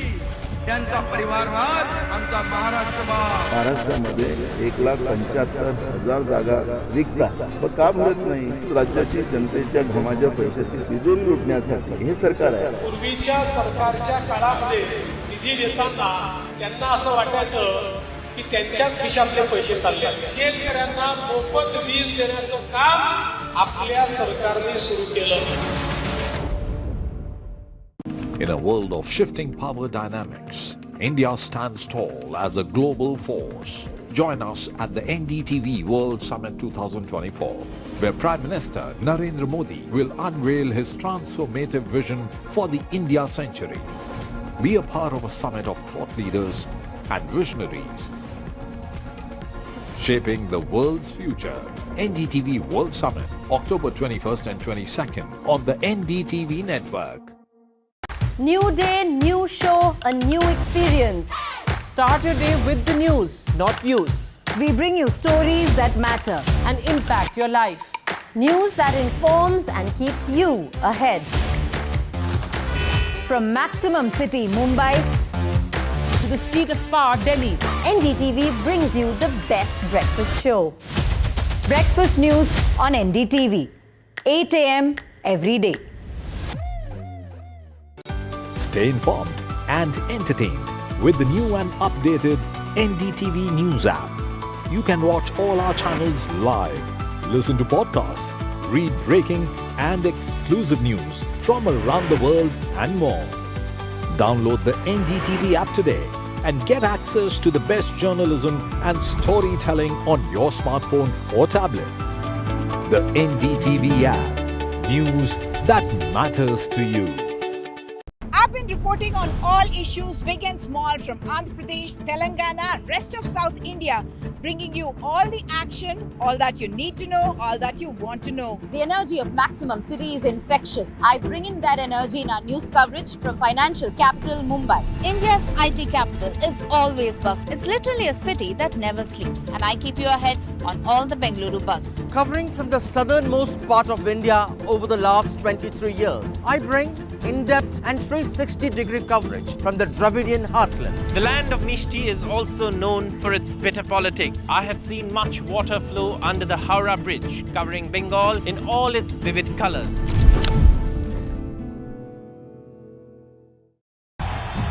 तालियों के साथ हम स्वागत करेंगे आदरणीय मोदी जी का। छत्रपति शिवाजी महाराज की.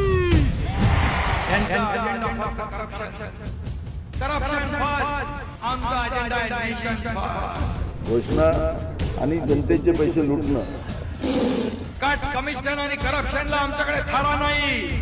त्यांचा परिवारवाद आमचा महाराष्ट्रवाद. महाराष्ट्रामध्ये 1,75,000 जागा रिक्त आहेत. पण का मिळत नाही? राज्याची जनतेच्या घमाच्या पैशाची तिजोरी लुटण्यासाठी हे सरकार आहे. पूर्वीच्या सरकारच्या काळामध्ये निधी देताना त्यांना असं वाटायचं की त्यांच्याच खिशातले पैसे चालले. शेतकऱ्यांना मोफत वीज देण्याचं काम आपल्या सरकारने सुरू केलं.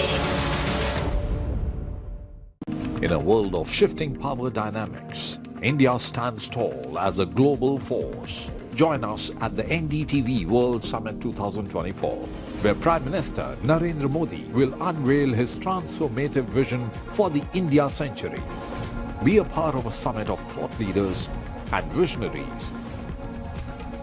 shaping the world's future. NDTV World Summit, October 21st and 22nd on the NDTV network. New day, new show, a new experience. Start your day with the news, not views. We bring you stories that matter and impact your life. News that informs and keeps you ahead. From Maximum City, Mumbai, to the seat of power, Delhi, NDTV brings you the best breakfast show.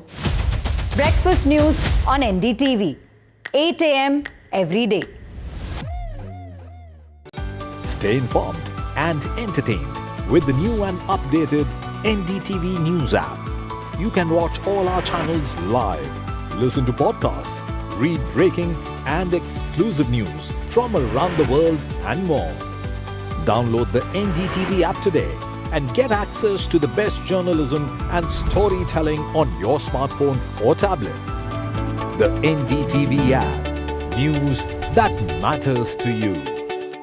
I've been reporting on all issues big and small from Andhra Pradesh, Telangana, rest of South India, bringing you all the action, all that you need to know, all that you want to know. The energy of Maximum City is infectious. I bring in that energy in our news coverage from financial capital Mumbai. India's IT capital is always buzz. It's literally a city that never sleeps. And I keep you ahead on all the Bengaluru buzz. Covering from the southernmost part of India over the last 23 years, I bring in-depth and 360-degree coverage from the Dravidian heartland. The land of Mishti is also known for its bitter politics. I have seen much water flow under the Howrah Bridge, covering Bengal in all its vivid colors. तालियों के साथ हम स्वागत करेंगे आदरणीय मोदी जी का। छत्रपति शिवाजी महाराज की।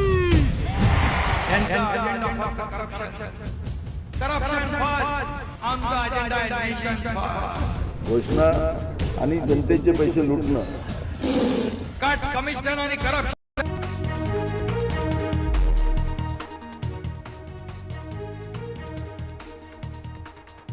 It's a big day for the BJP in Haryana, days after its historic third consecutive victory in the state. The BJP has again picked its OBC face, Nayab Saini, to lead the government as the chief minister. His oath-taking ceremony will be taking place in Panchkula, and the day chosen is very special. Today is Valmiki Jayanti. Mr. Saini is 54 years old, and he will be taking oath at Parade Ground in the presence of Prime Minister Narendra Modi, Union Home Minister Amit Shah, Defence Minister Rajnath Singh, and Chief Ministers of all BJP-ruled states and also of NDA-ruled states. In all, it's going to be a grand ceremony. In fact, looking forward to it, the BJP has made massive arrangements in Panchkula, and I'm going to go straight to Aishwarya, who's joining me live from there. Aishwarya, some massive arrangement put in place in Panchkula. Give us a sense who all have arrived.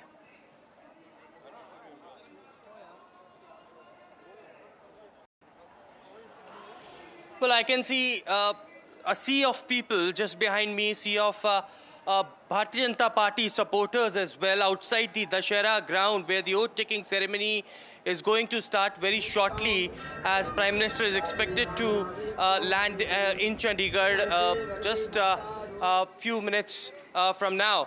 But yes, of course, massive arrangements, a show of strength for the Bharatiya Janata Party today in Panchkula, with 13 of chief ministers, 16 deputy chief ministers and top union ministers arriving over here. And certainly it is a grand show that Bharatiya Janata Party is trying to put forward because of their historic victory in Haryana, and certainly today is a special day that Bharatiya Janata Party had chose.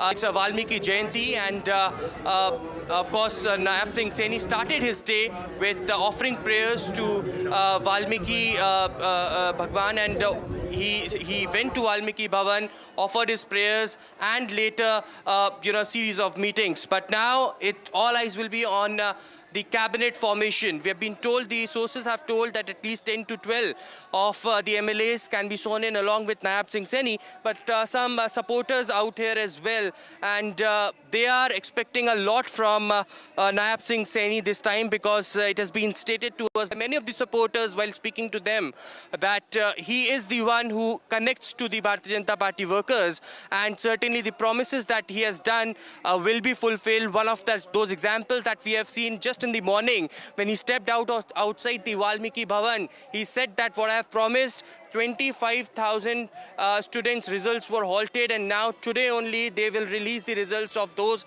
as far as the HSSC is concerned. आप लोगों को क्या आशा है? आप लोग यहाँ पर दूर दूर से आए हैं। मैं बहुत सारे कार्यकर्ताओं को सुबह से देख रहा हूँ, लगभग 50,000 की संख्या है।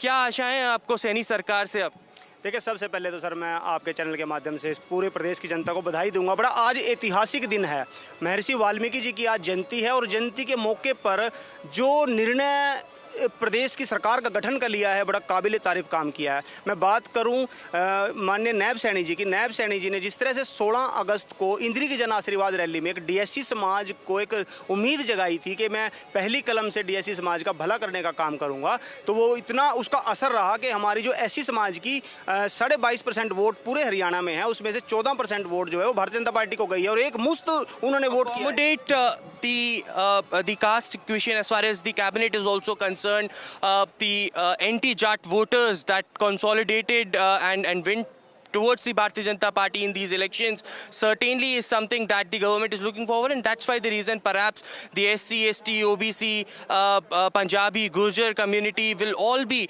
the part of this government as being also stated to us. आप लोगों को क्या आशाएं हैं? आज सैनी सरकार दोबारा नायब सिंह सैनी मुख्यमंत्री की शपथ ले रहे हैं। देखिए, सबसे पहले तो मैं आपका NDTV का धन्यवाद करता हूँ, आप यहाँ पहुँचे हैं और नायब सिंह सैनी जी दोबारा जो ले रहे हैं शपथ आज मुख्यमंत्री जी की ले रहे हैं, तो इनसे आशा है जी, जैसे इन्होंने पहले भी योजनाएं निकाली है, लाडो योजना निकाल दिया है, महिलाओं के लिए है, चाहे वो युवाओं के लिए है, चाहे वो नौकरियों की बात है, ये बाद में अपनी शपथ ग्रहण समारोह है। सबसे पहले उन्होंने कल जो 24,000 जो है जो नियुक्तियाँ थी वो दे दी गई हैं। Those are the promises that people know on ground as well. The reality is that the people are massively aware of what the promises they have done. But as far as the arrangements is concerned that you asked me, let me show you a quick glimpse of the Dashera ground where the oath-taking ceremony will start at around 1:15. Massive arrangements and security covers, multi-layer barricadings, multi-layer security had been put in place because a lot of VIP movement will be seen today in Panchkula, because it's just not the oath-taking ceremony where we will see the top union ministers and along with Prime Minister, along with the Defence Minister, Home Minister, but also the Chief Ministers of the NDA Alliance as well taking participation in this oath-taking, and all have congratulated for the massive victory to the Bharatiya Janata Party. And on the other side, the oath-taking ceremony is the grand show. NDA Chief Ministers Council meeting that will start probably at 3 p.m. and will go till 7 p.m. And the agenda is very clear: to take India forward, to strengthen India's democracy, and also to celebrate 75 those are the years visuals of Indian Uttar Pradesh Chief Minister Yogi Adityanath arriving. You can see Bhupendra Patel, Chief Minister of Gujarat, also in attendance. This is BJP and NDA's big show of strength. Day chosen is significant. This is our special broadcast. I am being joined by Liz Matthew of Indian Express and Amitabh Tiwari, political strategist and analyst. BJP alone has 13 chief ministers and 16 deputy chief ministers. All of them are in attendance, Liz. The significance of today. The ceremony has been chosen on Valmiki Jayanti. It marks the birth anniversary of Maharishi Valmiki, the author of Ramayana. The BJP is sending a message, a signal to the scheduled castes. They realize fully well that this victory in Haryana has to do with that shift which happened from the Lok Sabha polls when the SCs moved away in Haryana, all because BJP's overall numbers went down from 10 to 5 to now when they returned to the BJP fold in these elections. Yes, Maria. We know that, since 2014, the BJP's biggest strength was this, the consolidated support base of the backward communities and to an extent Dalit. Even for Mayawati's support base, where the party which was actually eating into Mayawati's vote base in many places was the BJP. And BJP, as we know, we have seen in 2014 and then later in 2019. And we had seen how BJP had given representation to the community, the OBC community, and every step the party has been taking since then has been in line with this move.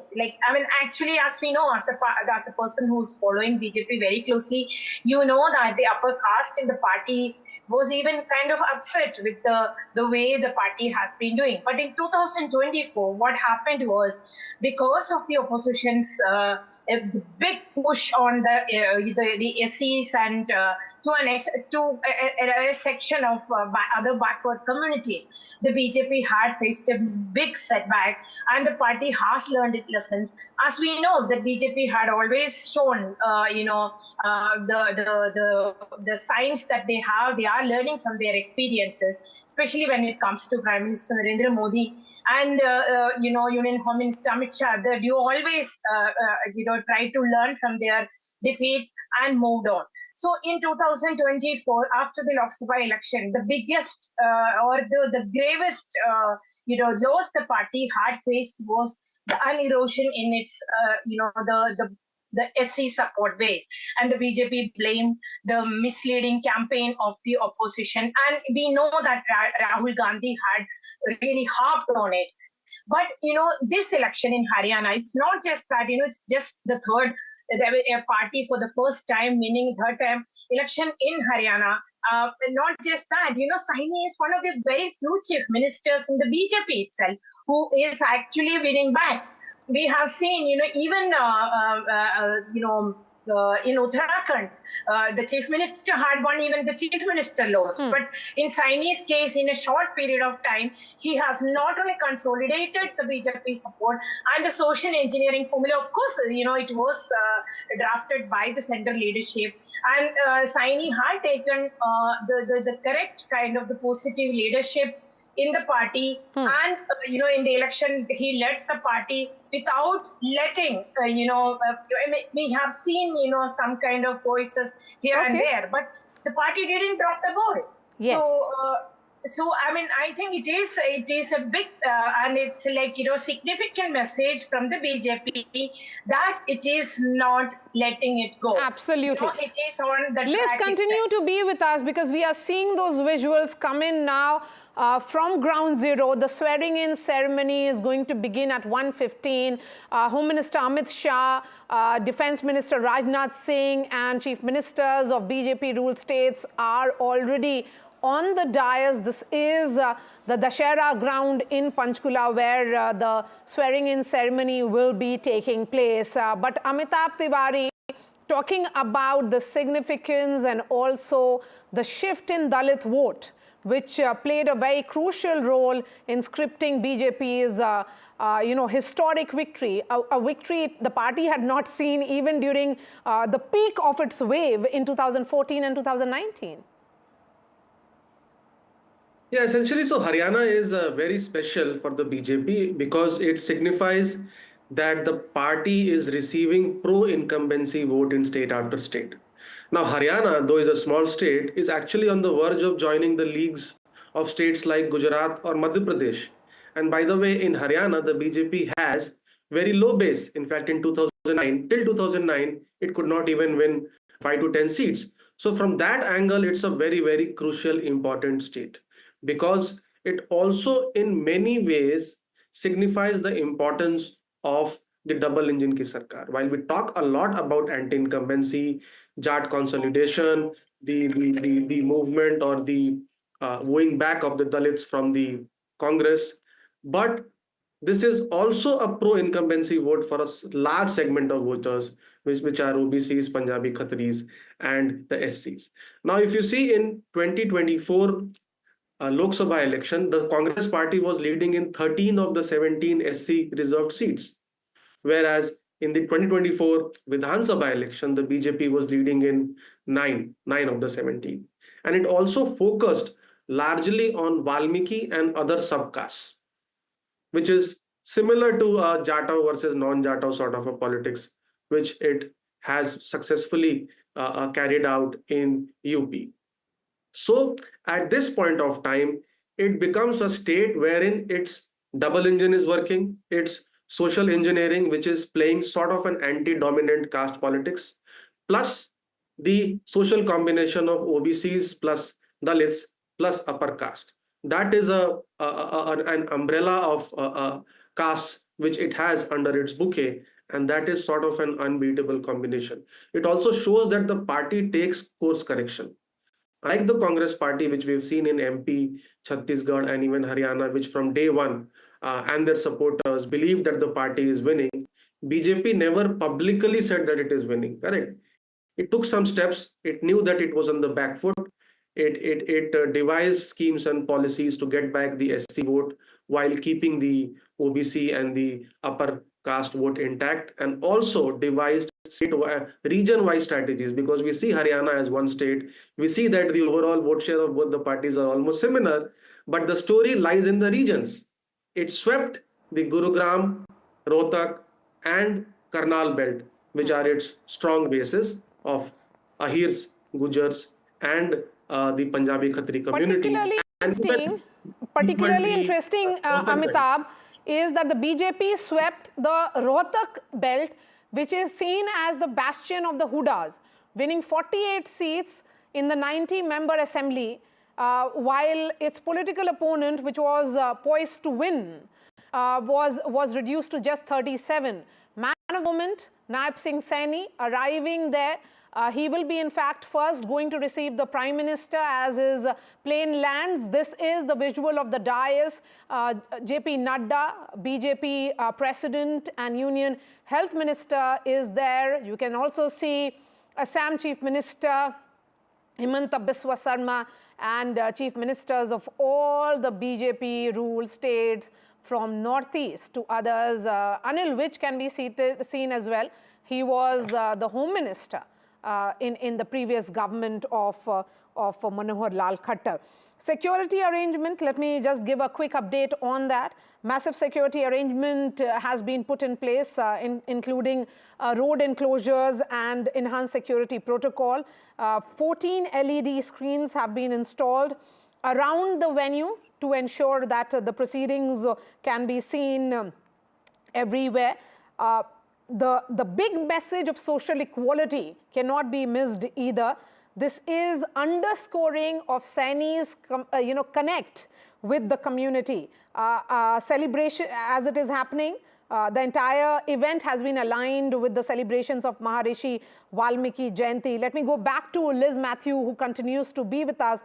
Liz, a high-profile ceremony, taking place in the presence of 50,000 people, several notable dignitaries, including Prime Minister, who will be arriving, shortly. But Haryana isn't a Madhya Pradesh or even a Gujarat, which has been bastions of the BJP. This is turning out to be a rival of the BJP or continuation of the BJP power in a state which was not seen as a traditional state for its growth. Yes, Maria.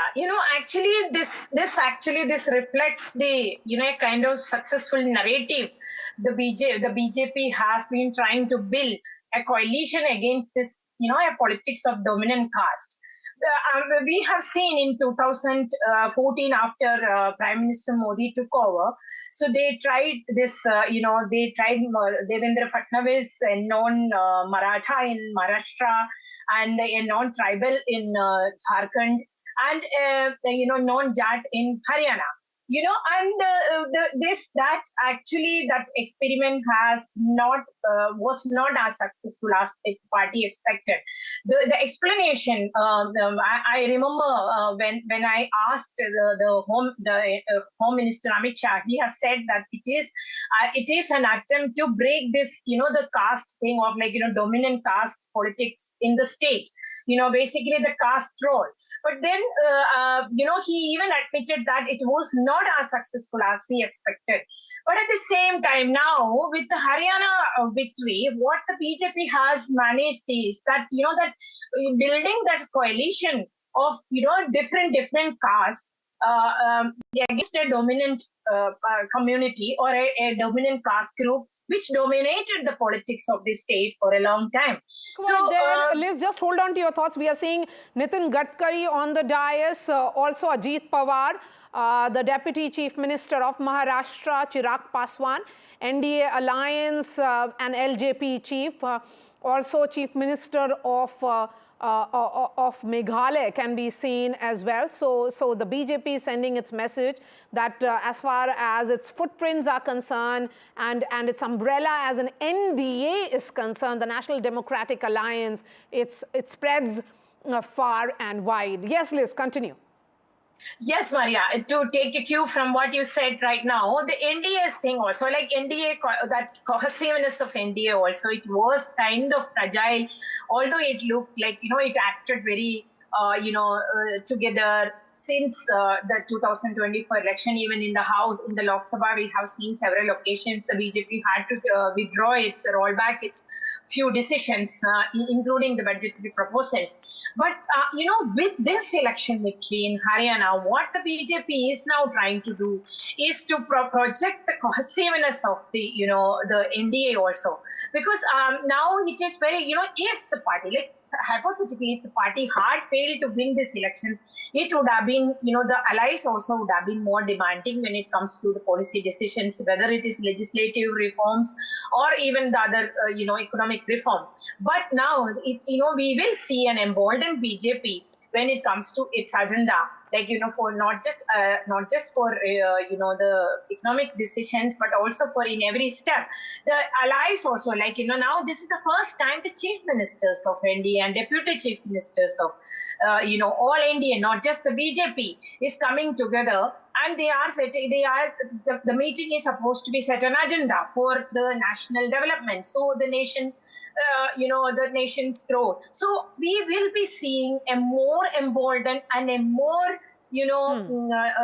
cohesive NDA in the coming days. Even in the winter session, we will be able to see that. This is the beginning of that. And it is the clear message, without any fanfare. They just invited all the CMs and all the chief ministers and deputy chief ministers. And every ally leader is also on the dais. Yes. So that also shows the BJP is emboldening us a coalition, the coalition partner also. Yes, and Liz, the message is also of ushering in the second generation of leadership in several states. Nayab Saini perhaps symbolizes that messaging. Amitabh Tiwari, Nayab Saini, firmly backed by the entire top leadership of the BJP, had launched the BJP's poll campaign in South Haryana. The message there was about welfare initiatives and also, transparency in recruitment. He tried to address the issues of SC/ST reservation and also tried to counter what has been the Congress party's narrative. And he succeeded in doing so.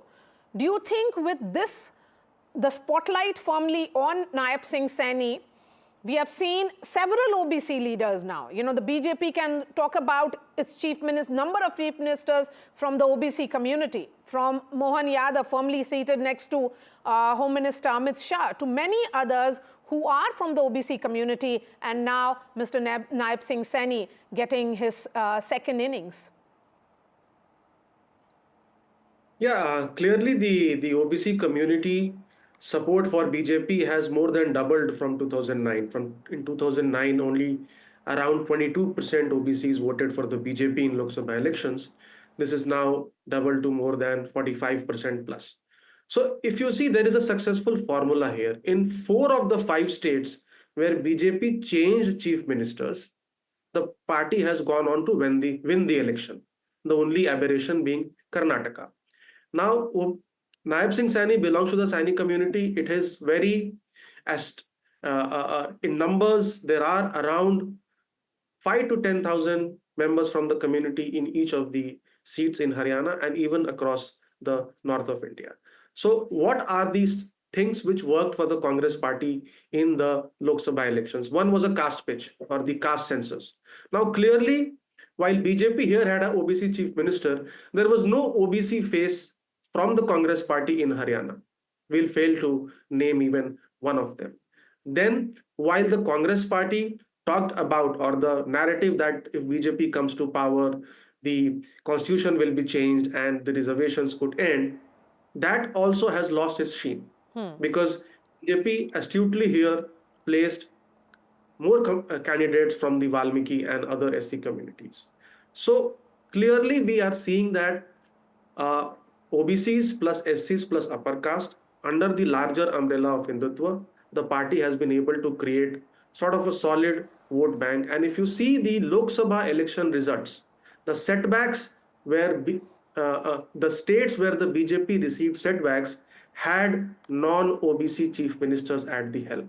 Rajasthan and Uttar Pradesh. Yes. Wherever the alliance had OBC chief ministers, including Bihar, MP, they have done fairly well, or they held on to the seat tally.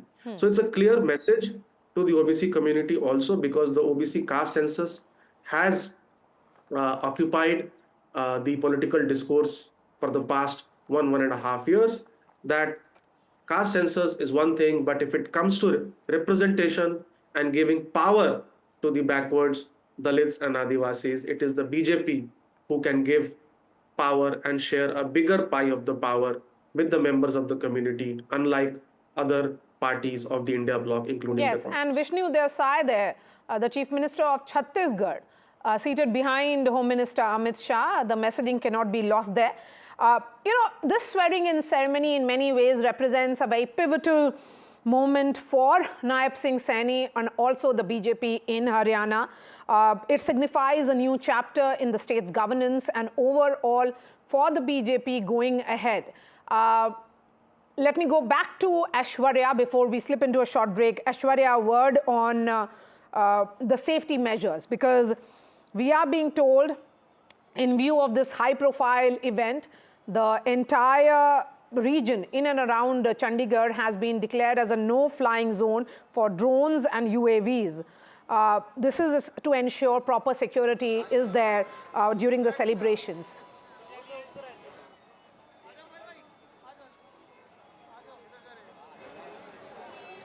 Well, certainly, the Panchkula region had been declared as no-flying zone.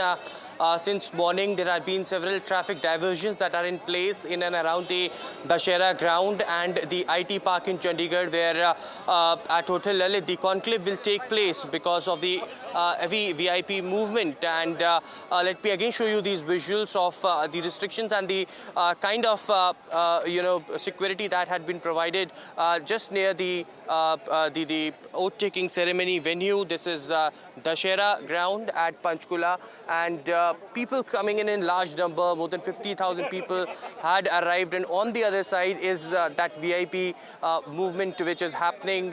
Since morning, we have seen several of the VIPs, including Union Ministers, Jitam Ram Manji to Chirag Paswan to JP Nadda, BJP President, all coming in, and they will be sharing stage with Nayab Saini and Prime Minister Narendra Modi in the historic oath-taking ceremony. But as far as the cabinet is concerned, NDTV had exclusively accessed this list, and 14 of the MLAs, including Nayab Saini, will be taking oath.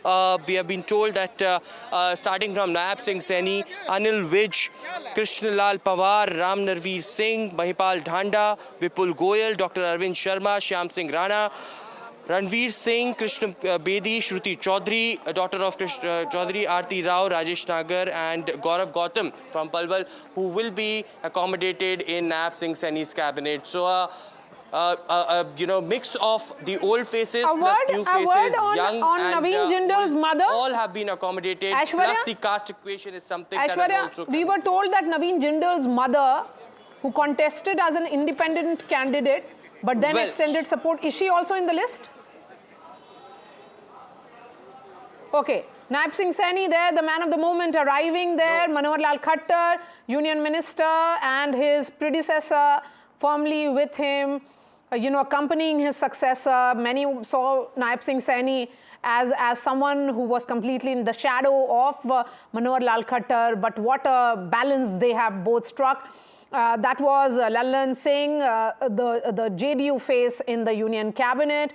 Eknath Shinde, the chief minister of Maharashtra, can be seen as well. Devendra Fadnavis on the stage. Yes, Aishwarya, a word on Naveen Jindal's mother, and also in all 13 ministers can be sewn in. So will that be the total strength of the Council of Ministers?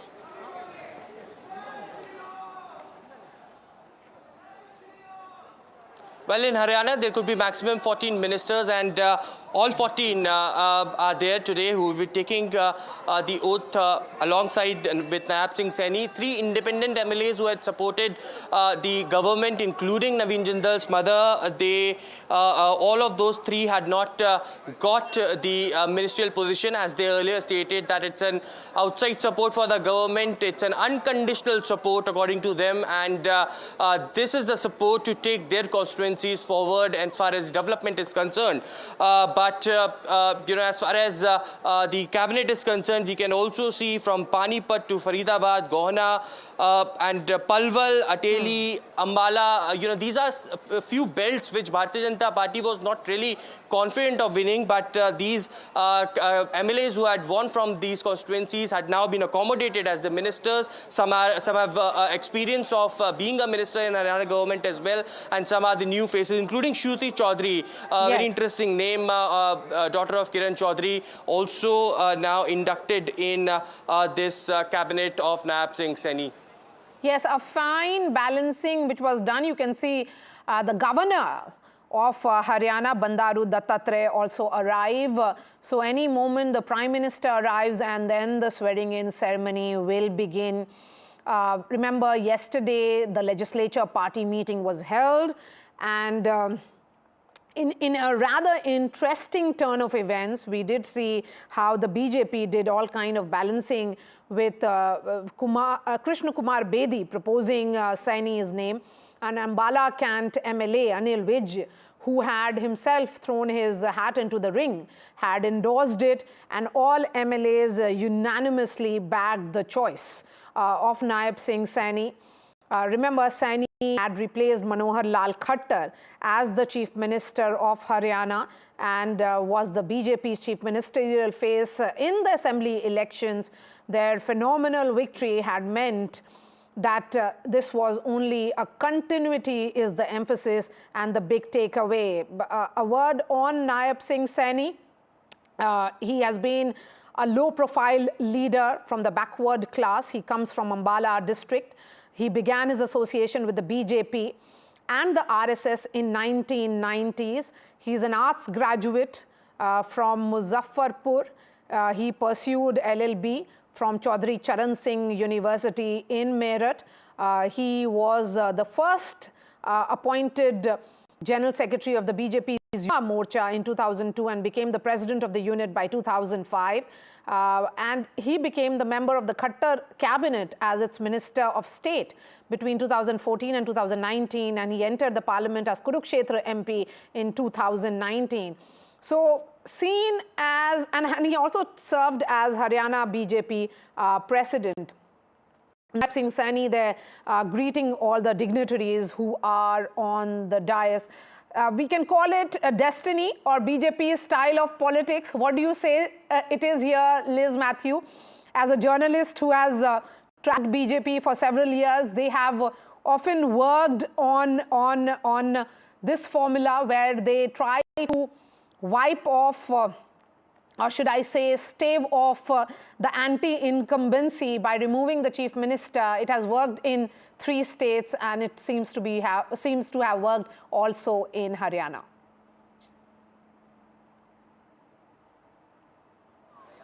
Liz, if you heard me. Yes, it has helped BJP in, we have seen, the BJP had in Uttarakhand had seen different, multiple changes of at the top leadership before the last election in Uttarakhand. But when, even if there were only few months left, Pushkar Singh Dhami, although he lost the election, the party had won majority. And in Gujarat also. But these are the states where the BJP has been strong, this Haryana is a state where what makes actually Saini's victory brighter is Haryana is a state where the BJP itself didn't have much hope, to win this election with such majority. One. There, the BJP strategy. Okay, we can see Chandrababu Naidu now arrived, TDP chief and chief minister of Andhra Pradesh, a crucial ally of the union government of the BJP at the center. Chandrababu Naidu in attendance at the swearing-in ceremony. Yes, go ahead, Liz. Yeah, the BJP had, their strategy, they had crafted a strategy for this one to overcome this anti-incumbency. We have seen they are changing almost 60 candidates and only 30 plus were repeated, and that's one. And secondly, chief minister's change, of course, you mentioned, and also one is social engineering formula when it came to electioneering and candidate selection. They kind of tried to knit together a coalition which caste and different caste, whoever matters, among the communities were given a hear. I mean, they were heard and their representation was taken into. Second, the leadership, there were so many disgruntled elements, of course, because of the entry of some leaders from the Congress. There were so many disgruntled elements in the party, but which actually had affected parties, performance in 2024 Lok Sabha election. The party this time, post that election result, the party has taken care of attending to and listening to every section and every leader. I mean, I remember talking to one of those leaders. He said every leader, even if a person who had his influence in 1 or 2 constituencies, we were ready to listen to them and their concerns were addressed. That is it. And also, the mistake they had done was taking, when it comes to this beneficiaries, taking them, the BJP is a party which always from 2019, we have seen, how much focus they had given to this Labhardis. But it was kind of lost, it looked like in some states during the Lok Sabha election, but in Haryana, they again got it together. And, all those, even when I went and people used to talk about what the government had, the welfare schemes from the center on the stage for the women and all. The third thing, the most important thing is that, the BJP used the fragmented opposition very effectively. They, wherever the Congresses, the Jat leaders had the, significant influence, the BJP used either smaller parties or the independents to split their vote. So that is why, because we have seen that even if the Congress got majority of the, majority of the Jat votes, the seat in terms of seat, the BJP has higher number of seats, in the assembly election. So I think we can see, Maria, in the coming Maharashtra election also, the BJP would be using more or less the same strategy where they will stitch together a social coalition. And also the ticket distribution will be like that. To counter this Marathwada anchor and all, they would make use of, they will try to consolidate the entire, the non-Maratha community, one, and also try to accommodate the interest or the concerns of the prominent community. This we would be seeing in Maharashtra also, and in Jharkhand, of course. We know that the BJP has to take back its tribal support. The BJP lost all the tribal seats in the Lok Sabha election, so there also we will see how BJP is stitching this formula. I think in the government also more or less it is the same. I can't say that what kind of the caste combination in the formation, but I'm sure, knowing BJP strategies or what we have seen so far, the party will be taking care and they would not make any, chance for any community any significant community to complain so that, it will affect their Maharashtra and Jharkhand prospects. Maharashtra may be a different story altogether because right from day one, Amitabh Tiwari, it's not that BJP doesn't have a chance in Maharashtra. It was a completely different story in terms of narrative also in Haryana. Much before Haryana results, and of course now post Haryana results, it has got that much needed fillip, but the messaging was that it's trying to get its optics right, it's trying to get its alliance right in Maharashtra. But talking about Haryana and staying with Nayab Saini, the man of the moment here, one thing that seems to have worked for him was also as a leader who was in complete contrast to his predecessor as someone very, very approachable. He was seen as accessible to not just his party leaders, but to a lot of people who found Mr. Khattar as inaccessible. Yeah, so essentially he has been there in the party and has a lot of experience despite being only 54 years of age. So he comes from the OBC community and also is the second generational sort of a leader of the BJP, which it is grooming for higher positions, not only at the state level, but also perhaps at the central level in the future. And he has this Aam Aadmi image, as you mentioned. So contrary to Manohar Lal Khattar, he has this image of easy approachability, and he has also taken all the camps of the BJP in the state of Haryana together. If we see the number of rebels compared to the Congress party, the BJP had lower number of rebels, and thus they damaged the prospects of BJP in much lower number of seats compared to the Congress party, which lost because of rebellion. So he also had a tight grip on the organization. The RSS played a crucial role here.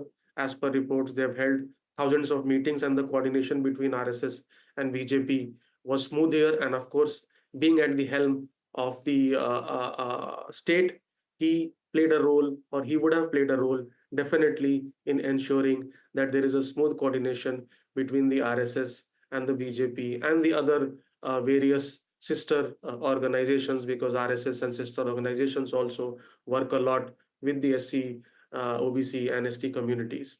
So yeah, he has been rising up the ladder in Haryana for quite some time.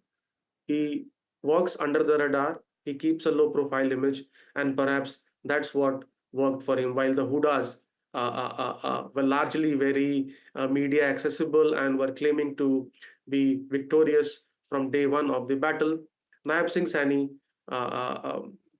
realized that the BJP is on the back foot, did a SWOT analysis, went back to the drawing board and created or drafted strategies which helped the party neutralize anti-incumbency to a large extent. And that is what quintessential the new BJP is, Amitabh, isn't it? That it is capable of realizing that when the morale of its cadres is low, then they can make a comeback and give that much needed booster dose as the party has got after this Haryana victory. Yeah, so essentially, I mean, before you enter any battle, you have to do a very honest SWOT analysis. And that is the strength of the BJP. Even if you saw in the Madhya Pradesh and Chhattisgarh elections where people were writing off BJP from day one, it crawled back and registered impressive victories. A similar sort of a thing seems to have happened in Haryana, where the party contested a very seat-by-seat local election, unlike its strategy of contesting a very presidential election with Prime Minister Modi at the helm. In this election, the party has shown that it can even contest a localized seat-by-seat election.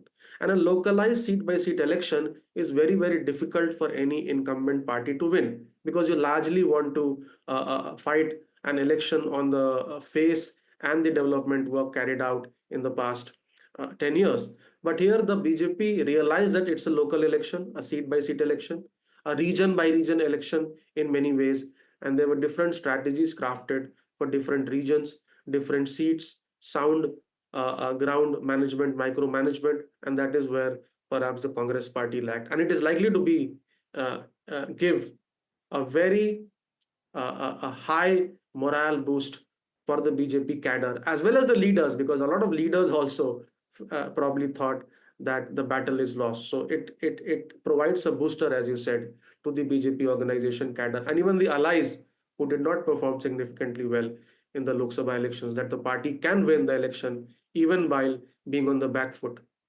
Yes. You know, as a word on the new cabinet or council of ministers, which is going to be formed in another few minutes, is expected to be, you know, in all 13 plus 1, which is the chief minister, and 13 ministers, that's maximum that can be sworn in. And they will be serving as the council of ministers for Nayab Saini. They are likely to be, as Aishwarya was pointing out, from multiple regions. In fact, all regions is likely to be represented in this Council of Ministers. So regional balance is being ensured besides the caste balance. Celebrations have begun already in the Shalimar ground in Panchkula, where this oath-taking ceremony is happening. Aishwarya, a quick word, where is the Prime Minister? Has he arrived?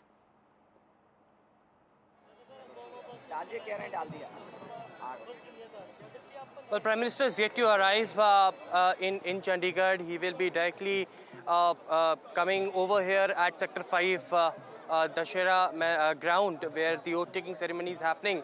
But still people are coming in large numbers. Of course, the leaders have already arrived on the stage. Okay, Aishwarya, just hold on to your thoughts. Let's go full frame to the visuals of the arrival of the Prime Minister. The Prime Minister has arrived for the swearing-in ceremony of Nayab Saini, as Nayab Saini's second innings will be beginning any moment now. That is Bandaru Dattatreya, the governor of Haryana, who will be conducting the swearing-in ceremony. Let's listen in to the audio that's coming from the ground.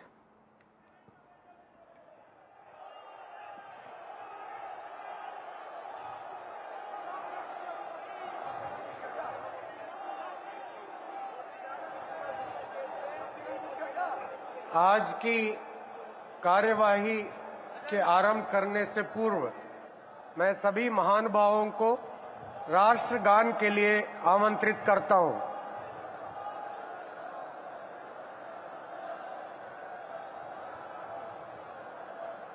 जनगण मन अधिनायक जय हे भारत भाग्य विधाता, पंजाब सिंध गुजरात मराठा द्राविड उत्कल बंगा, विंध्य हिमाचल यमुना गंगा उच्चल जलधि तरंगा, तव शुभ नामे जागे, तव शुभ आशीष मांगे, गाहे तव जय गाथा, जन गण मंगलदायक जय हे भारत भाग्य विधाता, जय हे जय हे जय हे जय जय जय जय हे।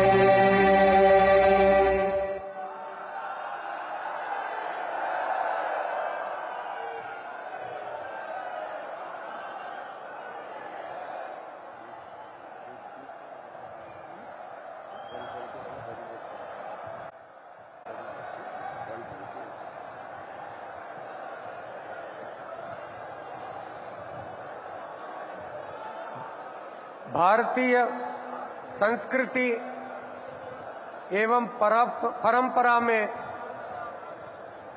अतिथि देवो भव सर्वोपरि है। यहाँ उपस्थित परम आदरणीय प्रधानमंत्री महोदय,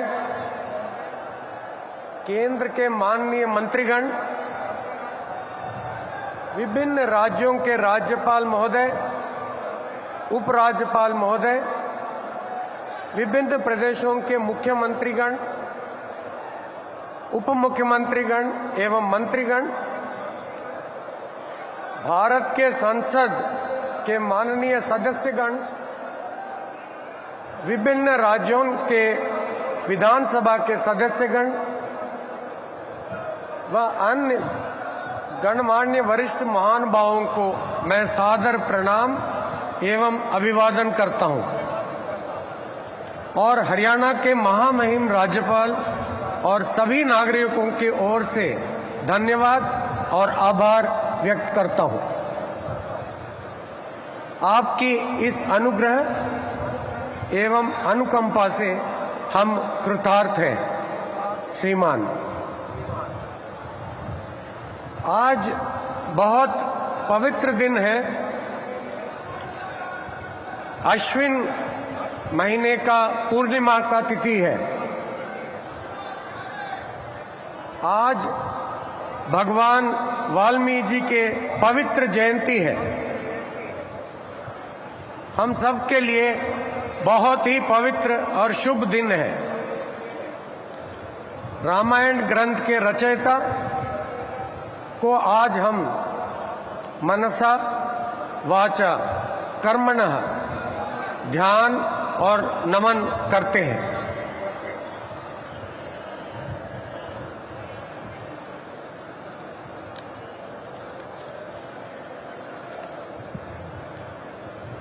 अब मैं माननीय राज्यपाल महोदय से शपथ ग्रहण समारोह आरंभ करने की अनुमति चाहूंगा। माननीय राज्यपाल महोदय ने अनुमति प्रदान कर दी है, अतः इस समारोह की कार्यवाही आरंभ की जाती है।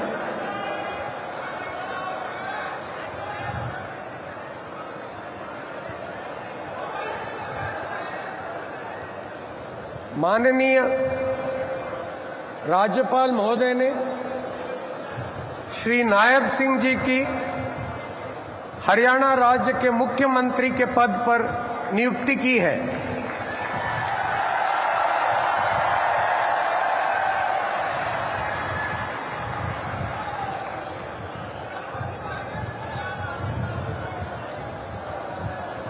अब मैं श्री नायब सिंह जी से निवेदन करता हूं कि वे पद एवं गोपनीयता की शपथ ग्रहण करने के लिए मंच पर पधारें।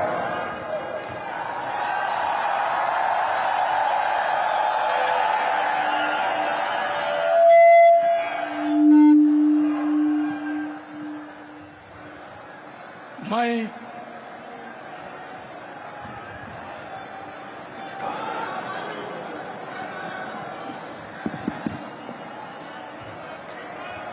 नायब सिंह सैनी ईश्वर की शपथ लेता हूं कि मैं विधि द्वारा स्थापित भारत के संविधान के प्रति सच्ची श्रद्धा और निष्ठा रखूंगा। मैं भारत की प्रभुता और अखंडता अक्षुण्ण रखूंगा। मैं हरियाणा राज्य के मुख्यमंत्री के रूप में अपने कर्तव्यों का श्रद्धापूर्वक और शुद्ध अंतःकरण से निर्वहन करूंगा तथा भय या पक्षपात, अनुराग या द्वेष के बिना मैं सब प्रकार के लोगों के प्रति संविधान के और विधि के अनुसार न्याय करूंगा। मैं नायब सिंह सैनी ईश्वर की शपथ लेता हूं कि जो विषय हरियाणा राज्य के मुख्यमंत्री के रूप में मेरे विचार के लिए लाया जाएगा अथवा मुझे ज्ञात होगा, उसे किसी व्यक्ति या व्यक्तियों को उस अवस्था को छोड़कर, जबकि ऐसे मुख्यमंत्री के रूप में अपने कर्तव्यों के उचित निर्वहन के लिए ऐसा करना अपेक्षित हो, अन्य अवस्था में मैं प्रत्यक्ष या परोक्ष रूप में संसूचित या प्रकट नहीं करूंगा।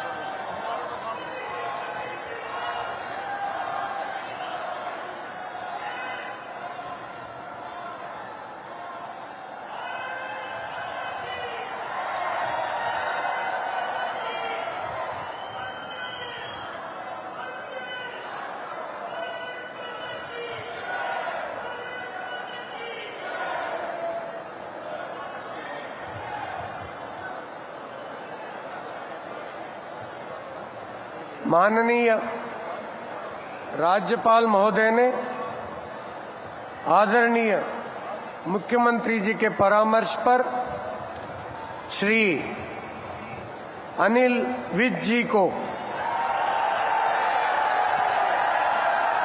हरियाणा राज्य के मंत्री के पद पर नियुक्ति की है। अब मैं श्री अनिल विज जी से निवेदन करता हूं कि वे पद एवं गोपनीयता की शपथ ग्रहण करने के लिए मंच पर पधारे। मैं अनिल विज ईश्वर की शपथ लेता हूं कि मैं विधि द्वारा स्थापित भारत के संविधान के प्रति सच्ची श्रद्धा और निष्ठा रखूंगा। मैं भारत की प्रभुता और अखंडता अक्षुण्ण रखूंगा। मैं हरियाणा राज्य के मंत्री के रूप में अपने कर्तव्यों का श्रद्धापूर्वक और शुद्ध अंतःकरण से निर्वहन करूंगा तथा भय या पक्षपात, अनुराग या द्वेष के बिना मैं सब प्रकार के लोगों के प्रति संविधान के और विधि के अनुसार न्याय करूंगा।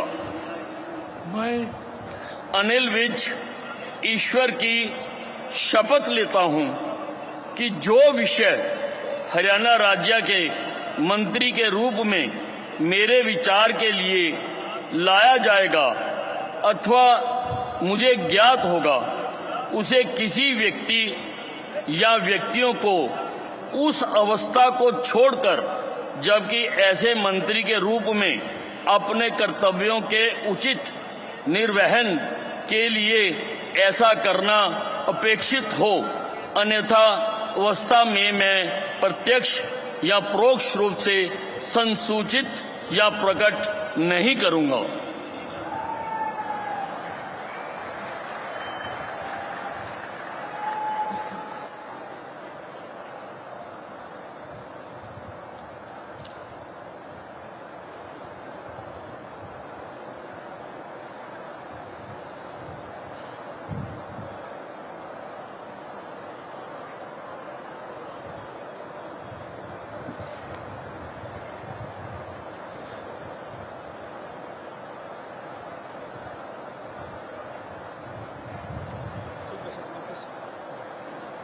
मत जाओ।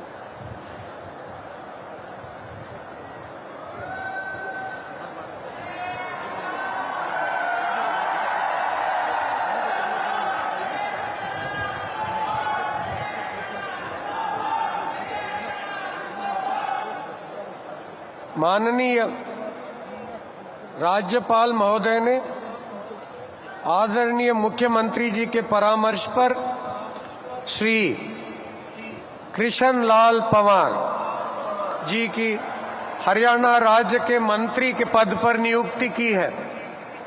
अब मैं श्री कृष्ण लाल पंवार जी से निवेदन करता हूं कि वे पद एवं गोपनीयता की शपथ ग्रहण करने के लिए मंच पर पधारें। मैं कृष्ण लाल पंवार ईश्वर की शपथ लेता हूं कि मैं विधि द्वारा स्थापित भारत के संविधान के प्रति सच्ची श्रद्धा और निष्ठा रखूंगा। मैं भारत की प्रभुता और अखंडता अक्षुण्ण रखूंगा। मैं हरियाणा राज्य के मंत्री के रूप में अपने कर्तव्यों का श्रद्धापूर्वक शुद्ध अंतःकरण के निर्वहन करूंगा तथा भय या पक्षपात, अनुराग या द्वेष के बिना मैं सब प्रकार के लोगों के प्रति संविधान के और विधि के अनुसार न्याय करूंगा। मैं कृष्ण लाल पंवार ईश्वर की शपथ लेता हूं कि जो विषय हरियाणा राज्य के मंत्री के रूप में विचार के लिए लाया जाएगा अथवा मुझे ज्ञात होगा, उसे किसी व्यक्ति या व्यक्तियों को उस अवस्था को छोड़कर जबकि ऐसे मंत्री के रूप में अपने कर्तव्यों के उचित निर्वहन के लिए ऐसा करना अपेक्षित हो, अन्य अवस्था में मैं प्रत्यक्ष या परोक्ष के रूप में संसूचित या प्रकट नहीं करूंगा।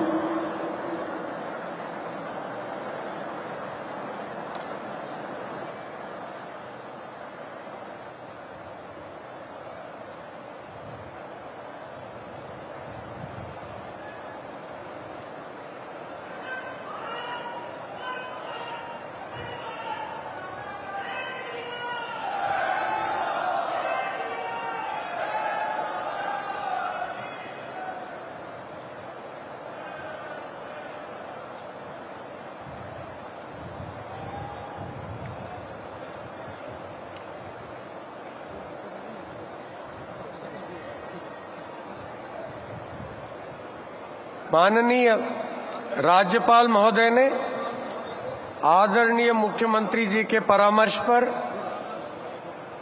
श्री राव नरबीर सिंह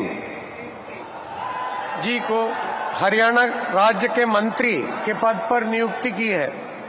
अब मैं श्री राव नरबीर सिंह जी से निवेदन करता हूं कि वे पद एवं गोपनीयता की शपथ ग्रहण करने के लिए मंच पर पधारें।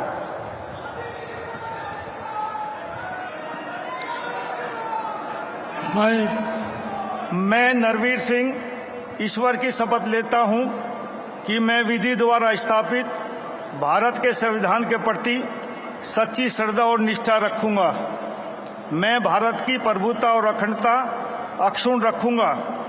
मैं हरियाणा राज्य के मंत्री के रूप में अपने कर्तव्यों का श्रद्धापूर्वक और शुद्ध अंतःकरण से निर्वहन करूंगा तथा भय या पक्षपात, अनुराग या द्वेष के बिना मैं सब प्रकार के लोगों के प्रति संविधान के और विधि के अनुसार न्याय करूंगा।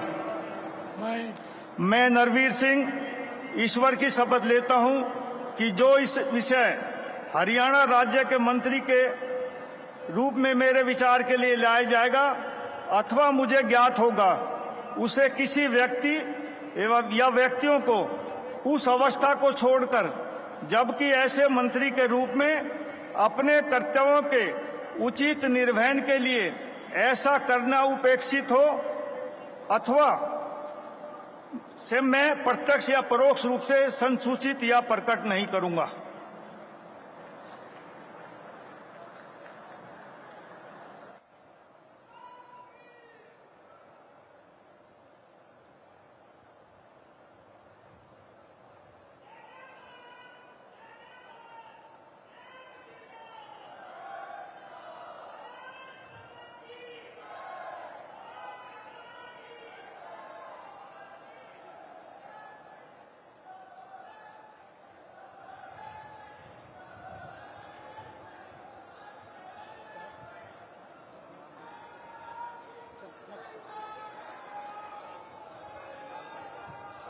माननीय राज्यपाल महोदय ने आदरणीय मुख्यमंत्री जी के परामर्श पर श्री महिपाल ढांडा जी को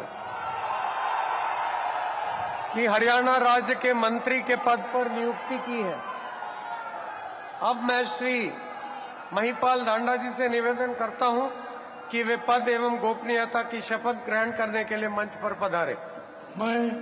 मैं महिपाल ढांडा ईश्वर की शपथ लेता हूं कि मैं विधि द्वारा स्थापित भारत के संविधान के प्रति सच्ची श्रद्धा और निष्ठा रखूंगा।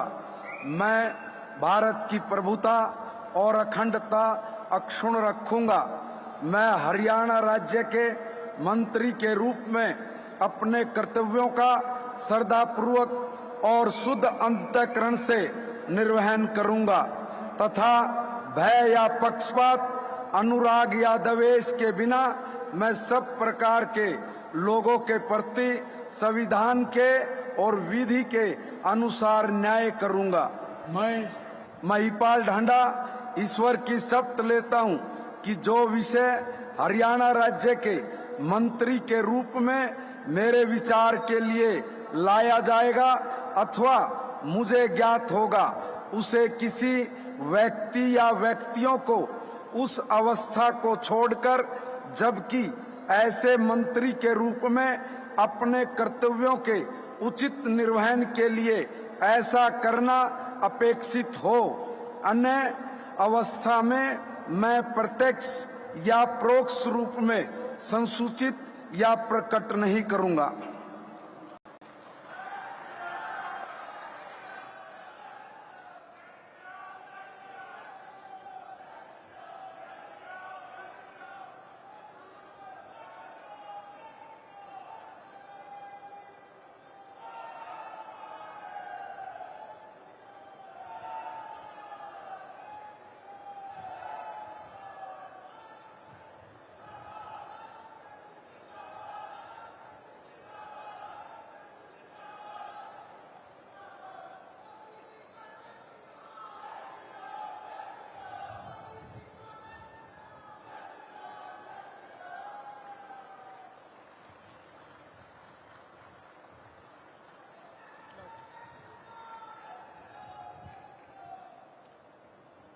माननीय राज्यपाल महोदय ने आदरणीय मुख्यमंत्री जी के परामर्श पर श्री विपुल गोयल जी की हरियाणा राज्य के मंत्री के पद पर नियुक्ति की है। अब मैं श्री विपुल गोयल जी से निवेदन करता हूं कि वे पद एवं गोपनीयता की शपथ ग्रहण करने के लिए मंच पर पधारें। मैं विपुल गोयल ईश्वर की शपथ लेता हूं कि मैं विधि द्वारा स्थापित भारत के संविधान के प्रति सच्ची श्रद्धा और निष्ठा रखूंगा। मैं भारत की प्रभुता और अखंडता अक्षुण्ण रखूंगा। मैं हरियाणा राज्य के मंत्री के रूप में अपने कर्तव्यों का श्रद्धापूर्वक और शुद्ध अंतःकरण से निर्वहन करूंगा तथा भय या पक्षपात, अनुराग या द्वेष के बिना मैं सब प्रकार के लोगों के प्रति संविधान के और विधि के अनुसार न्याय करूंगा। मैं विपुल गोयल ईश्वर की शपथ लेता हूं कि जो विषय हरियाणा राज्य के मंत्री के रूप में मेरे विचार के लिए लाया जाएगा अथवा मुझे ज्ञात होगा, उसे किसी व्यक्ति या व्यक्तियों को उस अवस्था को छोड़कर, जबकि ऐसे मंत्री के रूप में अपने कर्तव्यों के उचित निर्वहन के लिए ऐसा करना अपेक्षित हो, अन्य अवस्था में मैं प्रत्यक्ष या परोक्ष रूप में संसूचित या प्रकट नहीं करूंगा।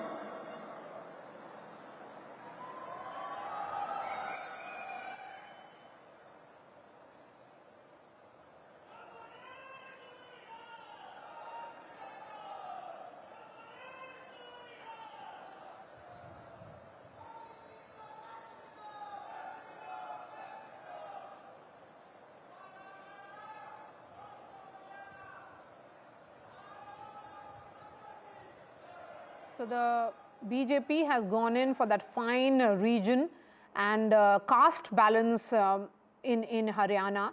That is what is being reflected in the Council of Ministers, which is being sown in right now.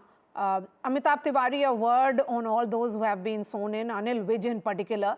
We do not know what will be his portfolio at the moment, but he was sown in as the second leader to be sown in today after Nayab Saini.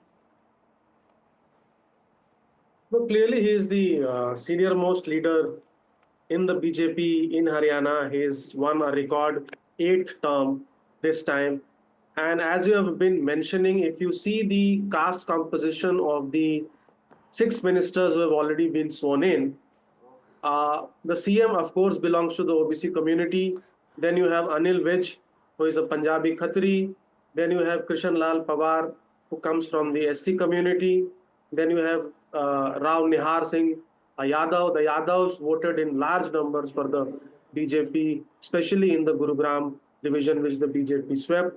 Then you have Mahipal Danda, belonging to the Jat community. The Jats also, contrary to expectations, have voted in decent numbers for the BJP, which was visible in the Rohtak division result, wherein the BJP and the Congress almost shared the honors 9 seats each out of 20 seats. And then Vipul Goyal, who belongs to the Vaishya or Baniya community, which is the traditional supporter of the BJP since its formation days. So we've seen 6 ministers taking oath, and all 6 of them belong to different caste communities, and the BJP is trying to strike a balance here, giving portfolios not only to its traditional support basis, but also to the Jat community. And we all have been talking about how BJP has placed or played here an anti-dominant caste politics. So now I think after the elections, the heightened tensions, the BJP wants to accommodate all social castes in its bouquet now. And one of the reasons which is being often discussed as the reasons for this victory of the BJP has been that it built a narrative which was against, Jat Shahi, which was the fear that if this was the case, then other backward castes could be ignored or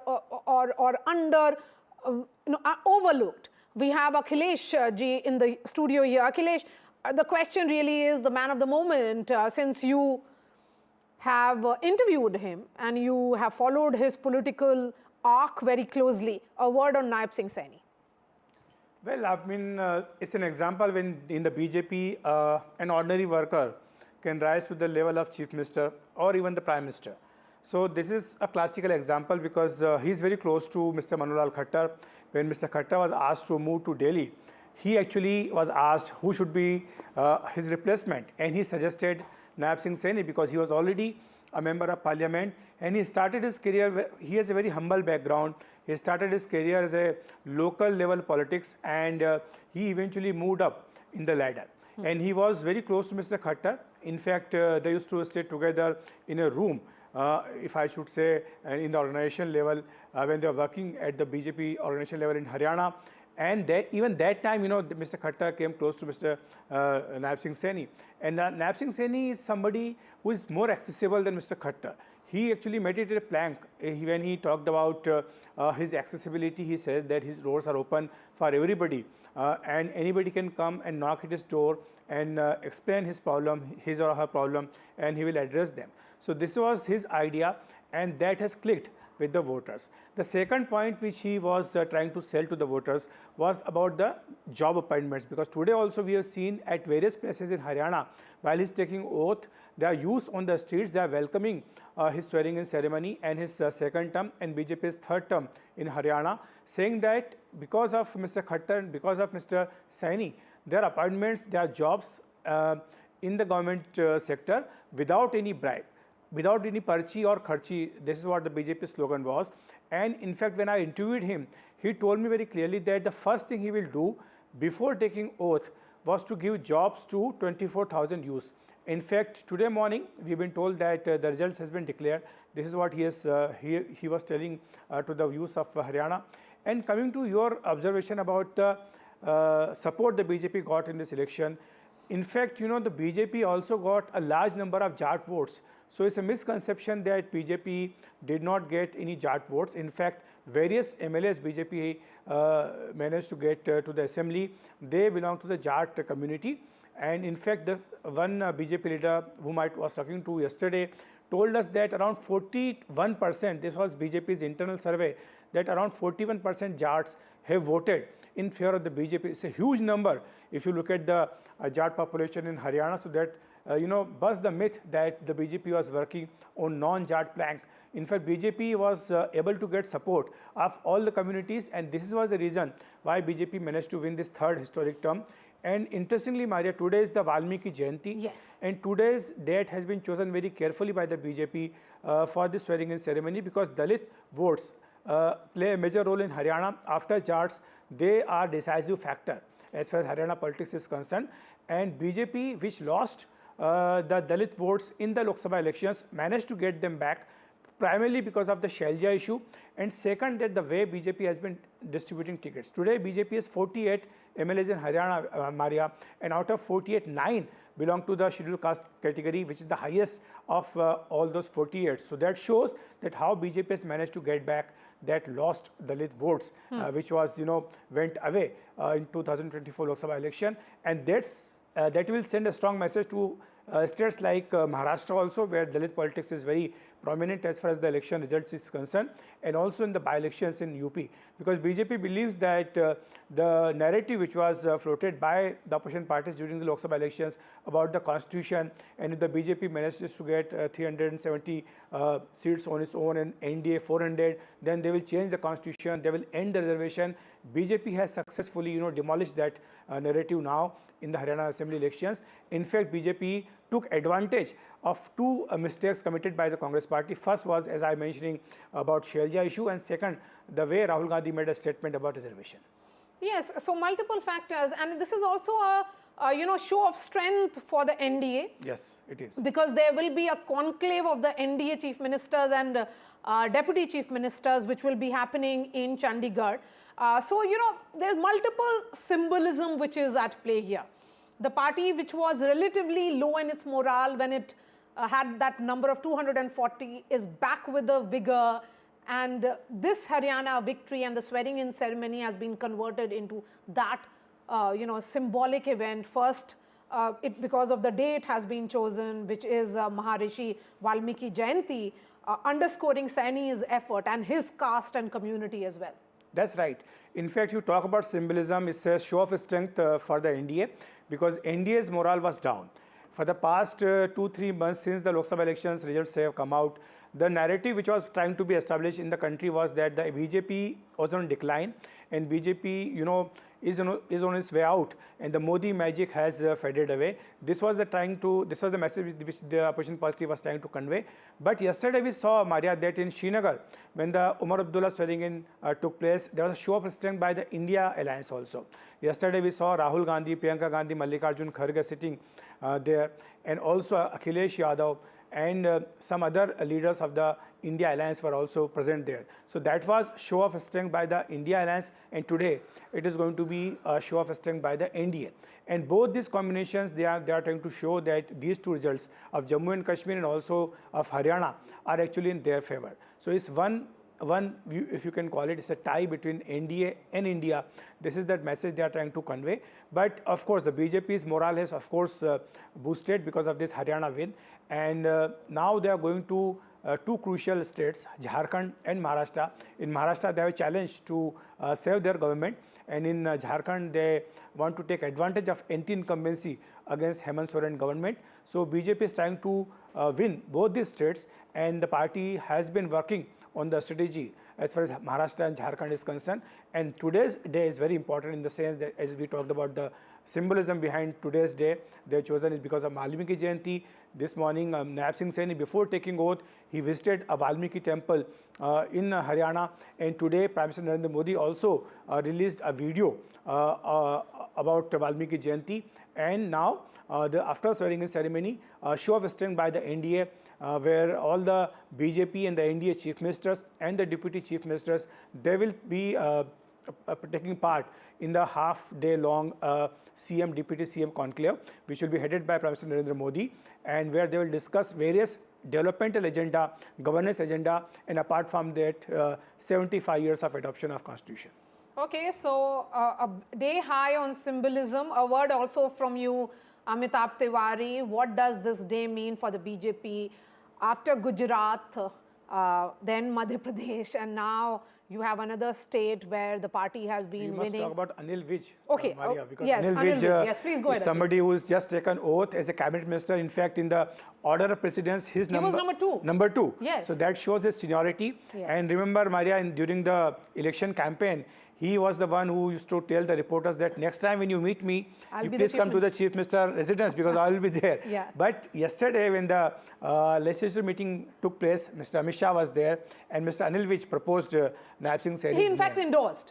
He was the second proposal. He was the Yeah, second proposal. yes, So, yes. in fact, I mean, Interesting BJP sorted development. out this matter very carefully because BJP knows it very well that be it around Indrajit or be it Anil Vij, they all were strong contender for the post of CMship. But during the campaign only, BJP had made it very clear that if BJP comes to power, Mr. Saini will be the CM. Saini will be the chief minister. And Rahul